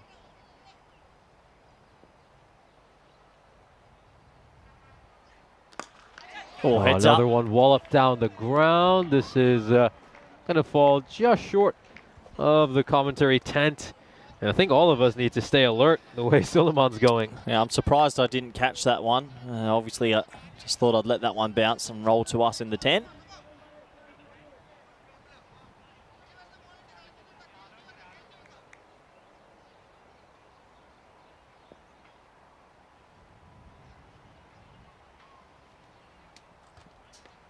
Oh, strays down the leg side. And ironically, one of his poorest delivery so far this over. Will only go for 1 run. Yeah, good little cameo, though, from Suleiman. Only 14 balls left in the innings. Malta look like they're going to pump more than 150 here. The scoring rates seem to be going up.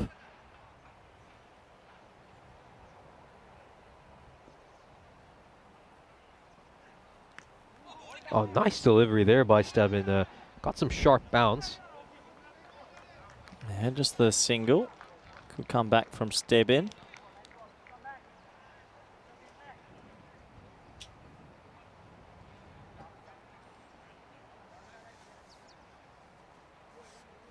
The last ball this over. Stebbin trying to get out of it without any more damage. Hasn't been easy for him. 21 already off 5. Make that 27 off 6. That sort of right arm medium pace is just not working here. And another boundary goes. So impressive hitting. Masita Warriors out there. A lot of hands on hips and not too sure what to do. They had a wicket and a wicket in the first 3 overs. The rate was okay. But since then, it's really been climbing up Everest the whole time.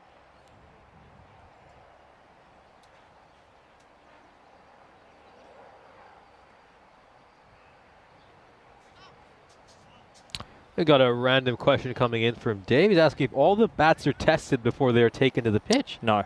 That's the simple answer. Simple answer. I think the match referee will have a bat gauge on him, and what they'll usually do is randomly choose 2 or 3. And that's not even per game, but maybe per day, as that's a lovely traditional square drive, and that's another boundary. Very good looking shot by Mughal. We've seen some big blasts toward mid-wicket, and now we see a good looking square drive behind point.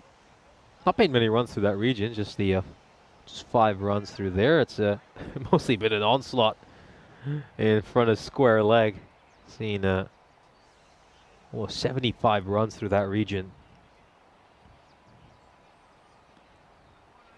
That's a wide, just loses control of that one, Joseph. I mean, just looking at the way he's bowling, I'd be a little bit nervous if I was a Warriors fan. This over looks like it could go for plenty as well.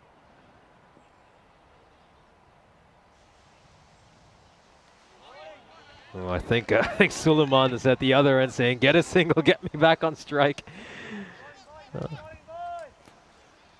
Massa. They have turned it on, haven't they? Well done to them. I didn't know they had this in their locker with this power hitting. Dragged across the leg side. This time it's another boundary, isn't it? Well, it's sort of similar to the previous game. When the team gets on a roll and it's some rhythm, they really get going. Yeah, certainly has been the case. Mughal has had a couple of nice looking strokes along the ground for 4. So, a couple balls remaining in the 9th. As he spoiled to wide there, was it going to go the distance? It will go the distance. And he smashes that one away for 6. I have to say the decision to bring Joseph into bowl this penultimate over, looking a little bit surprising to me considering the way he's bowling. Yeah, I think they've just thought, you know what, nothing else is really working. Why don't we give him a go? Which I can understand. But at the moment, not really paying off. Sort of hit me bowling. And these guys aren't going to miss out on that. That's another 6. It's 155 now. Suleiman probably really wishes he was on strike right now. But this is... Christmas has come early. If you're Mughal, he's getting some nice loopy deliveries to hammer away. 21 off the over already. Seen 48 runs off the last 11 balls.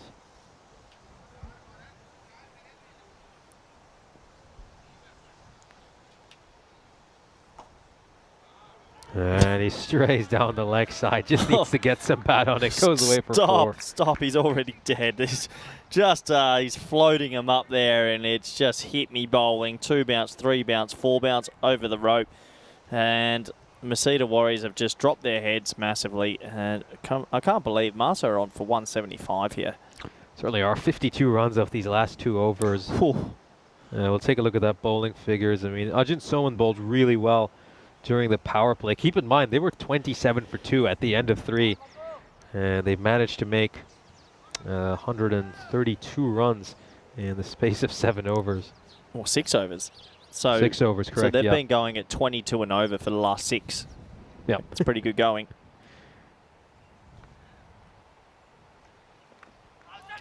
Oh, I'm surprised he hasn't chopped that one back onto his stumps. And then the keeper, he could have saved his side a run over there. Yeah, he'll be disappointed. He's missed from 2 meters.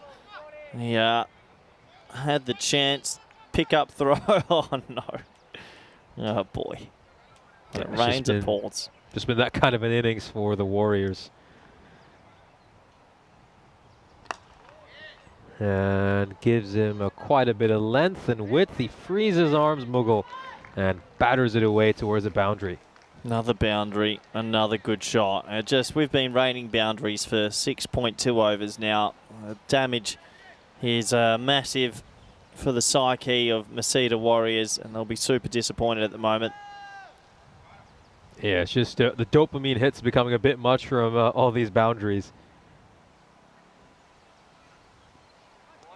Yeah, nice little variation there from Sukumaran, and the first dot ball we've seen in a while. Yep. First dot ball in a while. Good while. 3 balls remaining in the innings. 3 dot balls we've seen in the second half of the innings, and that won't be a dot ball. That's going to be an enormous 6. He's just used the old tennis forehand really over there to slap that one, cross-batted towards mid-wicket. Mughal has managed to make 35 runs of just 10 deliveries. Yeah, this has just been a real baptism by fire for a lot of these bowlers who've been introduced late into the innings. No one's been able to stop the bleeding. That one's rather wide. He leaps off his feet over there.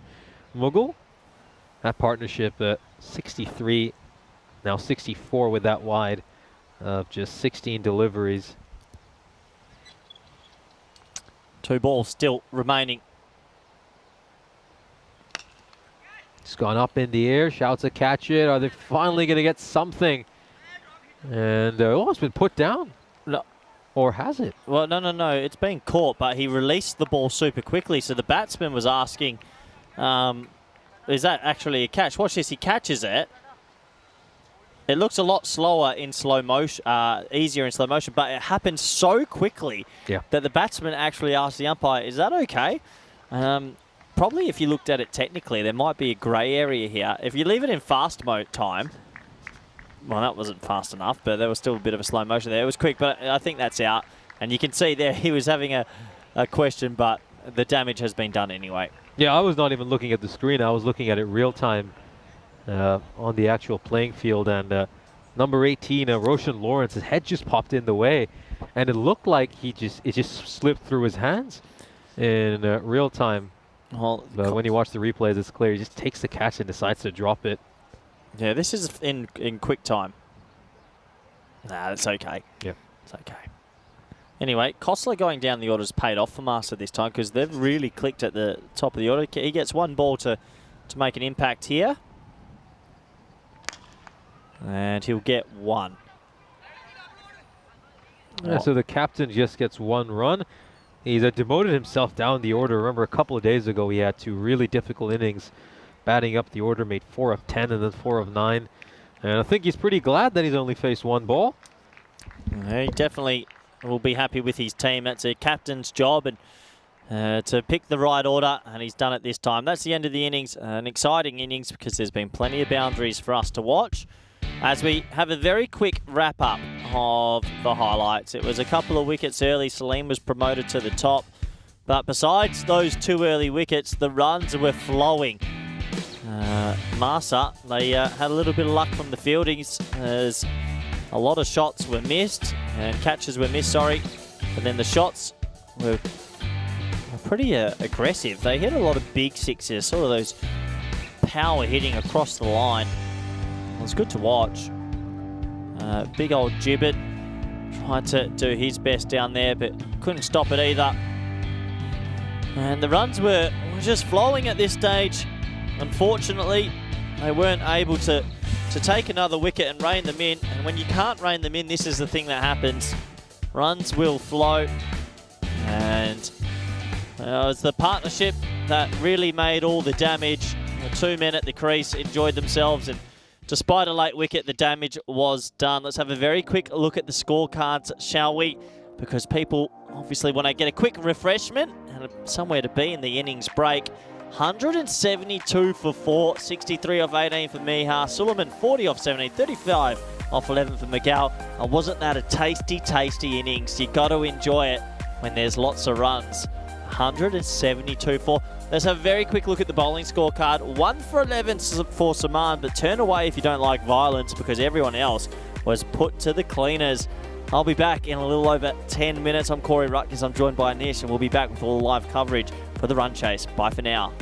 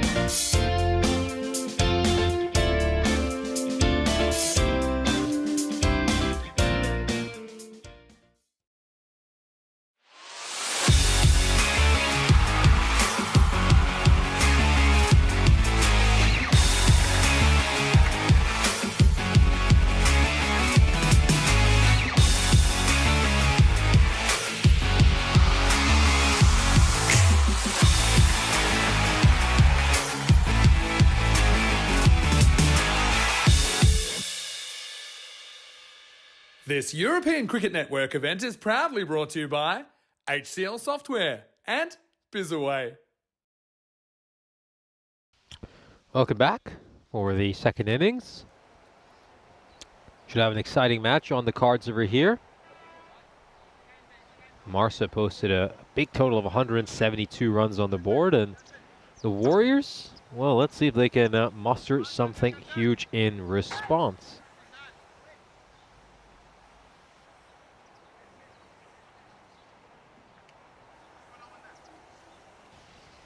It's Fanyan Mughal who's going to bowl this first over. He didn't get in on the runs in that first innings. You'd usually think that if his side made 172, he'd have played a big part in that. But the great thing about him is he's a terrific all-rounder. You know, there's not many cricketers in the world who can say they both open the batting and the bowling.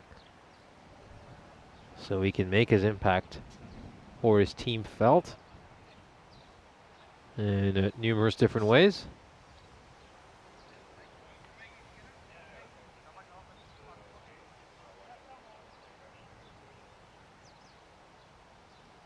Should be just moments away from the first ball. Here we go. In comes Mughal.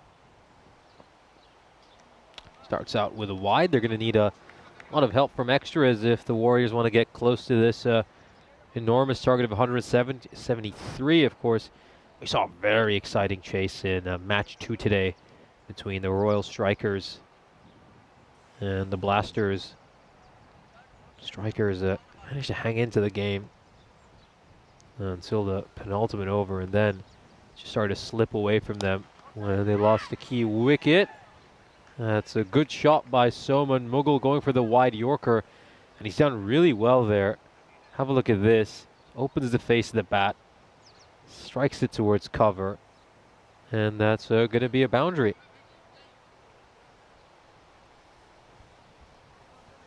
You can see the Warriors, they've been given just a 1% chance to win this game. And I can't say Intelligent Cricket are being harsh, but they've got some quality players in there. I think Soman needs to have a big performance. The main thing is Rocky Dianish, of course. So we were all here last week when he stepped up and reached that 1,000 run mark. And now let's see if he can go on and play a big innings in this important matchup between Marsa and the Warriors. Both these teams are in a really big battle to end up amongst the 4 teams that will make it to the quarterfinals from their group. As things stand, Marsa are in 4th place with a record of 2-4, whereas the Warriors are at 1-3. Oh, that's a poor delivery, just slips out of Mughal's hands. No question that's going to be a no ball. Yeah, look how high that one is. He needs to watch out. He bowls that again, and he's going to be taken out of the attack by the umpire.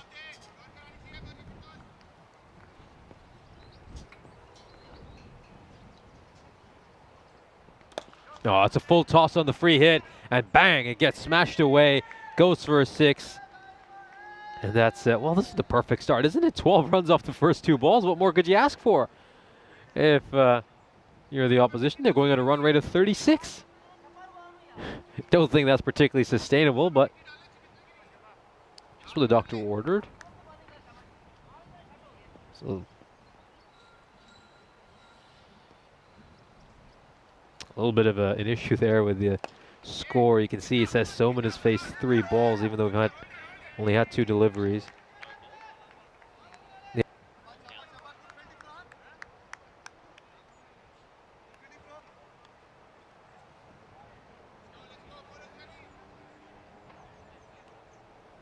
Yeah, of course, that was due to the no ball. So, yeah, Danish there, big swipe across the line, and he fails to connect.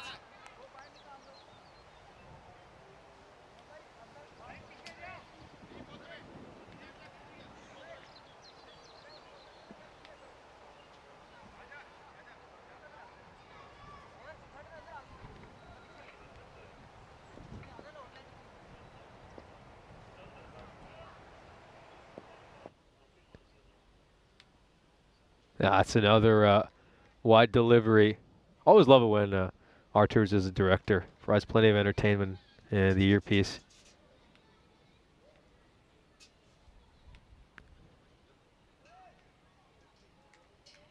He's just batting outside his crease here, Dianish, as you can see. Great shot. Yeah, taking a few steps forward and bashing it away just like that. That one's again, it's going to be sent to that archery field. We've seen a few 6s hit that way. Both Marsa and the Warriors have hit a number of enormous 6s.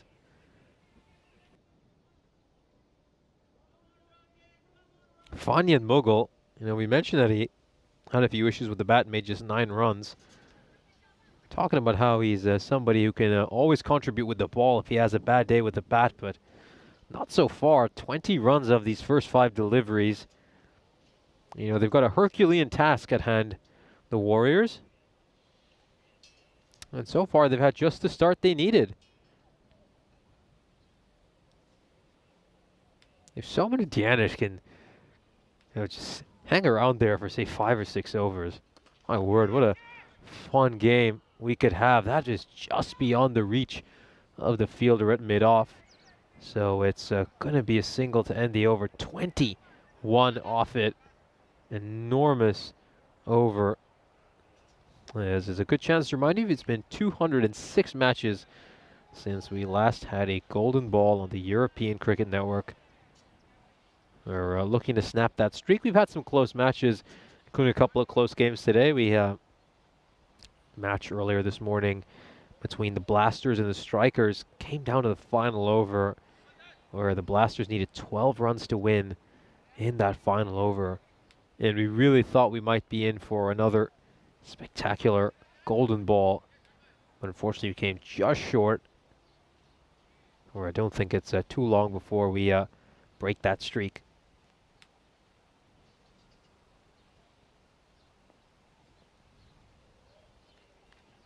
Some great stats here by Chris Smith about the Warriors and Marsa.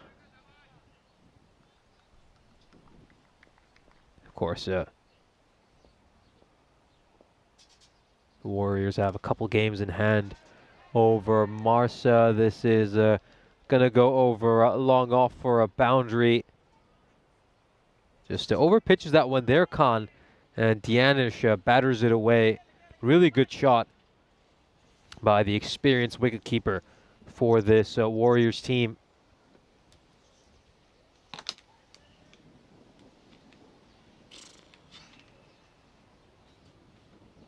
Yeah, great start. Khan is punished on his very first ball. Goes a bit too short there. Let's have a quick look at the square leg umpire. He's sitting a little wide. It'll also be the one for the over for him. And, well, I'm Nish Butt, and alongside me in the commentary box is Corey Rutgers. Great to have you back. It's a pretty good start here for the Warriors, considering they've got a mammoth target to chase down. Yeah, dream start when you need 173. And every dot ball is pretty vital as well, isn't it? But yeah, 173 required, 26 off 8 deliveries now. It's these two at the top will have the responsibility to go pretty massive, and can they sustain power hitting for a long period of time and potentially win this? We'll have to wait and see. No, it's going to be a tough task. Oh, like that. Nice little bit of innovation there by Dianish. Just switches the grip around and hits it away. Nice shot. Reverse Malachi. He's made that look ridiculously easy. It's not an easy shot at all. So 4 runs to the total, which is now on 30 off 9 balls. Still, they've got a long way to go, don't they? You never know. You know, we have seen some incredible matches so far today. The first game was close. The second game as well. I think the Strikers did a really good job of hanging in there until the last couple of overs in that chase versus the Blasters. And maybe the Warriors can provide us more of the same. A very entertaining day so far. And the looks like he's just struck it into some of the bushes out of third man. So yeah, that one's gone. Yeah, it looks like we're going to see a new ball get sent out there soon. Oh, very good to see you here, Lily. Panda, it's been a while since we've seen you on the chat. Hope you're doing well. Good to see KG1 in as well. And well, we've got a new ball out. Warriors 30 for no loss. Shouts to catch it. Is it going to clear the fielder? It will. Does it have enough to go to the boundary rope as well? No, it doesn't. That's a very good bit of work there by Deep Patel, because once it went over him and he wasn't able to get the catch, it was great that he just kept chasing the ball down, and he wins the race and stops it from going to the boundary rope. Yeah, good stop. Every run's still vital, obviously. If you can keep this run rate and damage limitation down, it makes it very difficult outside the power play. As Masita Warriors are giving it as good a go as they can. Oh, this is struck to the fielder at fine leg. Yeah, unlucky. Another single. Unlucky. He hit that pretty well, but picked him out perfectly. He didn't have to move, so just the one. The captain will say perfect field placement. Skipper for Marsa is Noel Kosla.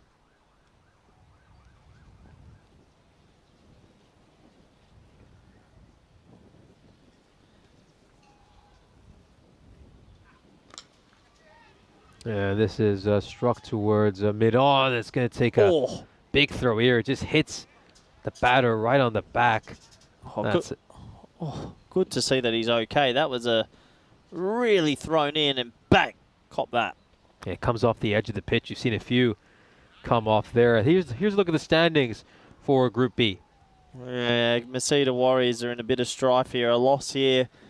They're playing a lot of catch-up to get to that top 4. Marsa, a win. Make them feel a lot more comfortable.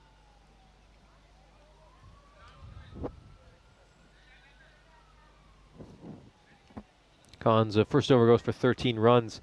And we're going to see Farhan Masi introduced into the attack.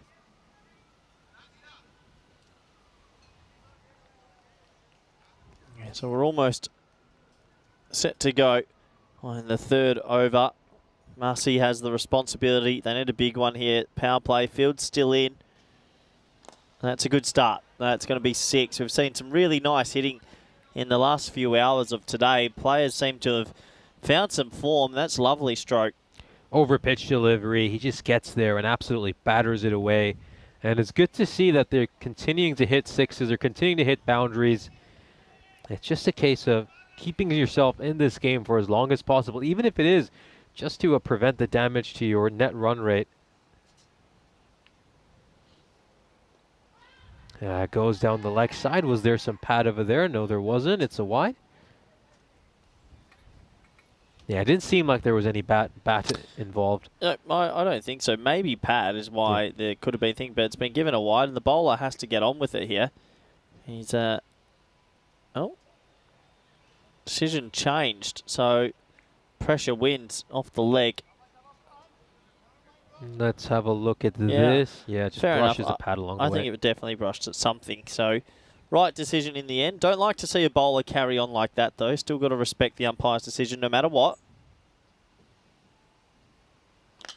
Well, cop that, and that's what you get. Karma always gets you back, and that's another 6. Incredible hit right out of the screws. Soman middles this one, and he's been talking about great sounds off the middle of the bat. That was a pretty sweet sound off Soman's bat.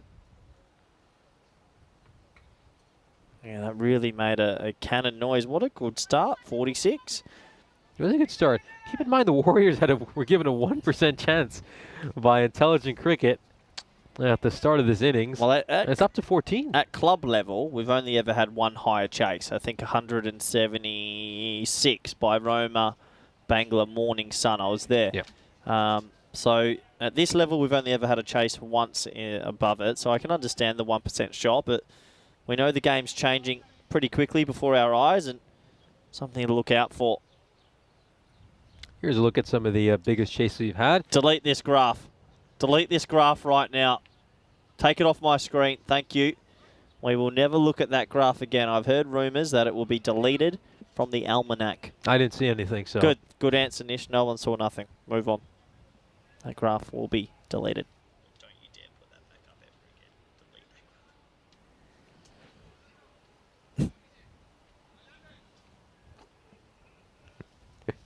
again. There's a lot of laughter right now from the Spring Productions crew. They're having a bit of fun as, there we go. Kind of a slow start. They do need to watch their over rate here a little bit. Marcel, that's a rank full toss. Well, that's a no ball. Definitely a no ball. Has to be called. It was a massive no ball. So that'll be a no ball 1. And, well, imagine if that was a 7. But, yeah, that's a massive no ball. That's not dipping in time.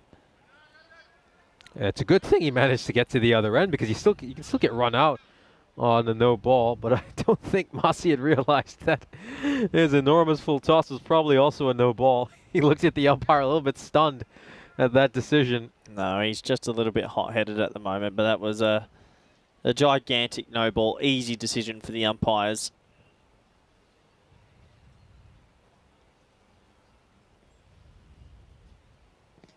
That is gets a little bit too creative. And it's just 1 run. Yeah, it's not the right option at this stage. Could just stand there and try and bang it, especially off a free hit, but it doesn't matter. Yeah, keep in mind, it's also the power play. There isn't any fielder on the offside boundary. So if he plays an orthodox cricketing shot, he probably gets at least 4 runs. I think Dianish has quite a few innovative strokes up his sleeve, but he is guilty of overdoing it at times, and this is just a good old-fashioned bash. Too short, too wide, gets hammered away. What a shot. So 55 now, really are motoring along. They're going to need sustained hitting, though, and they've got their chance to 20%, 1 in 5. You'll take that. Perfect power play for them, but they have a lot of work to do yet. Yeah, you've been talking about ECC run rates, and this is up there. It's 19 and a half so far. This feels like an ECC game again, where bowlers couldn't figure it out, and batters were just brutal. Batters were brutal for every team. It was a crazy week. It really was. Oh, straight down the ground, beats the fielder, 59 runs off the power play, and we could have a game on our hands. We could. I don't want to get too excited yet. We'll have to see how they go in the next few overs. Yeah, what a great start. Going well above the required at the moment. You can see they're constructing a lot of skyscrapers, starting to look like the skyline around where we live in Zira. Look at that 1 over for 1 run. So it seems like the second cousin that's come for Christmas that no one wants there. But yeah, 59 off 3 overs.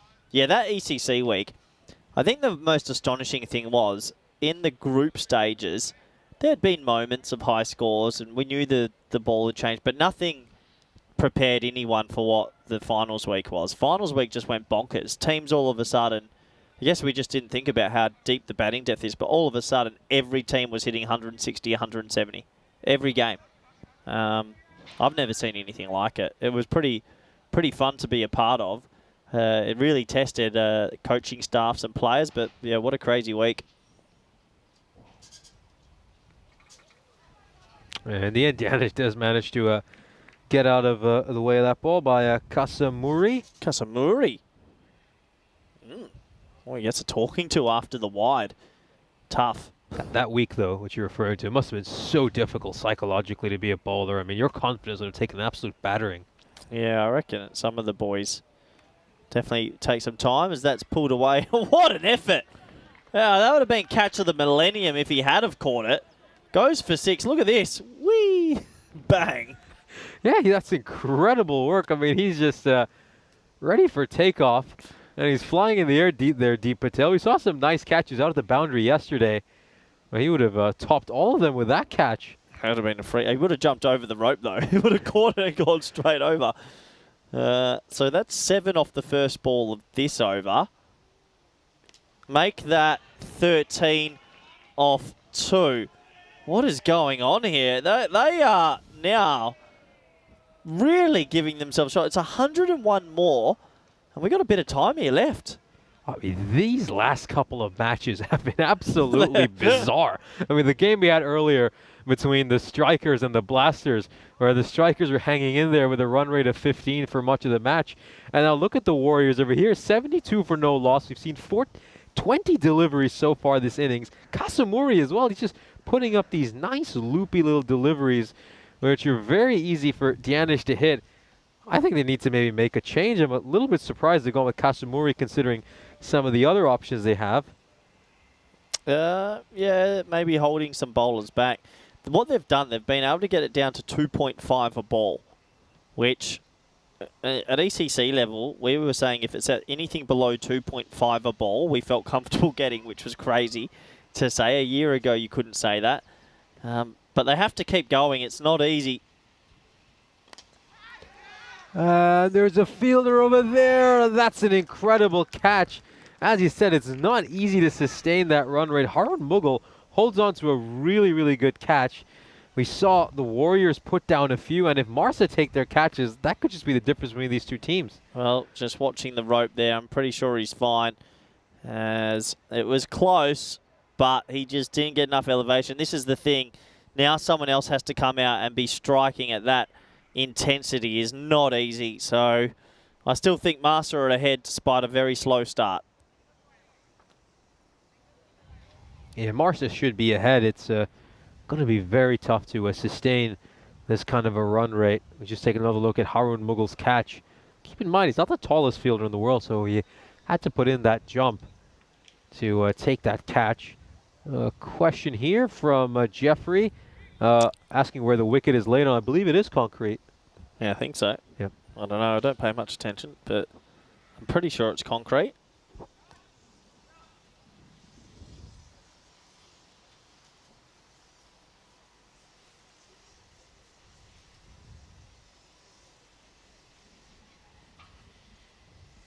In comes Jitin Johnny. And this is a very well-timed stroke. It's going to have enough to go away for a 4. Just to use the pace of the bowler and hit it behind point for a 4. Pretty amazing figures right now for the bowler. He's bowled 4 balls and he's got 1 for 17. It's actually quite difficult to do that if you tried. So he's picked up a wicket and given 17 runs. Yeah, this game is pretty remarkable at the moment. Intelligent cricket giving the Warriors a 35% chance. Oh, outside edge is going to go away for a boundary. They need a little bit of luck here, the Warriors, if they want to get close. I'm getting ECC flashbacks right now of any time it hit the bat, it just kept going to the boundary. Now, you mentioned about mental scarring to bowlers and things like that. Yes and no. I think if you got the message across to the players, I think the bowlers and people started to realise that it's just berserk.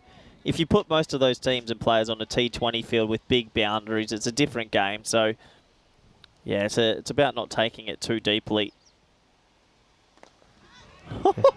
Another 6. This is another huge one. 27 runs off that over. Every ball except that wicket goes to the boundary rope. He's taken 1 for 27 in the over. You know how hard it is to take 1 for 27 in 1 over? Pretty hard. The rates today, besides the morning match, which was pretty low scoring, yeah, well, they're above the rate. My gut feel tells me they're not going to do it. There's something in my gut tells me they're going to lose a wicket or 2 and then they don't have the hitting for it. But at the moment, they're above the rate. They're looking like they're going to be 100 off 5 overs. I feel really bad for the people in charge of our graphics. I mean, they're going to have to go back to that Maximo rate and run rate graphic for Malta and alter that massively. This is helping it a lot, actually. So what do we got? Hassan comes in. Even an over of 5 or 10 will do him a world of good. Looking at Samandu now. Oh, it's another big hit. This goes for a 6 as well. He sends it straight to the scorer's tent. And my goodness, are we in for something truly shocking? That required. It's just at 14 now. Well, let me remind you, Messina Warriors are bottom of the table. This is from the bottom of the table team. That's why I'm in a bit of shock. And look at the comparative scores at the moment. They're actually 44 ahead at the comparative stage. What is going on? Oh, we're witnessing something completely bizarre. Oh, this one's up in the air. Is he going to hold on to this catch? Yes, he will. Oh, that's a really big catch by Harun Mughal. The second catch he's held on to. And Soman departs, having made 41 of 12. And could these catches be the difference between these teams? We saw the Warriors put down 3 catches, and Marsa, well, to their credit, they've taken whatever's been presented to them. I just can't see them continuing this level of ball striking. Surely not. A wicket goes, and 2 down now. Let's have a look at this one. This was skied. We saw the Warriors put down some catches that were very similar. Not the case there with for Mughal. He took that one. Yeah, so the problem is more players in the middle order have to come in and keep the tempo going, and we know that some of these teams don't bat very deep. So they need another partnership now. So that was a massive wicket, it really was. Yeah, that's the right intent first ball.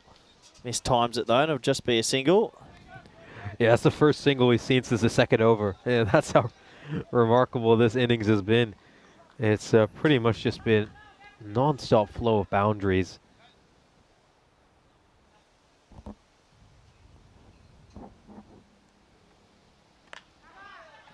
That's a really good ball there by Hassan.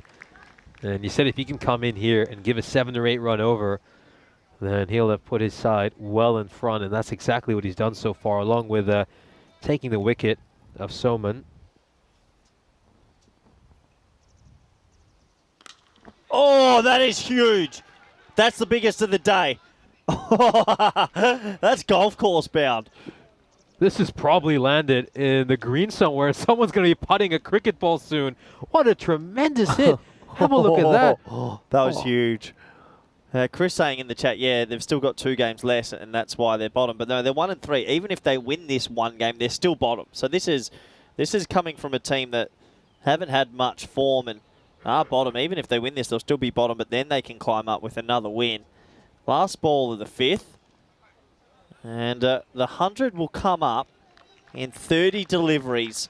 What a start to this run chase. Incredible start. They're halfway there. More than halfway there, you would say. Halfway through the innings. They managed to get 14 runs off that over, which is around what they require. They'll need about 14 and a half for the remainder of the innings. Here's a look at some of the ECL groups. I'm really looking forward to this. It's the Champions League of European cricket. We've got some great teams coming in this year. A lot of newcomers who our viewers haven't seen in the past. So it's going to be bigger and better than ever before.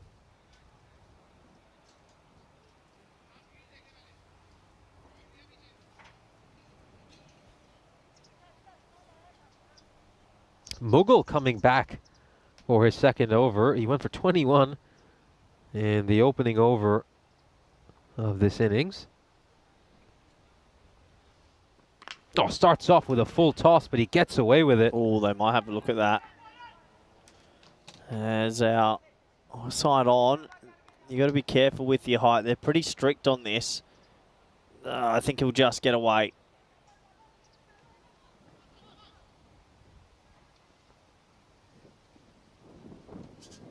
And he actually bowled a perfect Yorker over there, so he'll be really disappointed in that. That was the perfect delivery. And nope, not ready. Thank you. Good timing to pull away. So Lawrence is out there, 101 of 5.1. Long way to go just yet. He's made him waste a Yorker. Maybe he gets a juicy one here. Oh, he actually got a much better length to strike over there, but he's unable to take advantage of it.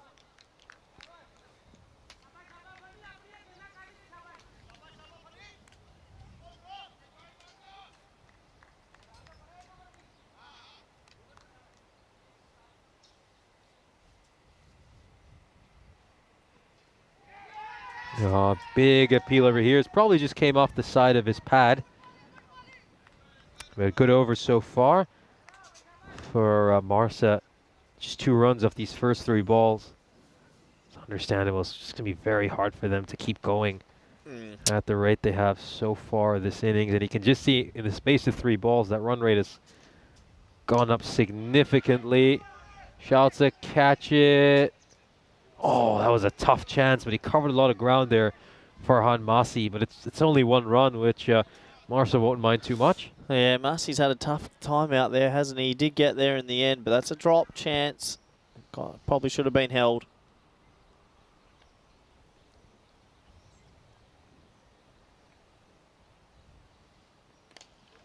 That's another one that's gone up in the air. Masi's going to have a second bite at the apple, and he will take it this time. It was a much more comfortable catch. Lawrence departs, having made just 2 runs, and this Mughal over might be the over that just takes this game away from the Warriors. Yeah, the sustained hitting is not easy, and another wicket will go now, and you have to wonder, has the engine just starting to come to a halt? Feels like they're running out of fuel. It might be a little too much for the Warriors here. I think they would have been aided if the Marsa had put down a couple of those catches for Soman and Dianish, but they weren't that lucky, the Warriors. I think their generosity wasn't quite replicated by Marsa, who've been quite ruthless with their catching.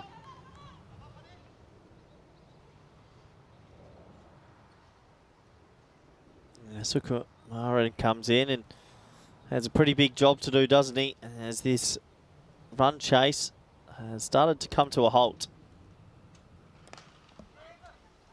Played away towards mid-wicket, and that's a single. So the first over so far this innings that has gone for less than 14. Just 4 runs off that over. A really quiet one. And Mughal might have just come in there and taken this one away from the Warriors. Stellar batting performance by the top 3. Ajin Soman with a brilliant 41 of just 13. The keeper, Danish, making 30 of 12. Chitin Johnny, he's had a pretty good job while he's been out there, making 23 of just 9. Gonna have to play a really, really special knock here.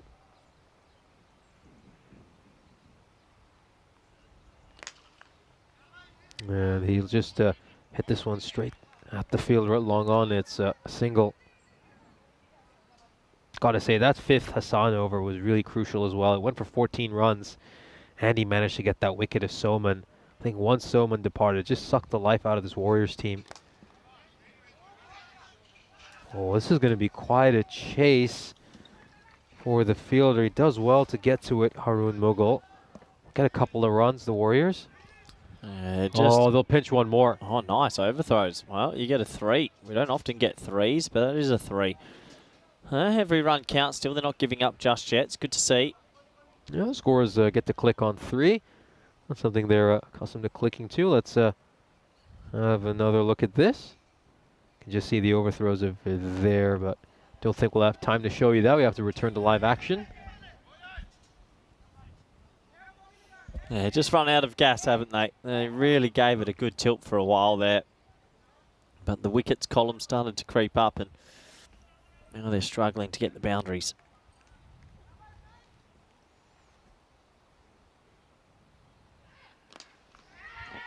And where is this going to land? Just short of the fielder at mid-wicket. So it's going to be a single.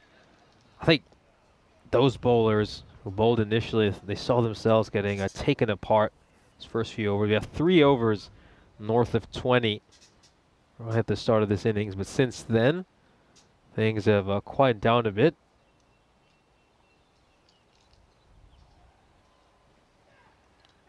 That's a big wicket there. That's the end of Sukumaran. And Hassan knows how much that means. I think they can just sense that they're inching closer to this victory now, Marsa. Yeah, it's another wicket. They've just been losing that sort of flow with the bat in the last 2 overs, which has killed it off, you feel. And you can't blame him for trying something different, but just doesn't pay off. Yeah, it doesn't pay off.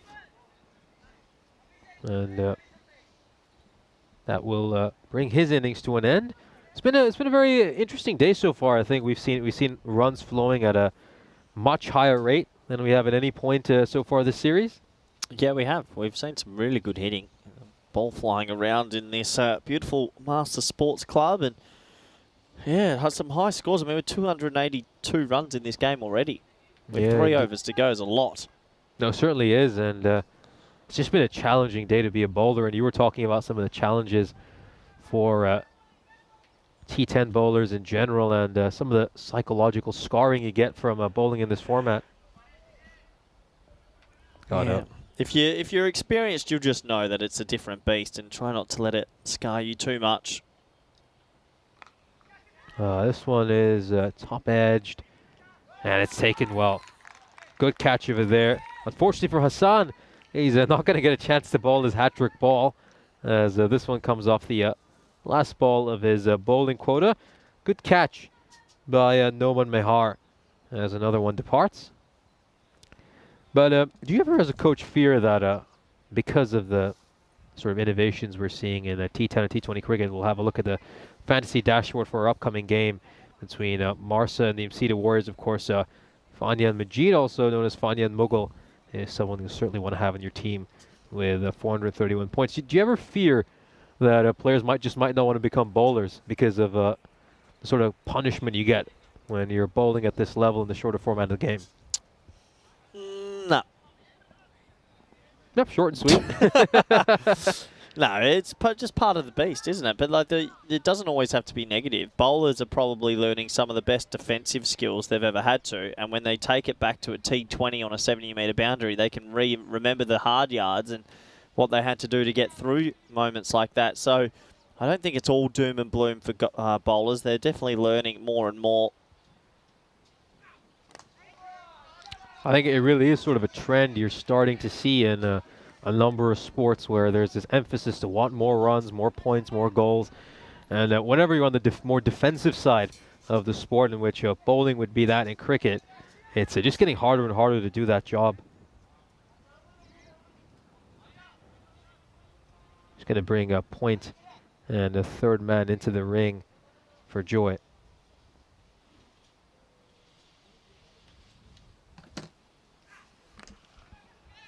He hits this one up into the air, but it actually lands inside the inner circle, and it's just one run. I think this is a great representation of the difference between club and national level, because 100 after 5 overs was almost ECC, but we know that once you get wickets at this level, it's so hard for teams to maintain it, and they took those wickets, and now they're going to win potentially by 50 runs or 40 runs. So it just shows at this level, if you keep your head up in a fielding team, even if you've had a bad start, you can always come back with 1 or 2 good balls.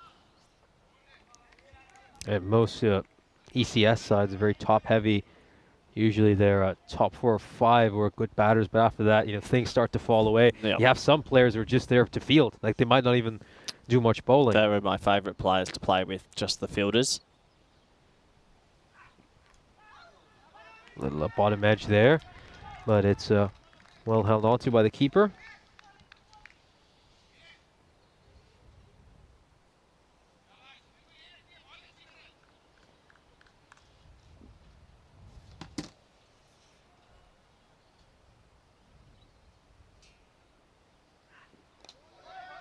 Another really good ball here by Khan. I think it's just a bit too much for Joy, who's a bowler for this team. Yeah, it's back to 0%. So we had fun for a while, but they've only made 13 runs in the last 3 overs, actually. The brakes have been applied, and it's almost a complete contrast to what we were seeing not long ago. Yeah, compare that to the fact that between overs 3 and 4, they made 52 runs. I think the big hitting has just come to an end. 59, hard 60 needed of the last 2 overs. How do you describe this as a football game? Basically, it was 7-0 at halftime, and then it stayed 7-0 in the second half. It's been very quiet indeed. We have a look at the run rate over here. You can just see how well they were going between overs 4 and 5, and then once Soman departed, it's just taking a nosedive downwards.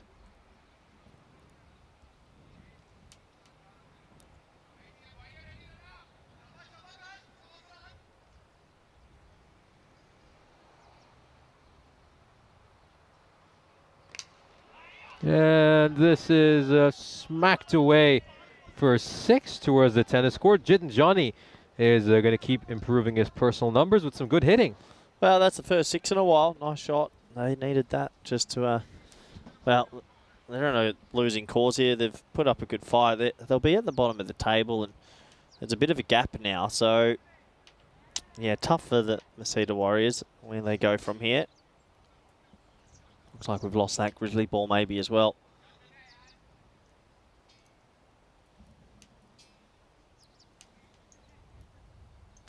I got Chris Smith talking a little bit about what some of the playing facilities in his school were like and his cricket pitch. What was it like for you when you were growing up? My school, what for school cricket? Yep.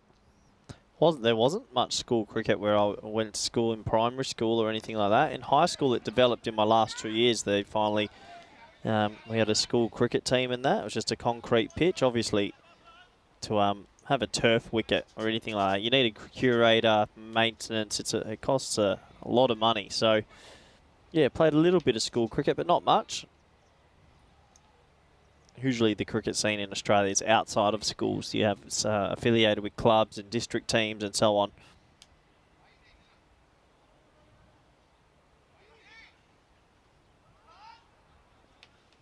So just a little delay as they get the field right to Joy. And Joy sort of shovels that out for a single. That's going to get 1 run over here. Yeah, a little bit of a tame end to a crazy game. But that happens sometimes. Very hard to keep going like we've seen for 20 overs. 15 overs of boundaries, and then the last 3 have been pretty quiet. Yeah, Chris Smith talking about how they have tennis courts that double up as netball courts. My school had the same as well, so I know what those are like.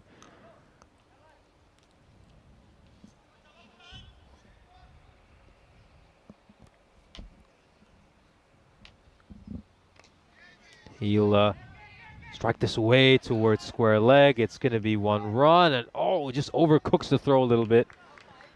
But it's not going to hurt his team too much. I think number 51, Harun Mughals, having a stern word with him saying, calm down, mate. Yeah, they need to just take a breath here. They've got the game sewn up, and they've done all the damage now. It is just a matter of time before we move on. As he goes crawling through the sand and makes a little sand castle for himself. 9 overs complete. 1, 2, 2 for 5. Yeah, that over helps Mossie's stats a lot, considering he went for 25 in his first. He'll end up with figures of 0 for 33. I think a lot of bowlers want to come back on just to salvage some of their numbers from earlier. Yeah, I think Kusamiri probably deserves another over. Why not? Or does he want to stay 1 over, 1 for 27? 4 sixes, a 3 and a wicket. Yeah, so it's going to be Harun Mughal who took the 2 crucial catches of both the openers. He'll have the honor of bowling the final over and seeing Marsa over the finishing line as they pick up their 3rd victory of this series.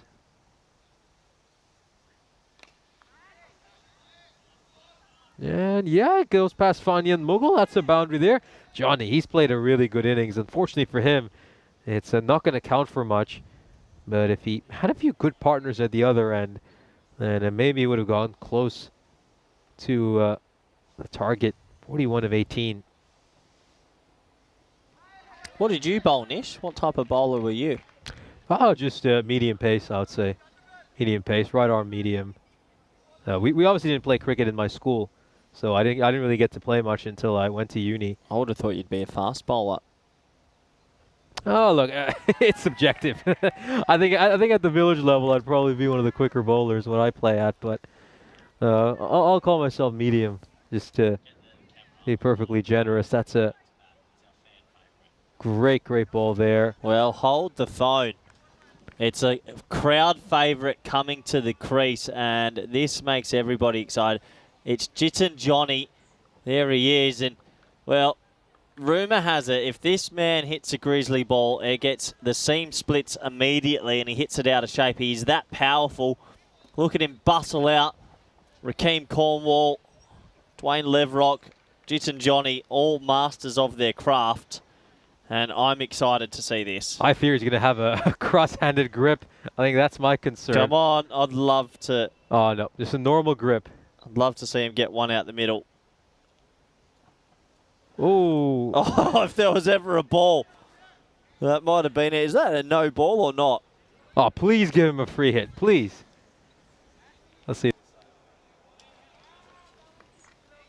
Oh, that was a no ball. My response is Jibbin Sebastian. It's big jibs. Oh, Jibbin. Shot. Let Textbook. it go for a 4. Let it go for a 4. No, he won't. It's just 1 run. Oh, he got a single. Well done, Jibbin. Oh, remember, he managed to get a couple of runs a few days ago, running hard between the wickets.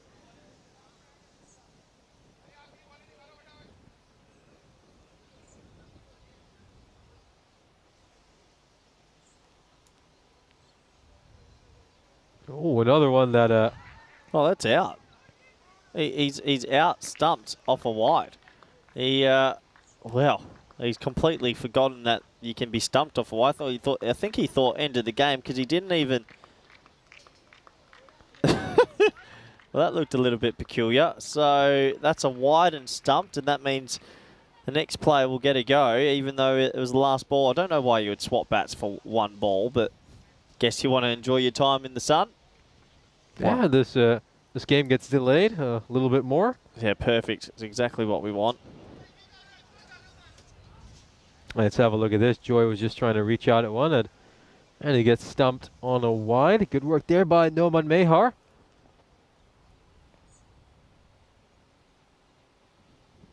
doing it again. Oh, he hit it. Thankfully, he hit it. At least he gets some bat on that. Yeah, well, that means it'll be the end of the game. Oh, Gibbons coming back, wants to come back for a second, but it's gone away to the boundary rope.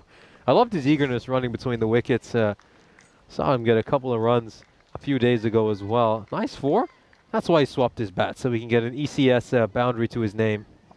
Could have done a little better there, Waqas Khan, but it won't matter as the match comes to an end. A very comfortable victory for Marcel. They'll take this one by 40 runs. Here's a look at the fantasy dashboard for the upcoming match.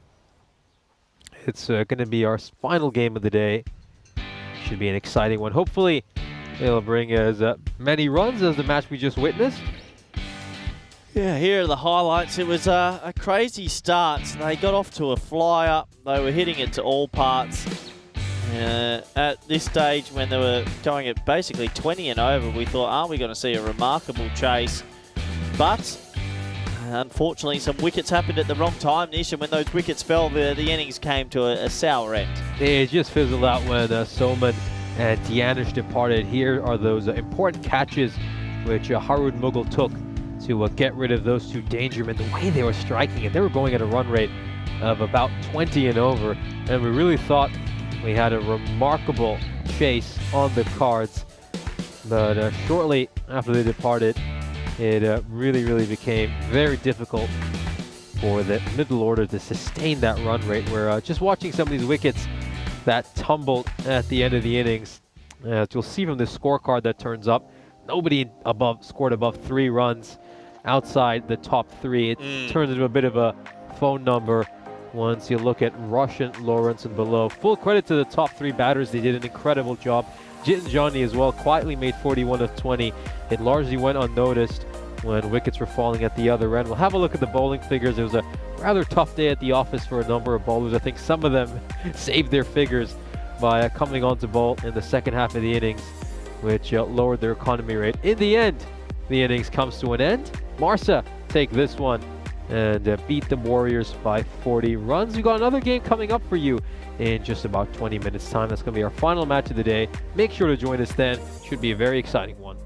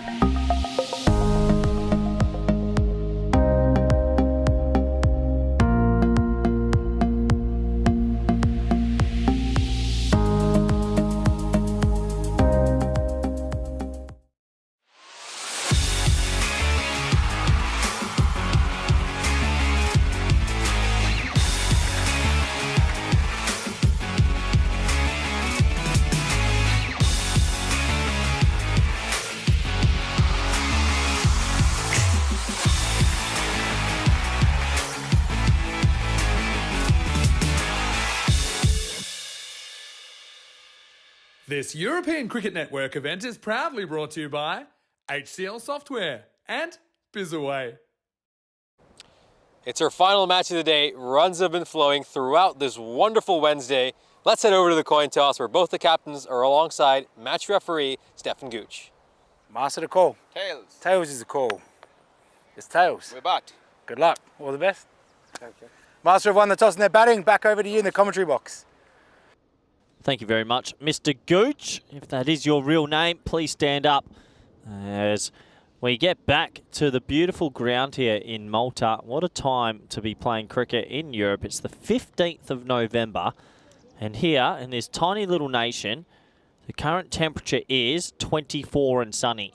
That's how lucky we are to be here. And these players, I'm sure, are enjoying it as well. Malta, they just won against the Masita Warriors, so they go to 3 and 4, and the Warriors are bottom of the table, 1 and 4.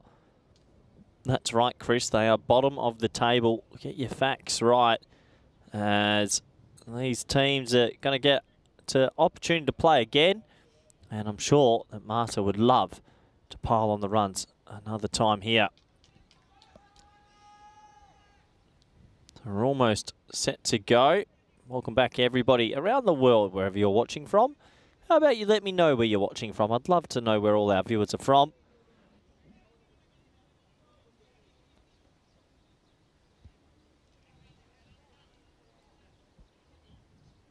You can see the players have made their way to the middle. Perfect afternoon sunshine. A little bit of breeze left to right on your screen, but nothing massive. Deep square and deep... Where's the other deep man? Deep third are the two boundary riders.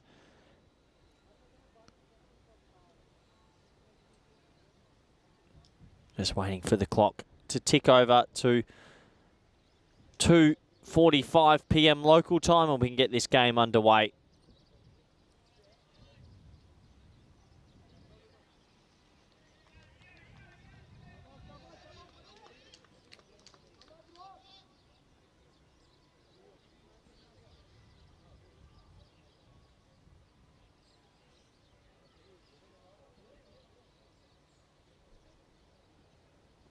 So, just waiting for the umpire says play. It looks like he's happy now. Mughal on strike, Salim at the non-strikers end. Ball 1 of this match.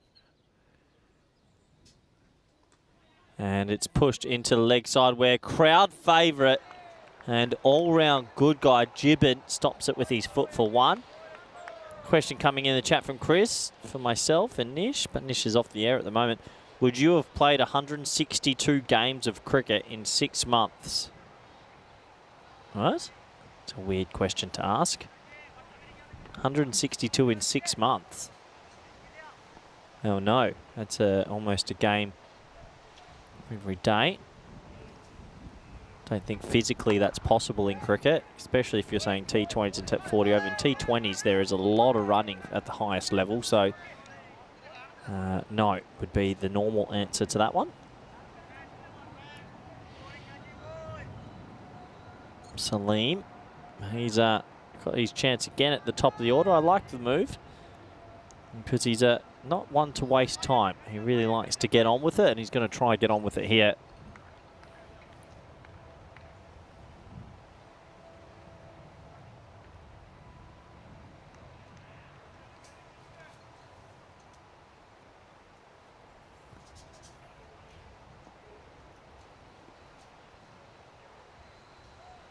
Wow, look at that bounce.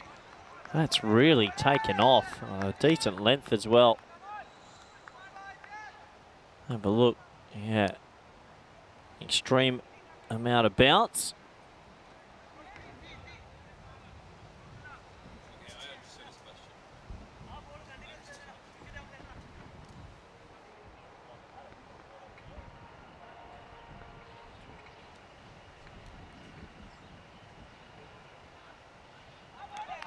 As that looks like that'll be okay as well. So better start this time for the Masita Warriors, who were hit for quite a few runs in the previous game. Looks like Chris Ward saying he's watching from Manchester. A bit dull and overcast out there. I've been to Manchester, played a cricket season in Manchester many moons ago. Croom in London and Essex. Sun's out today. Typical England. Up and down as always. crunch, bye, ball. Who wants to go and get that? No one really looks like they want to. That is a nice shot, and he hits the first big boundary of this match. Julian Dawson, watching from Berkhamsted. So, got the English viewers tuning in. I guess you've got to tune in. Your team didn't make it to the semi-finals of the World Cup, so there's nothing else for you to support, but good to get around the ECN. I know all of you are more than committed supporters and viewers of the program. Pushed into the offside and just another one. So first over is complete. Score is 8 for none. Probably a good opportunity to ask our English viewers what happened at the World Cup. Why did it go all wrong? What's your opinion? Obviously they took a very talented team, but unfortunately it just didn't work. As we have this coming up, the women's event in 32 days. Very excited to bring you the first ever ECCW. I know the players will be chomping at the bit to have their opportunity live on the network at Cardamar Oval. And they will love that indeed. Yeah, Harry Kershaw saying England did win the ECC though. Well, if that helped solve your wounds compared to a World Cup, I'm quite surprised. The level difference is probably astronomical. I think I'd prefer my country winning the World Cup. I think India's going to win it though. India seem to be the mightiest of teams in India. But yeah, what happened to England at the 50 over World Cup? What's your opinion? Curious. Very talented team, maybe a bit underdone in the 50 over program. And yeah, it came back to bite them a bit. That's a slow swinging delivery. That'll be a wide.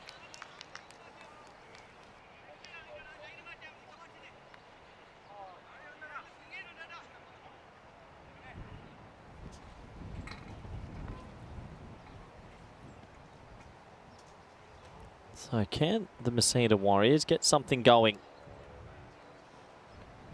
That's not going to help. That'll be a wide. So Joy not having much joy at the moment.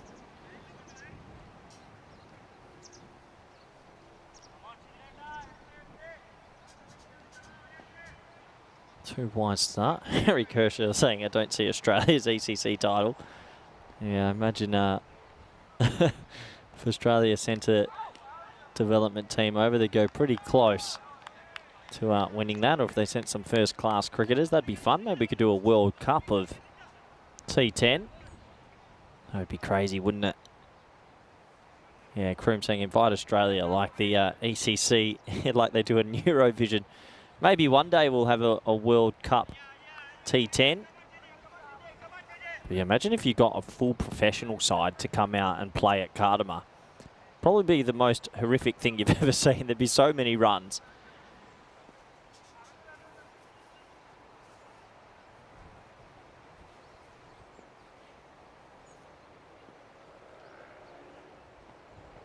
As that will be a dot ball. I thought that might have been a wide. He's hit the ground with his bat. Hasn't been called. I know he's starting his setup a little bit outside off, but I thought that might have been called wide as well.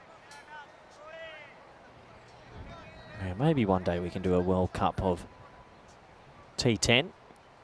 It'll be absolute chaos. That's all I know. It would be chaos. The wide has been called eventually. Wow, that took some time.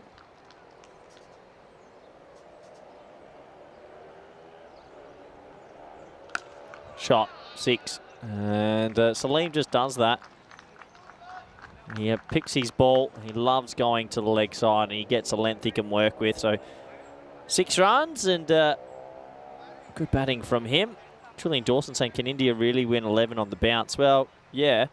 So the Indian team at the moment remind me very similar to the 03 Aussies and the 07 Aussies. I think the 07 Aussies were the most dominant at 50 over cricket. They seem to have every facet of the game covered. Spin, pace, some seriously good batters.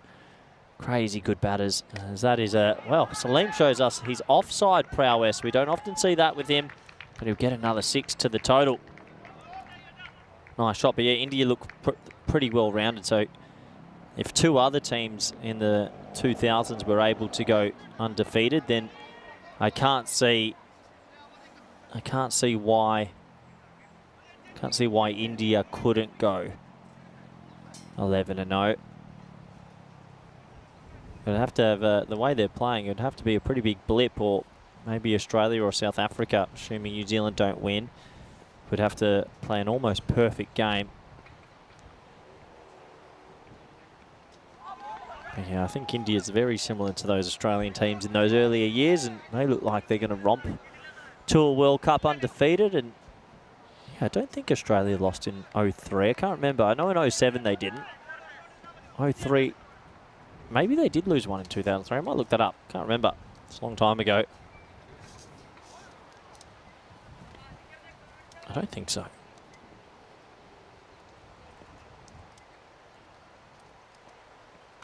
Oh yeah, 6 more, and the pain just keeps on coming.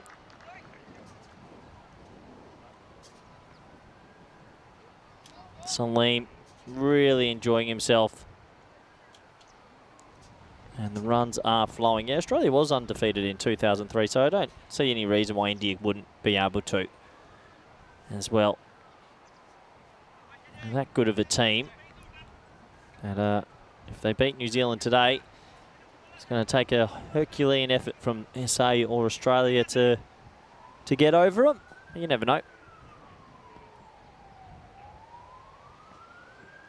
And you can see the pressure's on Joy here. He's trying to find a way to take a wicket, but that's going to be a big wide.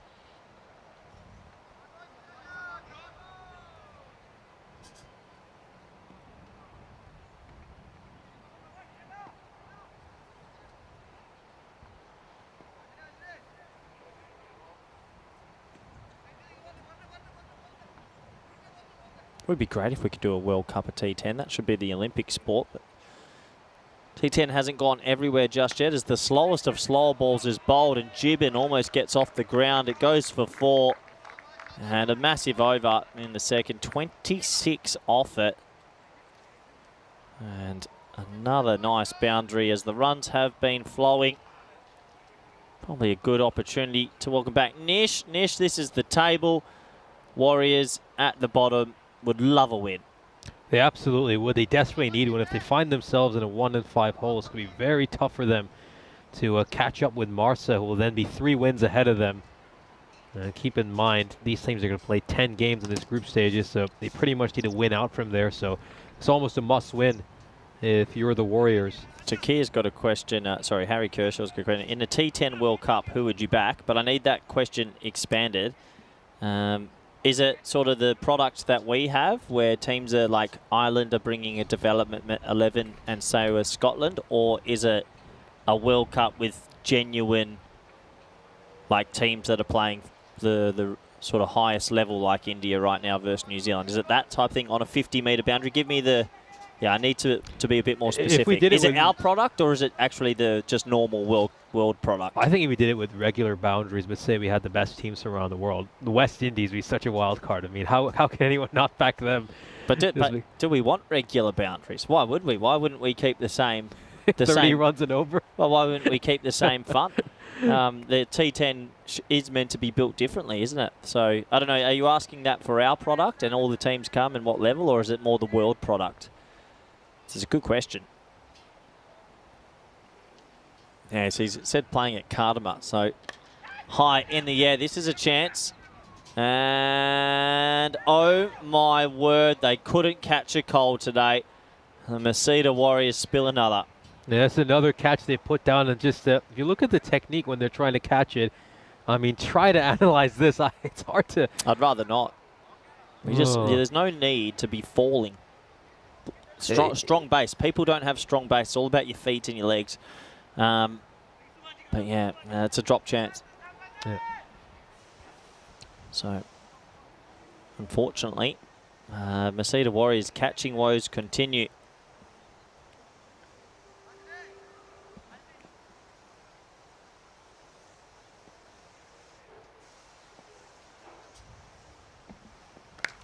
Clipped. That's going to go to the fielder out there. So, yeah, so they're just saying in the chat, let's pretend it's at Cardamar and pretend it's at the main teams. Okay. Jeez, the scores. Imagine Glenn Maxwell blocking sixes at Karma. It'd be so funny. It'd be the scores would be 280 for at least. I don't know. Like, do the bowlers even at that level have a chance to bowl Yorkers that they can get away with it? It would be chaos. That's pulled away for 4. Nice shot. The boundary's really flowing. But you feel like it would just be dot balls or boundaries for most of the game. Yeah. We wouldn't see too many. You obviously have absolutely no doubles. I mean, the fielders, their arms are too strong. They're too athletic. I mean, I think even at that level, if you put Sri Lanka, West Indies, India, England, it's a lottery. Because of the 10 overs, it's such a small sample size. Because the boundary is that small, any one of those batsmen, they could win a game. Like, each team would have 7 batsmen that can win a game easily. So, I have no idea. West Indies ain't a bad shout, I guess, but I mean, anyone could win that. Yeah. Anyone could win that. It'd be actually pretty fun to play. The next question is estimate how many Grizzly balls we would lose. That's a great question. I think the par score would be like 220 to 250. 22, 25 and over. I reckon teams at that level would be easy. They'd hit 4 boundaries and over minimum. And I reckon we'd be losing 10 Grizzlies an innings. Oh, I would love that. That would be the funniest thing to see. Not if you're a bowler. No, that would certainly be a very entertaining. Yeah, you probably do have to put it on bigger boundaries if you're going to go with those nations and everyone at full tilt. Would be fun to watch, though. Oh, I feel bad for the DJ. Imagine all the boundaries you'd have to... You wouldn't turn the DJ off. You'd just tell the DJs that's going to be buys. You just tell the DJ to keep the music playing the whole time because it's non-stop boundaries. Or if we had cheerleaders, my goodness, they'd be pretty much dancing for 90 minutes straight. Well, they've tried to steal a second run here, and he's well out of his crease. But the question mark is, has the keeper taken the bails off without the ball? Let's have a look. I don't think you can give that out. That's really complicated. Let's have a look here. Does he have the ball in his hands as he takes the stumps? He's got it there. No, that's not out. I don't think he's throwing it. Yeah, it's out of his hands by then. I think that's not out. That's the frame there. He's dropped the ball. So I'm not too sure if he's dropped it onto the stumps. I'm just watching the umpires. It's been given not out. So, yeah, that's the right decision. Good work from everybody out there. And good work from Spring Productions. Great work there. We've got a question coming in. This is Kroom. Kroom's asking if there's anything you're interested in that most people haven't heard of. Sorry? If there's anything you're interested in that most people haven't heard of. Me? That haven't heard of? Yeah, most people haven't heard of.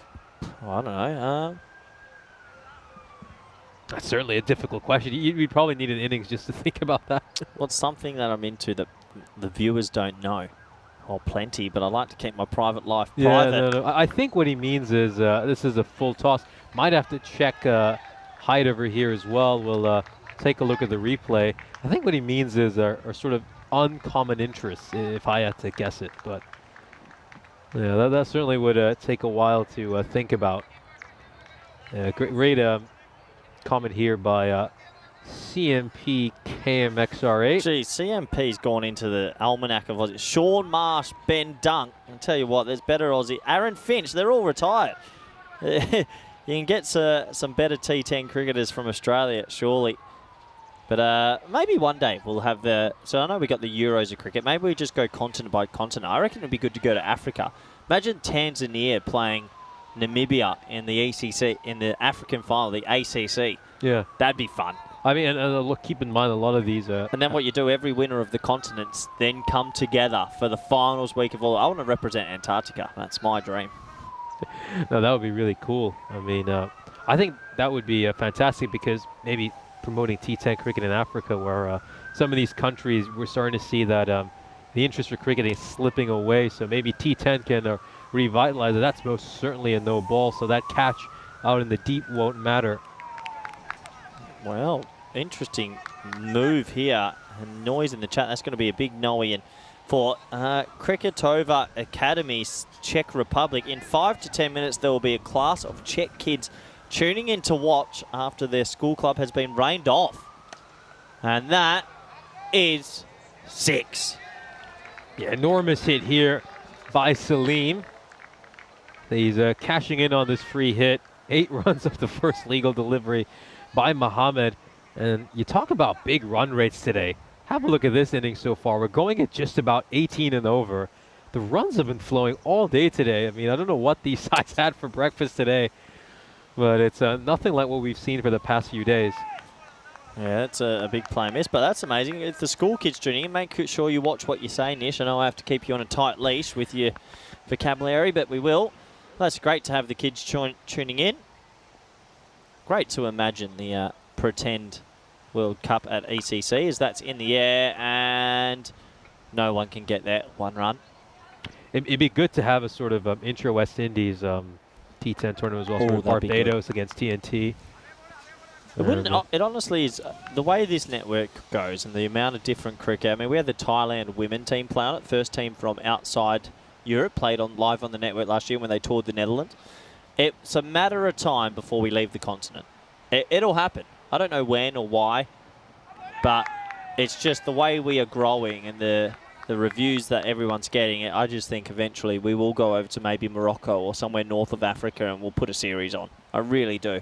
I mean, we're not that far from North Africa. It's just down to the south of us, and you know, cricket's growing all over the continent, especially with a lot of expats from traditional cricketing nations and moving all over the world. This has gone away for a boundary. Nice strike there by Mughal. Yeah, nice shot. Really nice shot. When you hit it straight, not many teams put a fielder there, so 4 more runs. Takir with the questions. Good to get all the questions. It's the late game for us, so we do appreciate it after commentating all day, every day for the whole year. When was the first ECN match played? Nish, I'm going to test your knowledge. You're a commentator now. You should know this. 2019. This one is played away. It's going to go for 4 towards extra cover. Can you tell me who played in the first ever ECN match? Who played in it? Oh, that's... Actually, it's actually quite remarkable. If anyone in the chat can tell me who played the first ever game live on the network, tell me now. I'll give everyone 1 minute. You're not allowed to use Google. And give me the answer. And if you get it right, I'm impressed. All right. We'll wait for the responses. I think I might be able to guess the country where it was played, but... So, like, first game live on the network. Come on, you should know this. Don't take your mic off. He's pressed his button off and then he's told me Germany. It's not Germany. Come on, it wasn't necessarily an ECS. Oh, okay. Come on, ECN. So European Cricket Network. Where was the first game? Who were the teams that played? I know it very well. So that's defended. I'm disappointed, Nish. I thought you were a walking almanac of European cricket. Need the viewer chat to speed up and tell me what the game was.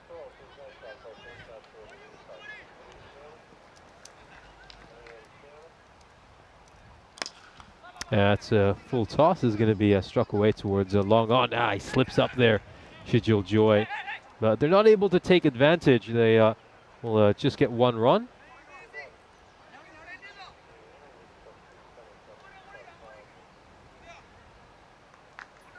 Another incredible start here for Marsa, who posted a target of over 170 in the match right before this one.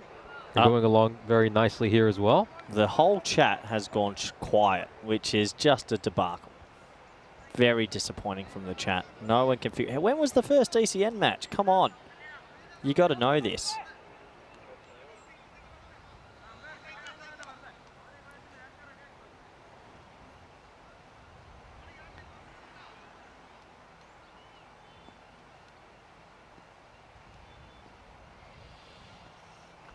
Slow ball. Oh, he's held on to another really good catch here, Dianish. It's another spectacular catch by him. We've seen him take some really good ones throughout this series. Let's have a look at the replay. It just comes off the bottom end of the bat. And Dianish takes it. Really good catch. Second time we've seen him take a catch like that so far this series. Yeah, it's a toe ender and he has to go. So, well, First wicket down, the rate is high, but wickets will help try and slow that down. I think we're getting a few guesses in the chat right now.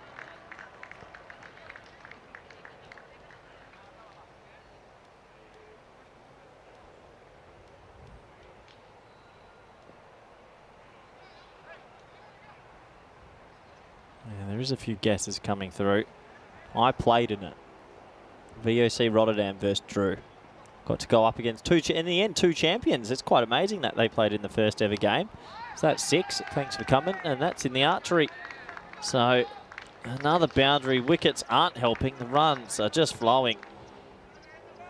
Yeah, this is going down the leg side. He just hammers it away for a 6 behind square leg. Very nice shot there by Mehar. Saw him play terrifically in the first match as well. Made 63 runs of 18 deliveries. Yeah, that's going to come off his legs, and that'll be a dot ball. There'll be 5 overs complete. 76 for 1. Oh, looks like we've got the ECN robots finally woken up. The robot hasn't been around at all this trip. What's going on with the robot? Yeah, he's been a little bit sleepy, I guess, occupied with a few other things. Haven't seen him so far today, so very good afternoon to you, our ECN robot. Yeah, well, I'm pretty sure the first ever game was many years ago against Dreux and VOC Rotterdam, who were in Group D and Group E. These are the teams coming back for ECL 2024. Very exciting times. It's turned out to be one of our major events. I think that this is our biggest event. I love the ECL. That one's clipped away. Nish. This one's clipped away for a single.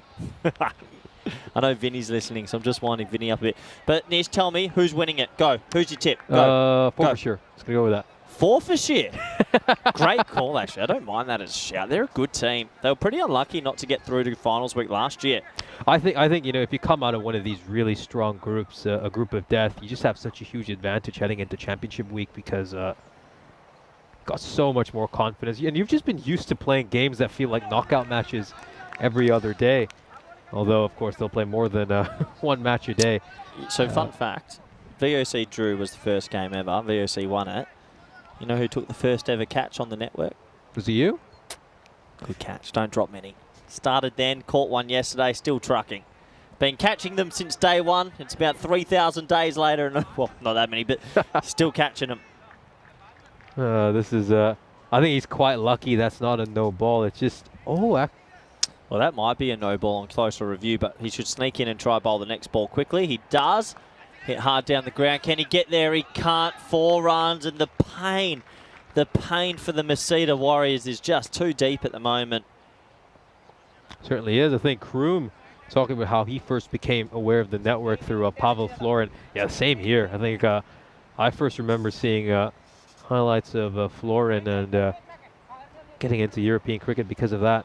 Yeah, he sort of gave it a bit of maybe an injection, helped it go viral for the first time, but I think after that it outgrew him as that's been hit for 6. Good shot.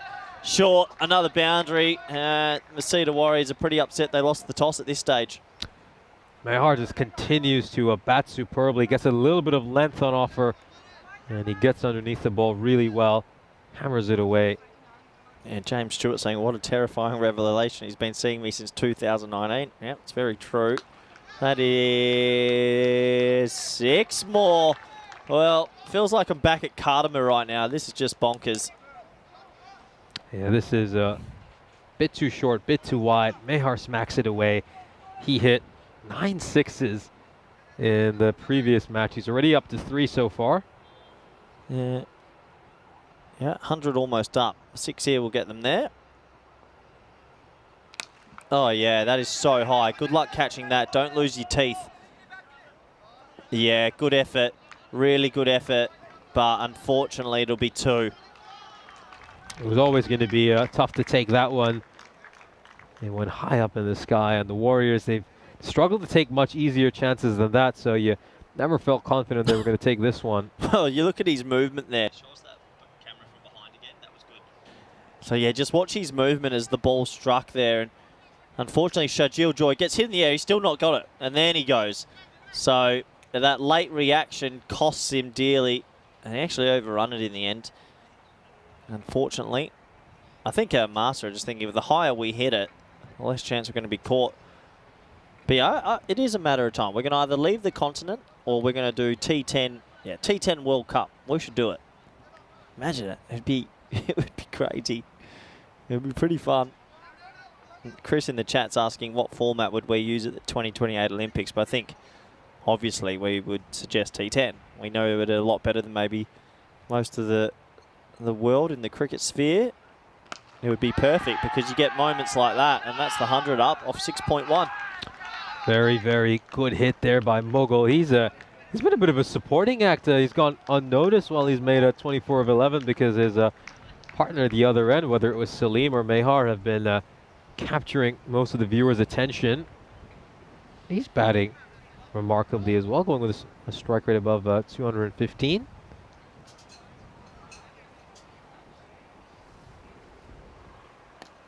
Good slower ball. Changes it up. Got to keep changing your pace and trying things. 1 run. Yeah, that's going to be a single. If we did do a World Cup T10, who's the one batter you'd love to watch at Cardamar bat? I mean, I think you mentioned it, Maxwell. I mean, how could you not want to see him? But if you had to go for... Anyone else? Thinking of other names. It's hard to narrow it down to just one name because you know that anybody at that level could really easily clear the boundary. And it would be much of a problem for them. Oh, nice cut shot. Traditional shot. And that's going to go for 4 more. Imagine someone like Liam Livingston at Cardamar. I'd love to... that would be absolutely bonkers. I'd love to watch Rohit Sharma. I think I'd go Rohit at the top of the order for India at Cardamar Oval versus Spain. Oh, versus Spain. Come on. You want to coach against him? Yeah, why not? I mean, if we get hit for 180 all the time, so it wouldn't matter. We get 280. Benched, and that should just be a single. But yeah, you talk about these great hitters like Tim David or Liam Livingston. If they were playing at a place like Cardamar, I mean, how far is the parking lot from where the actual playing field is? Not far. I mean, the fan zone is probably safe because they'd be hitting it over it. It would be so funny to see what the scores would be. I think the safest place to field in would be inside the ring if you're going up against players of that quality. This is going to clear mid-wicket as well. It's another 6 for Mughal. Another 6. This is not great for the Masita Warriors, who are stuck at the bottom of the table, and you can sort of understand why they've dropped a lot of catches today. I think here's an interesting thing, but how long before we have European franchises? We've already seen it in the United States. But do you think we get anywhere closer to having that, say, maybe not in one country, but say Paris, one team in Paris, one team in Berlin, just teams in major cities for a Europe-wide franchise league? Well, they tried that a few years ago, the Euroslam in Ireland, Scotland and Netherlands. The Mercury group were going to run that, and they botched it. I was actually meant to be the assistant coach for the Amsterdam Knights or something, but and all the big names had signed on. They had turned away from the CPL to come to the Euroslam, but the Euroslam was run by dodgy people, and let's just say it got cancelled 2 weeks before, and probably for the best. And since then, I haven't heard that it's going to come back. Last ball, the 7th. There it goes again, and 6 more. 121 off 7. These two are pumping it right now. Yeah, this has just been a real dominant batting performance today by Marta. 172 in the first game, and now they're already on to 121 in just 7 overs. Here are some of the upcoming events on the European Cricket Network. Of course, we're going to be alongside you through till next week on the 24th of November. But over this weekend, we'll have some international action for you. The Maltese national side will be welcoming the Cypriot men's team and the Estonian women's team. Then right after we're done in Malta, we'll begin our tour of Spain. This time around, we start off with the internationals. A lot of our viewers are accustomed to us closing out tours with international cricket. And then after we're done in Spain, it's our final event of the year. It's going to be the ECCW starting on the 17th of December. Yeah, looking forward to all of that. All right, if you were to take our product to one other country and have the same thing going there regularly, what other country would you take it to, and or why? I'll give you a ball to think about it. So that's clipped away, and probably 4. Oh, wow. Don't tell me. Oh, top effort, but it goes for 4. So does it have to be in Europe? Did I say that? No, so it doesn't. How about a place like Canada? I mean, it's a Commonwealth country. It's obviously the main reason they don't play cricket is because of the weather over there. But they've got a growing Asian community as well. They've got many people from cricketing background. I'm assuming a lot of British expats as well. I think they could have some very interesting cricket players over there. This In one's the air, and he's gone. Well, another wicket will go down. T10 Johnny, and he's been dismissed. Yeah, that's not a bad idea. Canada would be good, actually. I'll set it up in Toronto or Vancouver and get 10 teams to come out for ECS Toronto. Yeah, it would be very exciting, and I think the talent would already be there. They probably play at quite a high standard. Yeah, it would be interesting. Maybe. Yeah, it would be fun. One more country. Time to leave the EU. But the thing is, even within Europe, there is so much untapped talent. I mean, we have a long calendar. We go to a lot of places, but there's still places we're unable to go to. So I think there's still plenty to explore within Europe. This one is going down the leg side. I mean, we've got a big crew here from Spring Production from Latvia, and we don't have an ECS Latvia, so that would be very interesting. I'd be going America. I'd be going Vegas. The thing is, they do have Major League Cricket. Doesn't matter. Doesn't matter. Our product's better, as it looks like that was top edged into his helmet, so they're going to have to do a check. They've got the Formula 1 in Vegas this weekend, actually. Oh, is it this weekend? Yeah, that's pretty exciting. It'll be an interesting sort of race. Aren't those street circuits, though, they always tend to, in all honesty, they always tend to have pretty boring races. Oh, sorry. Sorry for you, Nish. Sorry the race is a bit boring. Just a little delay as they make sure that he's still conscious. No concussion. This is the Maximo rate. This one's creeping up there. Today's helped. There's been plenty of 6s, that's for sure. Overall, 7.4 in innings is what you get over the ECS 2023. And we've got 12 6s so far this innings. It's been a bit of an exception today. It's been a rather odd day. We started off with a really low-scoring match where both teams failed to get over 100 runs, and then since then, runs have been pouring in. We've seen the highest scores so far this series all coming in today. Here's the stats gun showing our run rates for all of our events throughout this year. That hasn't been updated to reflect some of today's scores. I think by the end of today, Malta's going to be shooting right up that table. Looks like Kroom's thrown in the highlights package of the first ever game. Always good to see. Plenty of highlights on the network, all on YouTube if you ever get around to them, or on our social media.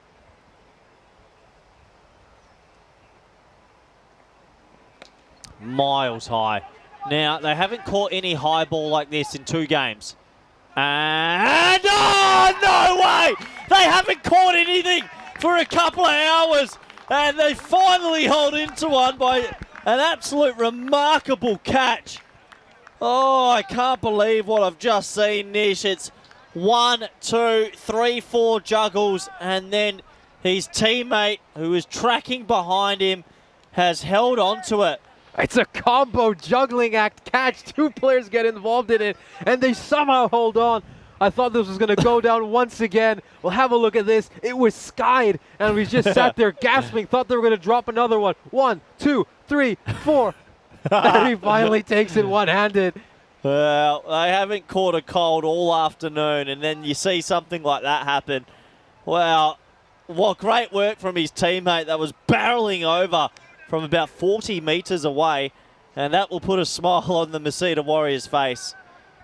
No, at least they get some bright spot. That's something they're going to remember for a long time to come. It's a great memory for this Warriors team, and that's what European cricket's all about.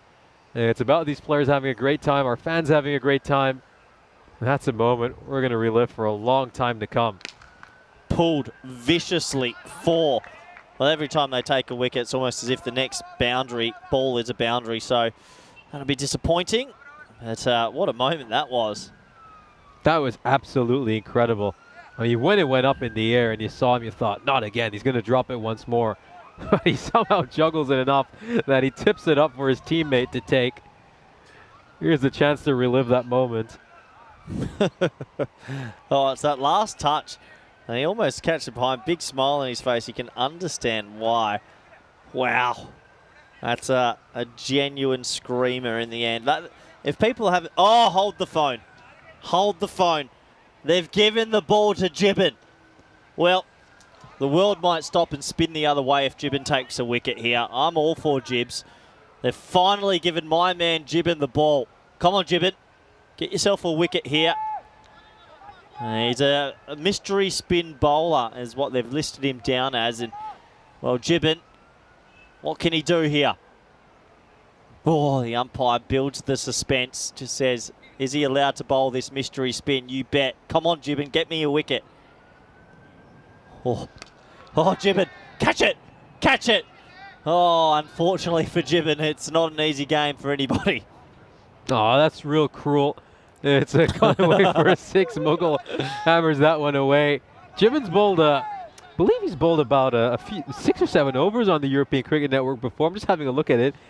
He's had a pretty decent economy rate though, 7.6. Well, it's a bit more than 7.6 now. Oh, Gibbon, you're going to have to get into the mystery spin. This man on your screen is a cult favourite in Malta. People literally travel to the country to visit Gibbon. They love the Jib. Beg your pardon, I was looking at the wrong numbers. It's actually 10. He's only bowled 1 over before this. So. This is good. This is his moment in the sun. No umpire. What is the umpire doing? You've got to read the situation. Every now and then you've got to get behind a bowler. That's cannoning into leg stump. Come on, umpire. Come on, let's go get a little bit of WWE Oh, here. he's almost taken him out with another clothesline. Gibbon and the umpire are having a bit of back and forth. I wouldn't get on Gibbon's wrong side. He might send you into another dimension. And, oh, look, now they're giving Gibbon a warning. Everyone doesn't want to see Gibbon succeed, but I do. Oh, Gibbon's gone down. Yeah, this will be moment of the ECN. And he's dropped. He's put it down. If there's one catch they needed to take, that was the one. How hard is it? How hard is it to not take a catch off Gibbon? Gibbon's done him there with the mystery ball. He's also hit the deck. There was tremors around the Malta Sea. But how's he dropped this? How's that missed the stop? Give Gibbon a bowl, and he's delivering. Oh, look at this. He's deceived him. Incredible amount of turn over there. Whisker away from the off stump, and he almost gets him again. You're kidding me. Give him a second over. That was a fantastic over for let's make this an 11-over game. Come on. I wouldn't mind staying an extra over for Gibbon. Oh, my word. So unlucky. I'm not too sure what's happening out there. Maybe they're going to give him a wicket here. I'm not too sure what's happened. But what an over from Gibbon. He could have had 3 wickets there. As the umpires are conferring. There was shockwaves from that fall. Let's make sure everyone's okay. Gibbon, this was the moment. He went down, but he was about to celebrate. Unfortunately, his teammate couldn't do a thing. And Gibbon is going to end his spell without a wicket. He's been robbed. He's been absolutely robbed. No, real shame we didn't get to see a Gibbon wicket there. Was looking forward to seeing him get on the wickets column, and yeah, he did a pretty decent job in that over. The real shame he can't bowl a second because that was the penultimate over. Hope we see him bowling again at some point this series. That over is better than most of his teammates, so would like to see Gibbon get the ball more often in the future. Last 6 balls of this innings.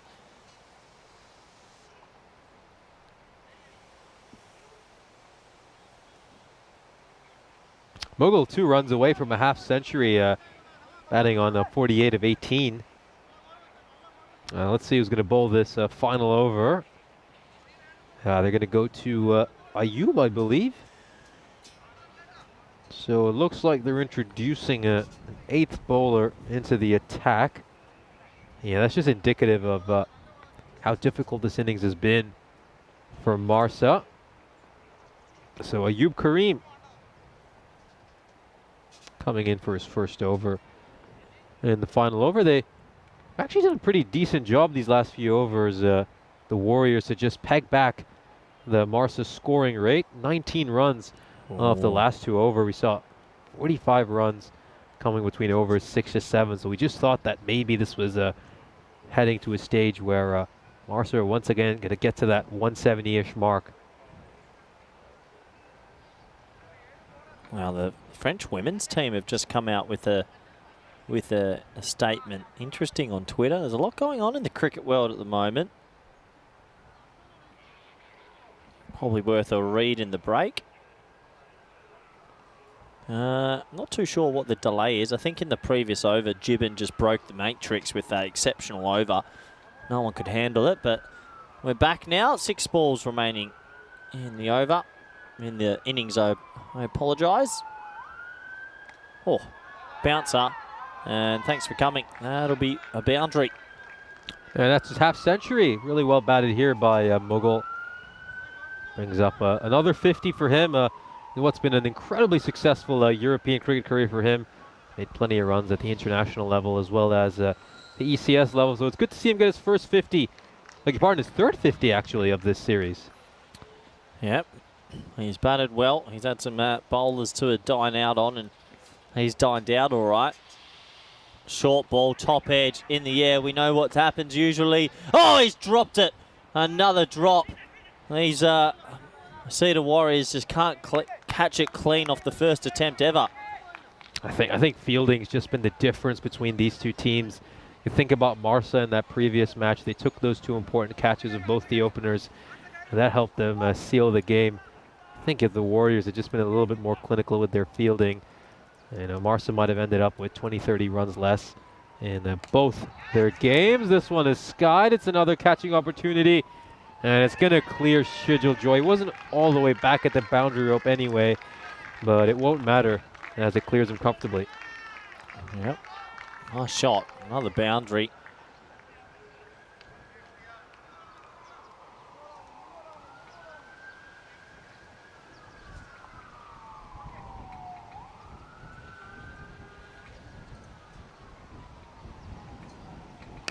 That's crunched over to the leg side now. No, he goes with the foot. Goes with the shin and makes a remarkable stop.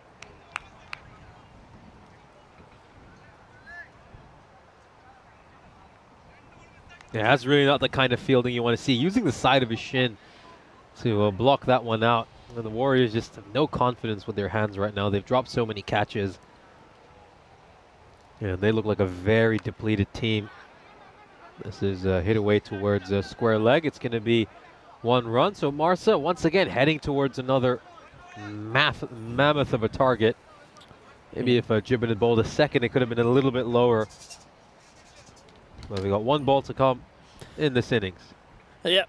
You reckon Mughal could get him to 160? No, probably out actually. Yeah, he is out. So full straight, and that's going into leg stump. So a bonus wicket for Kareem, who bowled the last over. Have a look at that now. It was full, it was straight, and with that angle, that's going into leg. So innings complete-ish, but Marsa, they've done a lot of damage again. Yeah, once again, they get to another very impressive total. 154 runs in the end for Marsa.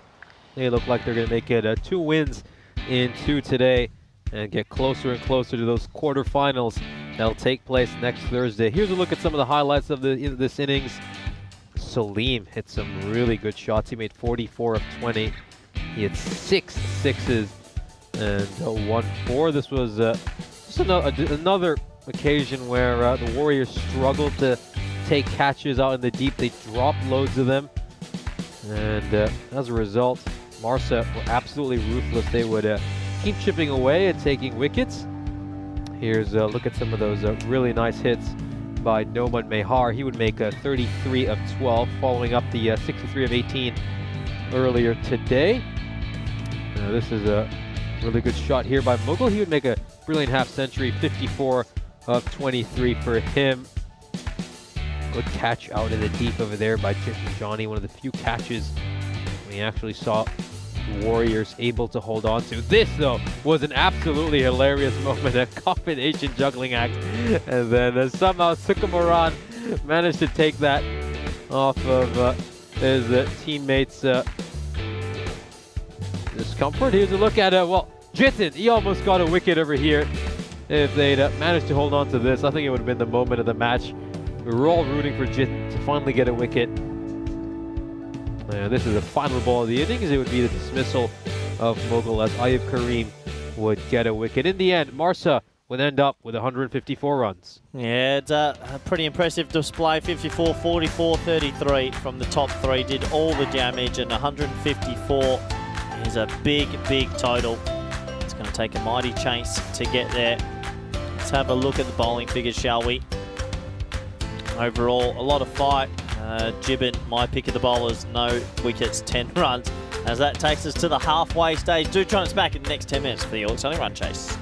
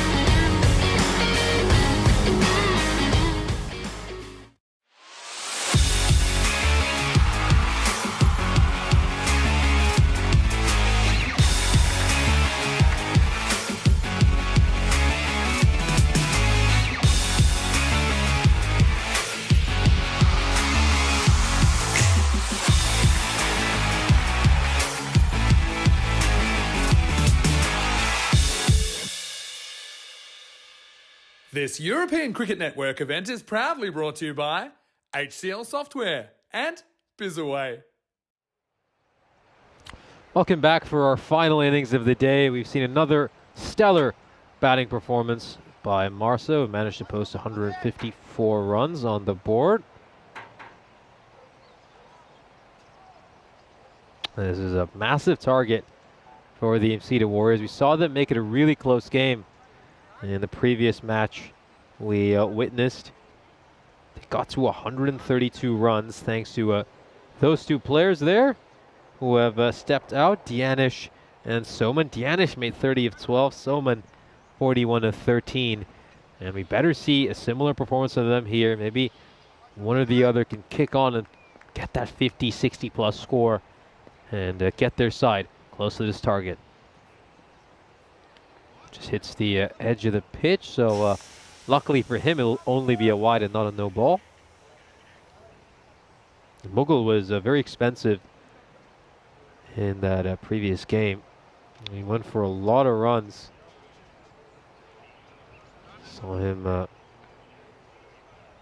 give up 21 runs in his opening over, and that really set the tone for the first 5 overs. And then the Warriors just went on an incredible rampage his first 4 overs, scoring at almost 20 and over. It gave Marceau real fright for a long time. This one's high up in the air. There's some fielders underneath. It's going to take some catching. But he's not quite able to get to it, Adnan Hassan. So it's going to be a couple of runs.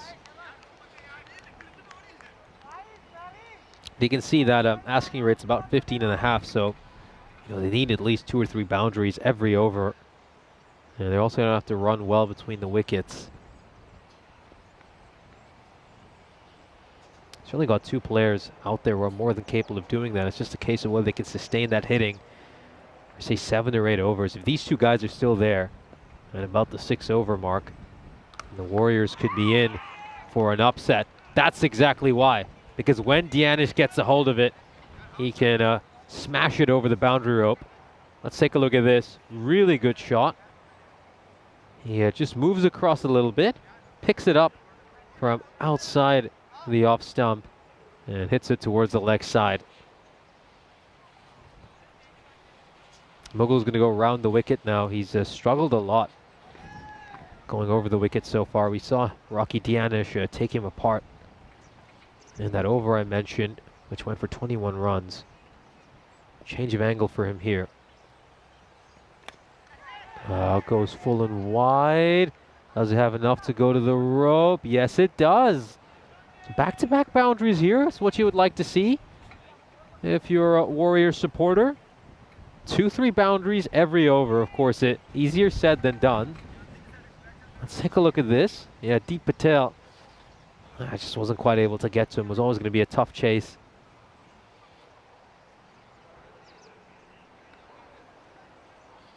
Yeah, of course, it's our last innings of the day, so keep the random questions coming in the chat. We always love to hear from our viewers. Shouts to catch it again. This is a really good stroke. Nice little inside-out shot. Dianish hits it away for a 4. I love this. He knows it's a power play. His fielders are inside the ring, so he just hits it over them. Gets the 4. Lovely shot there by Dianish.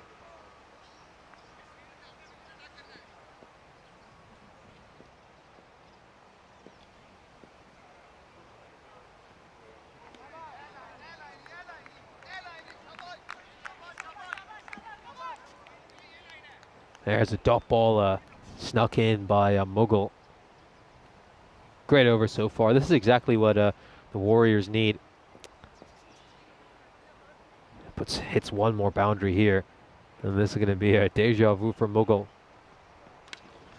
And it will be deja vu. This over goes magical as well. He started the previous match with a magical over. He does that here again. Rocky Dianish just has Mughal's number today. 23 runs off the opening over, and could we be in for another exciting chase? It's just been an incredible day. We've seen runs flowing throughout this day. 207 matches, by the way, since we last had a golden ball, and if we get one here, I'd be absolutely delighted, as would my commentary partner, Corey Rutgers. Yeah, I think I would be. I'd be looking forward to seeing a chase that would be that high. In the previous game, they were chasing 175, and they're on 100 off 5 overs, but even at 105, you still have to go at 15 and over. If they can get to 100 off 5 overs this time, you would only need 10-ish and over, so that's a big difference. So, dream.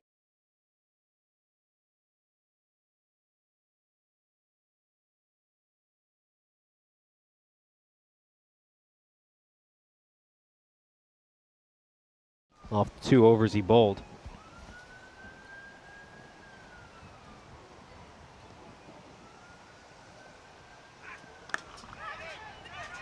And it just goes over the fielder. That covers head. Well, they come back for a second run. They're going to have to be quick. They'll get 2 runs here. Yeah, good running. Yeah, good running. Very good running. So, 25 off 7 balls. We saw last game 3 batters, wasn't it? The top 3. They have to do all the heavy lifting. And can they keep going?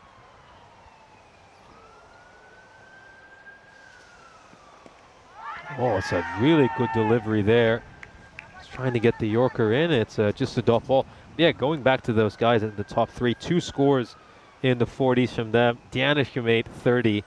One of them now needs to go on and make a 60-plus score. If any of those 3 do, I think they're going to be very close to this target of 155. Oh, that was really, really close to the stumps. He's a lucky boy, Soman. Well, it can easily go the other way as well. And I'm sure that Marsa are saying that to themselves. If they can just take a wicket, could be game over.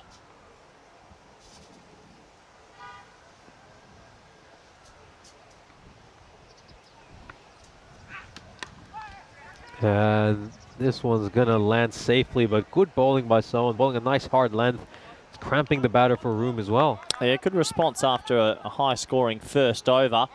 Exactly what they would have been asking for, so 10 balls, 26.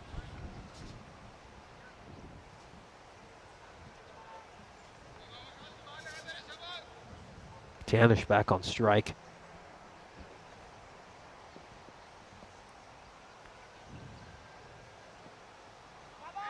And again, very good. Oh, it's been given a wide by the umpire. Late call, but let's see if it's the right call. Yeah, that's fine. If it's touching the tram line, it's a wide. So it might have ended up inside when it got to the keeper, but it's judged as it goes past the batter. So that's a wide for me. Good umpiring. That's 1 run there for Danish. Great over so far by Khan. You know, just quietening things down after that mammoth over to start off proceedings. Very similar to what he did in the previous game as well, where he just snuck in those 2 quiet overs.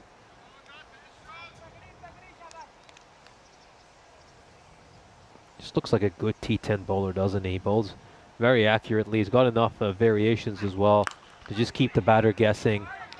This one is struck firmly but straight at the fielder, Farhan Masi. And this over will go for just 6 runs. Yeah, brilliant over. That pegs it back a fair bit. 2 overs complete, 29 for none. These teams fighting it out. We see the Warriors need to win this, you'd imagine, to keep this group open. A loss here, and then there's a bit of a gap.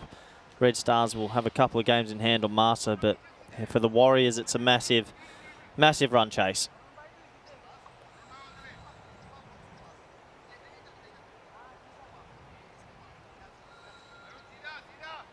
Let's see who they go with for the 3rd over. It seems like it's going to be Farhan Masi. His first over in the previous game we saw was enormous. He went for 25 runs. So he's got a little bit of shell shock from bowling to these 2 batters. Very firmly struck, just races past the fielder. It's actually gone straight at him, but it was so quick, he just couldn't judge where the ball was. Well, I don't think you want to stop that. That was so hard. That's awful. At pace, half volley. Yeah, that was hit ridiculously hard. Massey's had a difficult day with the ball.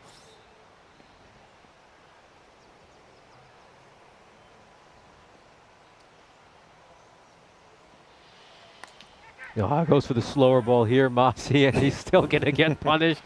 It's another boundary. This one goes away for 4 as well. Well, he's got the double teapot on already, Massey, because I think the last competitive balls he's bowled in cricket have just all been hit to the boundary. What was the previous game? His first over, I think, went for 26. First over went for 25 or 26, and his second over went for 8. Yeah, so, that was to the tail enders.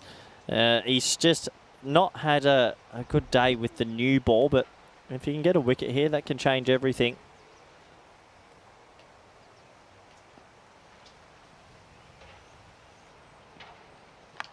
He goes for the short one, and everything he tries doesn't work. Goes for an orthodox delivery, he gets battered away. Goes for a shorter one, it goes for 6. I love that every ball he bowls, he then walks down with the double teapot, hands on the hips, because he must be thinking, what do I need to do? What do I have to do to bowl a ball that stays in the park? He just wants the ball to stay in the park. Unfortunately, not happening. Yeah, 14 runs off the over already.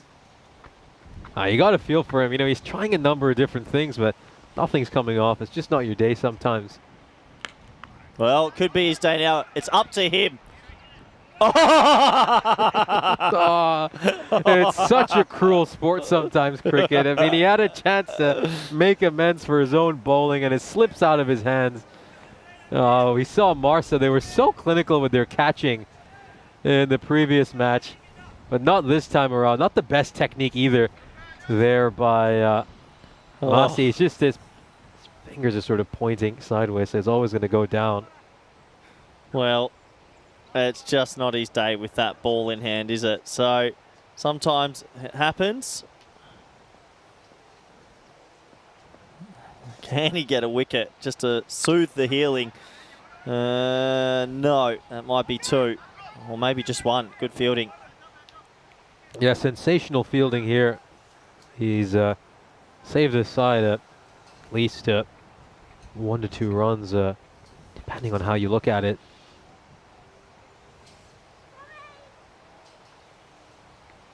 Now then, 1 more ball to come in this over. 16 off it already.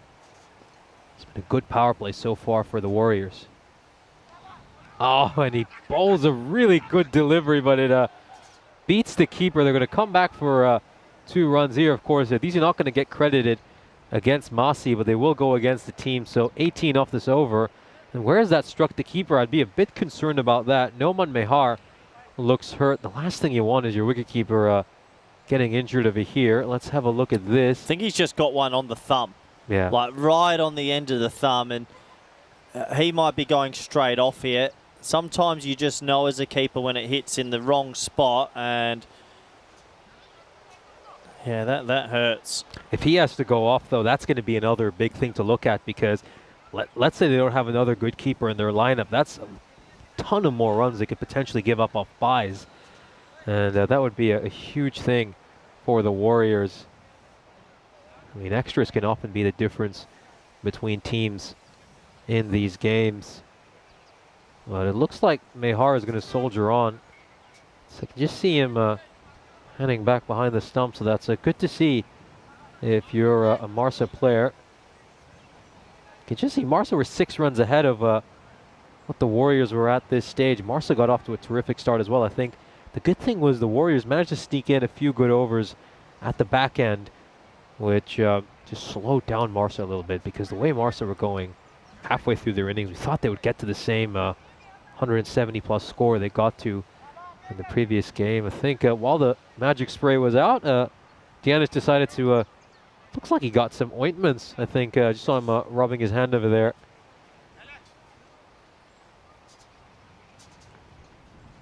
Anyway, so Hassan was going to bowl the first over after the power play. Hassan was terrific in the previous game. He stepped in during a few pressure situations, snuck in a 14-run over when these two were battering the bowlers for over 20 and over. And then he also got that big wicket of Ajin Soman. He strays down the leg side here, and Dianish helps it away behind square leg. That goes over fine leg for a 6. You called it. I think you just said it 10 minutes ago. If these two bat to the 6th or 7th over, then it's game on. Last game, they did it for 5 overs. They were on 105, and then they all got out. The top 3 got out. If they can do this till the 7th, then I'll believe, because we know they've got a very sort of soft middle order. So these two doing a good job again. They've got to continue. Oh, yeah, that is huge. That is in the... There it goes. Look at that ball go. That's miles away. What a shot. I mean, how many balls have we seen today sent out to the archery field? It's incredible. It's not just the number of sixes we've seen today. The height of these sixes has been something else as well. Probably had one sent to the golf course.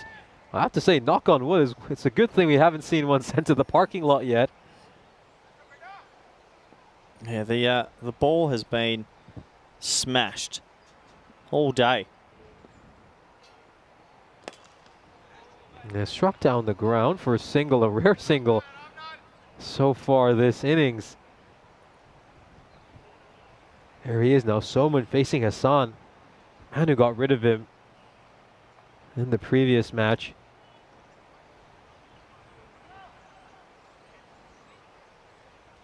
Just need these two to keep going for a bit longer to set us up for a grandstand finish.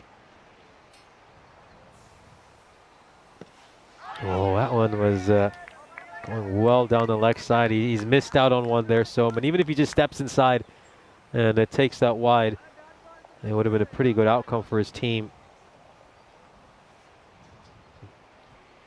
Yeah, I'll be frustrated. He spoiled a pretty poor delivery over there.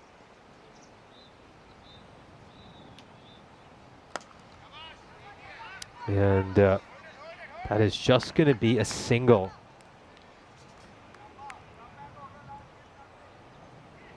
Yeah, what have we got? 94 of 37.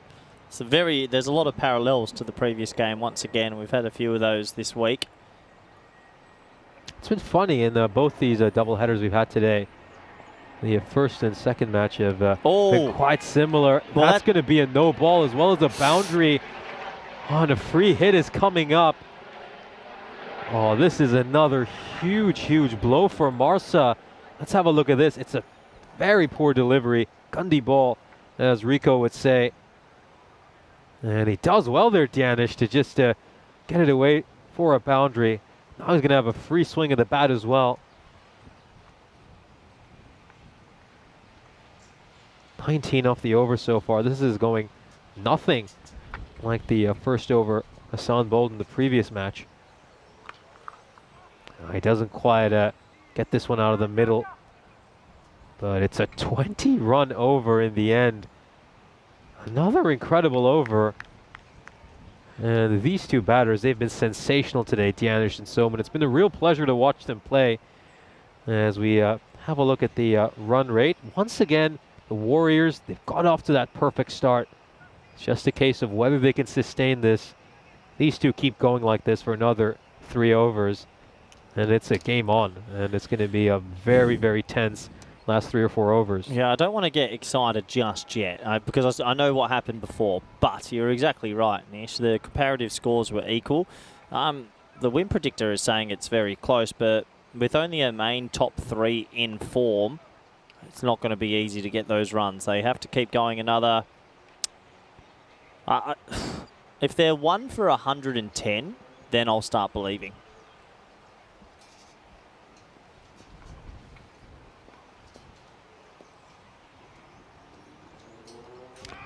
Oh, Patel gets a wide given against him there. We didn't see Patel bowl whatsoever in the previous match, but they've just decided to start experimenting with this bowling lineup that's getting carted all over the place. Well, sometimes when you're getting hit all over the place, you just try different things to see if it'll work. Oh, brave, risky batting. Don't know if he needs to do that when he's 42 or 14 already. And it was going down the leg side anyway, so if he gets some bat on it, it's a boundary. I think there's one thing you can maybe be a bit critical of Dianish. It's the fact that he sometimes just overthinks things a little bit. This is struck out towards mid-wicket, and it's just 1 run. Well, it's nice from Patel so far. He won't mind if they want to play silly or risky shots. It's just something different, something they haven't seen so far today, so might just take them a couple balls to settle in, and that's enough to sneak in enough dot balls to shoot that asking rate up a bit. And this is skied again. This is the second chance Soman has presented. And it's going to land safely, but he'll come back for two runs. No, we're going to get a 6. No. This is going to go for 6. It's a 6. Well, can you believe it? Patel, the bowler, has run 20 metres to go for the catch.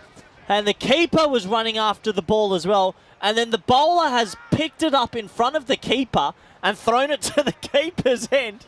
And it's gone for 4. So that's going to be a 6. I can't believe it. We have to look at the backing up over here. It wasn't the best. From what I saw, I think he just popped right through his hands. Well, that's 2 and a 4, so that's 6 runs.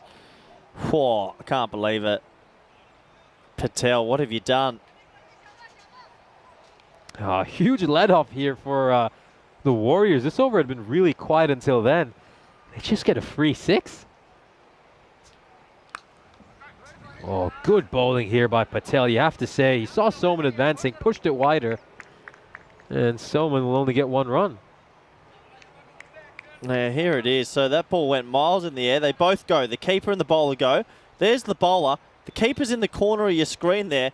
He throws it to the keeper's end. No one's there. And it goes for 4. Oh, boy, I love cricket.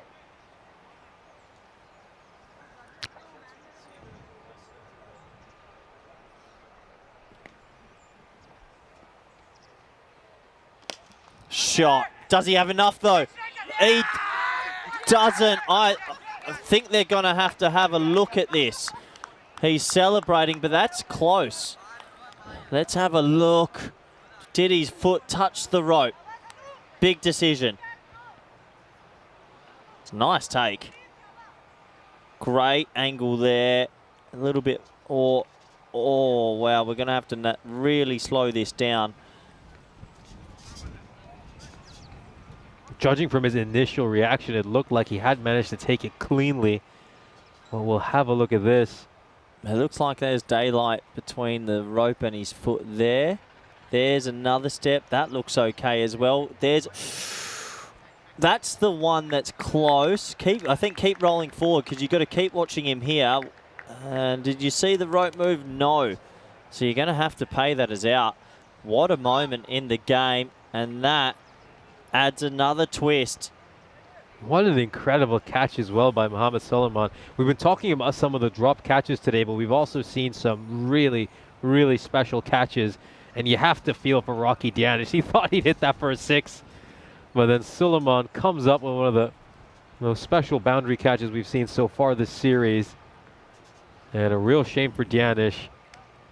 And again, we said these two needed to just hang around for another couple of overs. Dianish was the aggressor in that partnership. So this is a massive blow for the Warriors. Yeah, I can't believe what I just saw. What a catch that was. And, well, here's Johnny. And he starts with a 6. Game is still on. Johnny, he made 41 of 20 deliveries in that last match. So he's more than capable of giving it a bash. Have a look at this. It's a full toss, a rare poor delivery by Deep Patel, who's bowled fairly decently for much of that over. 16 come off it in the end. Here's a look at the international cricket we have coming up for you this weekend.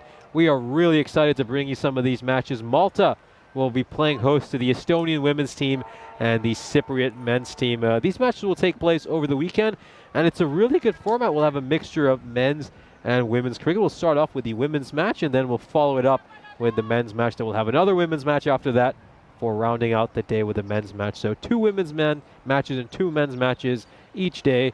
That's going to be fun. 4 national teams involved, 8 live games of cricket. And you can join us on Fancode if you're in the Indian subcontinent, and on YouTube if you're anywhere else in the world. As this is going to be a boundary here for Soman. It's Khan continuing. His first over went for 6 runs. Yeah, they're doing all right here. Still just sticking thereabouts. The win predictor says 50-50, but I think there is a... I'd want to be master at the moment, just knowing what we've seen before.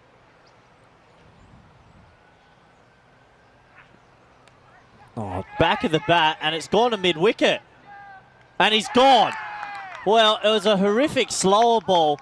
It would have been a massive wide. It's hit the back of the bat, and it has flown to mid-wicket. And with that wicket, now they're sort of starting to get into that middle order. Oh, Solomon, what have you done? You could have left that one alone. It would have gone for a wide. He's trying to hammer that one away, but he's presented a nice and easy catch to the fielder at mid-wicket, who gobbles that one up. And you feel any chances the Warriors might have had have disappeared with that wicket. It's a real shame. They put on a good fight in both of these chases. But once you get into that soft underbelly, their middle order, you feel they just struggle to sustain this net run rate. Yeah, this is going to be tough now because they're going to, well, have to rely on a few players that didn't really have too much form only about an hour and a half ago. So unless we see something different, Malta now take a bit of control in this game. Yeah, Lawrence made just 2 runs of 3 deliveries in the previous match. He starts off with a dot ball here. Khan, he's done a very good job today. I think I've been incredibly impressed with his bowling. He stepped in the previous game, bowled a few pressure overs, kept things tight. He's done the same here as well. 6 runs off his first over, and then he gets a little bit lucky by grabbing a wicket. And this over, this one is absolutely crunched. So Lawrence, well, he might have some power hitting abilities that we didn't get a chance to see. Well, shot. Well, we didn't see much of that before. Just keep on fighting here, the Masita Warriors. They're a bit like New Zealand in the 50-over cricket as well, who just keep on fighting as well. So it's an interesting sport. Yeah, reading some of the messages in the chat. Well, I think not good news for these last 30 minutes. No, India are still miles ahead in that. New Zealand need about 200 off 20 overs. That's not easy. 10 and over for 20 overs against that attack, but they've given themselves a shot, and also have the Masita Warriors given themselves a shot. Great game of cricket, this. Really is.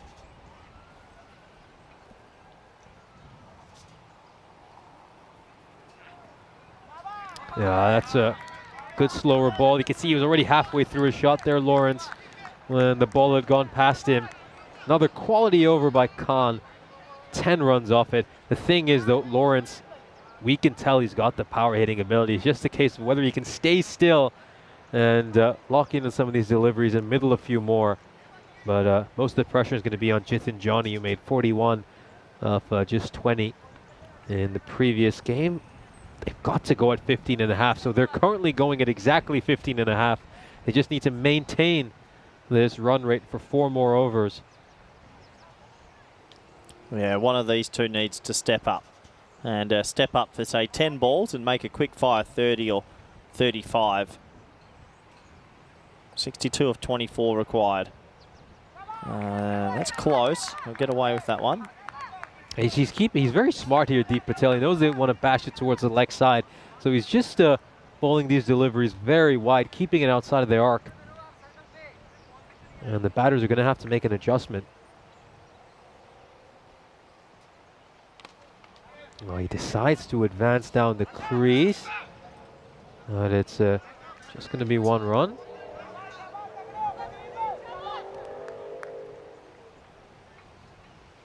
Bounces down the wicket, I should say, and that's Lawrence back on strike.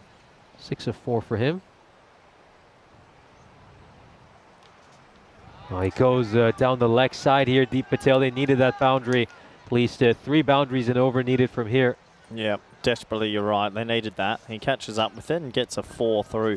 Fine leg. So doing exactly what they need to do. 57 off 21 is a lot of hard work, though. A lot of heavy lifting has to keep happening.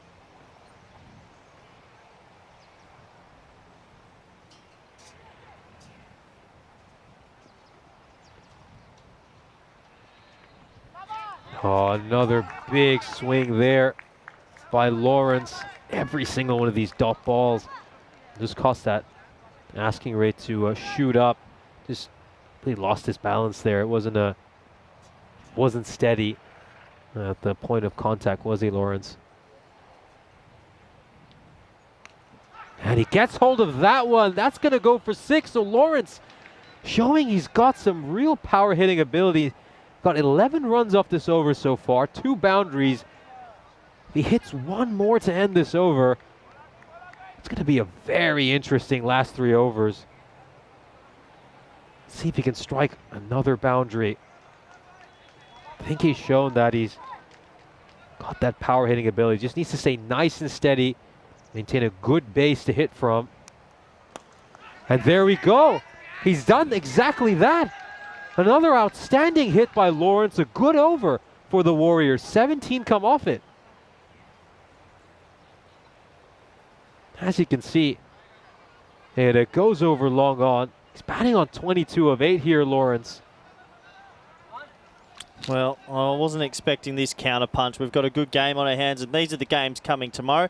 I have a rostered day off, so Nish will join, will hopefully be joined maybe by a surprise guest commentator if he can convince someone to join him, but looking forward to more cricket action. Yeah, it'd be great to get either Maida or Stefan Gucci in the commentary box to have a discussion with them. I know our viewers always have some interesting questions for them. Overseas will be playing tomorrow. They're coming off their first ever European Cricket Series win yesterday, so looking forward to seeing how they'll play against the Southern Crusaders. So Hassan comes off 45 off 18. Those sixes from Lawrence have just breathed a little bit more life into it. 3 overs of 15 is manageable.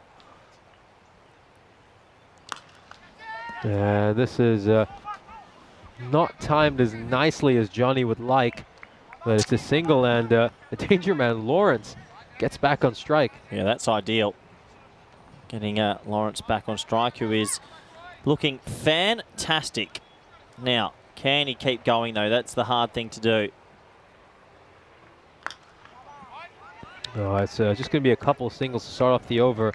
Nice bowling here by Hassan. He's bowling a good line and length here. Yeah, 2 ones all of a sudden. What a brilliant way to start the over. The pressure's now on the batters for this over. Such a big difference if you find a boundary earlier in the over and if you don't.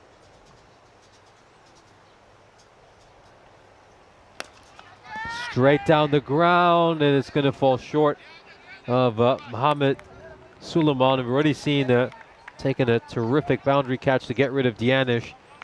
And this over might just be taking the Warriors out of this game. 3 singles so far. Wow, nice. Nice from Hassan. Just doing his job, isn't he? Oh, well left. That's a very good lead from Lawrence. A lot of players in this comp, so would have just got some bat on that and might have been a 1, but sees it's outside his line and gets the wide. So the art of judging a wide is a big thing in T10 cricket. We saw Soman lose his wicket trying to push it a wide, so it's a good thing that he gets out of the way there, Lawrence. Maybe this is where you might get a bad ball from Hassan as well as he tries to correct his line. Oh, it's an inside edge and very casual fielding there. Just tries to stick a foot out. I think that's the 12th man that might be on the field. I'm not sure. No, it's David Athwal. He doesn't look like the youngest of men, so you can understand him just taking his time to get that. Wasn't over from Hassan, though. No real damage, and it's just made it a lot more difficult for the Masita Warriors, who are trying their best to find the boundary. Only 5 runs off this over so far. Oh, and they think there's an edge there. The umpire shakes his head, but it's a dot ball regardless. He's managed to sneak in a really quiet over here after we've just seen multiple boundaries every over. Just losing that sort of push at the right time, aren't they? Good over. Little Alan asking if Stefan Gooch is related to Graham Gooch. I'm afraid he's not. Oh, no, it's Yeah? great grandfather. Really? Yeah. Oh, I had no idea. Did you know that? No, you must be. You're pulling my leg. No, I'd never do that, Nish. That is smashed for 4. 3 bounces for 4. Can't be great grandfather. He's not even that old. Oh, Nish, you're too vulnerable sometimes, my boy. Welcome to the real world as the over is complete. 36 required off 12. Yeah, it's a good thing they got that boundary just to keep things interesting. 36 of the last 2 overs means we should have Nice and entertaining finish. I think Stefan isn't a baby. Oh, nish. Anyway, we get to the crescendo of this day of action. It's been an interesting day. The runs have been flowing in the last 3 games. Do we have one last push from Masita Warriors to get to 155? It has to happen right now. They're bringing on a bowler that's had a tough day at the office, Massey. Oh boy, here we go. Anything that man has done with the ball hasn't gone his way in the last hour and a bit, so there is pressure on him. He's got to deliver. And he just thought the ball was getting thrown back at him, so he tried to duck underneath it. It's been a very difficult day for Massey, but a good over here, and I think he'll forget a lot of it. Oh. Well, it's not a good start. It's a wide and 4, so 5 off the first. That teapot's going to come out again shortly. What is it? 31 off 11. I mean, if they can get it to 18 minimum, more than that's better, but 18 off the last and hope for an amazing finish. Lawrence is still there. They've only lost 2. Remember we said if they lost 3 wickets we thought it'd be impossible. They've lost 2. Keep in mind, obviously Massey's going to bowl this over. Then Mughal, who went for 23, is going to bowl the final over. So both these bowlers who've been charged with bowling these last couple of overs have gone for a lot of runs, unless we see someone other than Mughal. Oh, hammered. Got to really field it hard. Oh, he's got to field it still. Okay, Johnny's got a role to play here, and he's got to somehow make sure that he doesn't waste any balls. He's still got to aim for a boundary. I don't think you can run a 1 here. I have a feeling Lawrence is saying, if you get any bat on this or anything at all, we are just running. And that's the right thing. They have to get him back on strike. But yeah, this is a really interesting phase of the game. I think it's Johnny, though. He's a really terrific hitter himself. We saw him make that outstanding 41 earlier today. You got to run. You've just got to run there and hope you swap over. Big dot ball. Yeah, full credit to Massey. I mean, after getting pasted much of this day, he's come in here, pressure situation, the 9th over, and he's done a stellar job so far. I think 6 runs of the first 3 balls, you take that in this kind of a situation.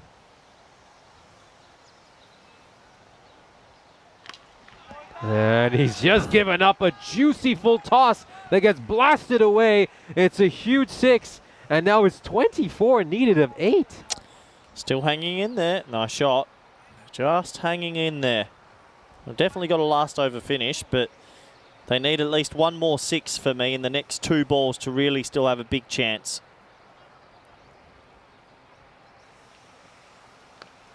Oh, and he just inside edges this one onto his pads. The keeper just slowed down a little bit by the sand. Thought he might have been doing a bit of long jump. 13 of the overs so far. I think 1 more boundary is needed here to set us up for a grandstand final over.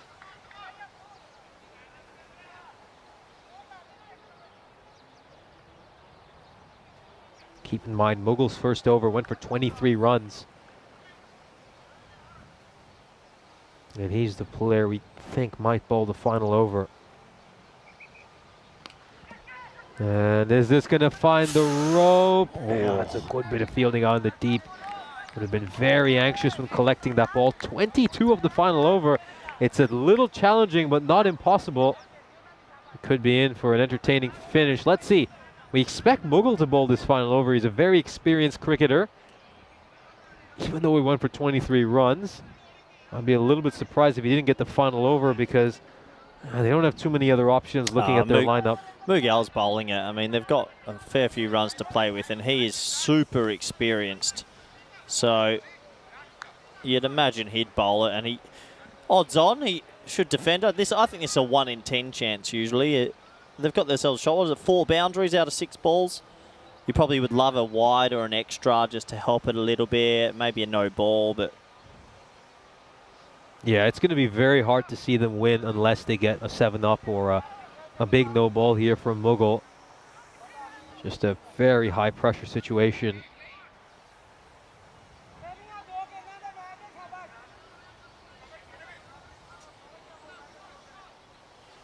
Let's have a look here. We're just having a look at the field. There's third man is rather square, so big edge over here. Keep in mind, goes away for a boundary as well. Here we go. 22 off the last to win. And he bowls the perfect Yorker under pressure, Mughal. And that might just have iced the game, because we're going to see a new batter coming out. And he might have gone for plenty of runs in his first over, but not this time around. You put him in a pressure situation, and he's going to deliver. It looks like the Warriors are going to come up short once again, and an incredible big chase. Full credit to them, though. They've been valiant throughout this game. I've loved the spirit they've played with in both these matches. Yeah, a good word, valiant. They have been very valiant. For a team that's at the bottom, they've really pushed the Master side pretty fast. Sukumaran will come out and try be a hero, every boy's dream, to do something crazy like this and see if they can make a lot of runs in the last over to win a game. It has happened multiple times on the network before, but 22 is up there. 5 balls remaining. Got to get a boundary. Perfect Yorker. Got to get a 1 at least. They get the 1, so now it's 4 balls. And you've got the man on strike who you want, Johnny, but he's got to hit every ball for a boundary.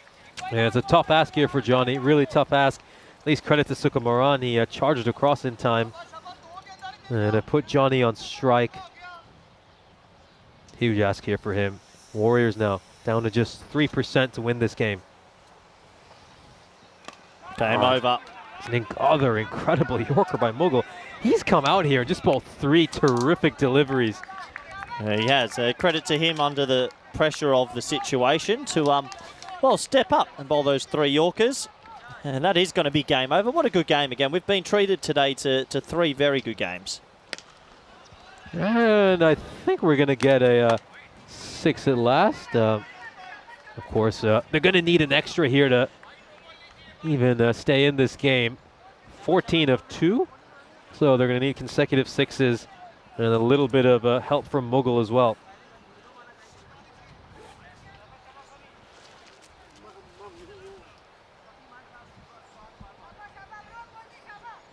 So 2 balls remaining. Just needs to make sure he doesn't do anything outrageous and lose control and bowl a no ball or something here.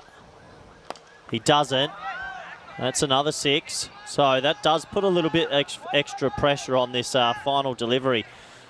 Now, if I'm a batter, getting a little bit funky here and running around the crease a little bit or trying to force him to bowl something silly.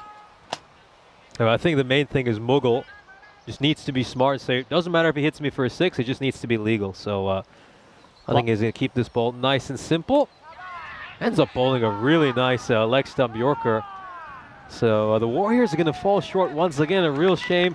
It's a 1 shot that determines the difference between these 2 teams. Very fine margins. And you think about some of those spectacular catches that Marsa managed to take and all the chances that the Warriors dropped. I mean, those drops certainly cost them a lot more than 6 runs. And if I had to sum up the difference between these 2 teams today, it's come down to their catching. I think Marsa have held on to theirs. The Warriors have failed to hold on to their own catches. And that's why Marsa are going to leave here with 2 wins, while the Warriors, well, they're on the outside looking in. It's going to be tough to see them make their way to the quarterfinals now. Here's a look at the matches coming up tomorrow. We've got Zero United against Modern Day to start off the day, and then Overseas, coming off their first ever European Cricket Series victory, will be taking on the Southern Crusaders. Yeah, looking forward to another day's action. I know Nish will be bringing you all the live coverage. It should be a fantastic day again. Let's have a quick recap of what's gone on in that game. The Masita Warriors, well, they needed to chase another big total. We know they've got some batting depth, and we know that top 3 is very dangerous, and they got off to another flyer. We were talking in the commentary box that if they were able to go 6 to 7 overs with the top 3, they would get close, and they did exactly that. These wickets, though, in the end, did hold them back. This was a drop chance. He had a tough day, old Massey, with the ball in hand, and sometimes that's the game. It just isn't your day. But overall, I think Marsa held their nerve pretty well. They took the wicket at the right time when they needed to. And this was a pretty comical moment. It was a run 2 and then a 4 overthrow. So we had 6 runs on the total, and the ball was in the inner ring. We got down to the very wire, but credit goes to Malta. They just did what they had to do at the right time, and they got the win. That was the big catch. That was a really big catch there, taken by Mohamed Suleiman. He had a great day, batted terrifically, and then took a couple of important catches over these two matches. This is Fanyan Mughal getting rid of Soman. Soman spoiled to wide. I mean, he's going to live to regret that one. He, considering his side fell just 6 runs short, maybe if he'd still been out there till the end, he would have been able to strike an extra boundary, which would have made the difference. We take a look at this final over. They needed 23 off the last over to win. Mughal came on, bowled 2 or 3 straight Yorkers, cleaned up the danger man Lawrence, and secured his side the victory. Yeah, he did. Did get down right to the wire, but credit goes to Mughal and Malta, who held their nerve and get the victory. So another day's action has been complete. Another fun day of cricket. It's been a high voltage sort of day. Runs galore and highly enjoyable to watch. This was the scorecard. Everyone actually chipping in, but they were chasing a lot, and maybe one player needed to go on and hit that 50-60 that we talked about. It didn't happen. 148 for 3 as they fell short by 6 runs. We'll have a look at the bowling card for Marsa. You have to say the pick of the bowlers was Waqas Khan. He did really well in the first match as well. Very impressed with his bowling. He's going to be a great bowler in this format just because of how accurate he is. He's also got enough variations to keep the batters guessing. A few other people are a bit expensive. Mughal, his first over went for 23, but then he held his nerve in that final over to help his side take this victory. Marsa make it 2 wins in 2 today. They beat the Warriors by 6 runs. Yeah, they did. So that wraps up another fantastic day of cricket. We have had runs galore, some funny moments, also mixed with some talented cricketers. From everyone at the ECN, I want to say a big thank you to the Blue crew who worked tirelessly all year. Spring Productions are doing a fantastic job as per usual. To all the players who show such a commitment to be here 24/7, everyone at the Malta Cricket Federation, everyone back at the office in Switzerland, well done to everybody involved. We've done another day in the almanac of the cricket universe of ECN. I'm going to say goodbye for now. I will see you on Friday. Nish will be here with you tomorrow, 8:30 a.m. It's good night and goodbye for now.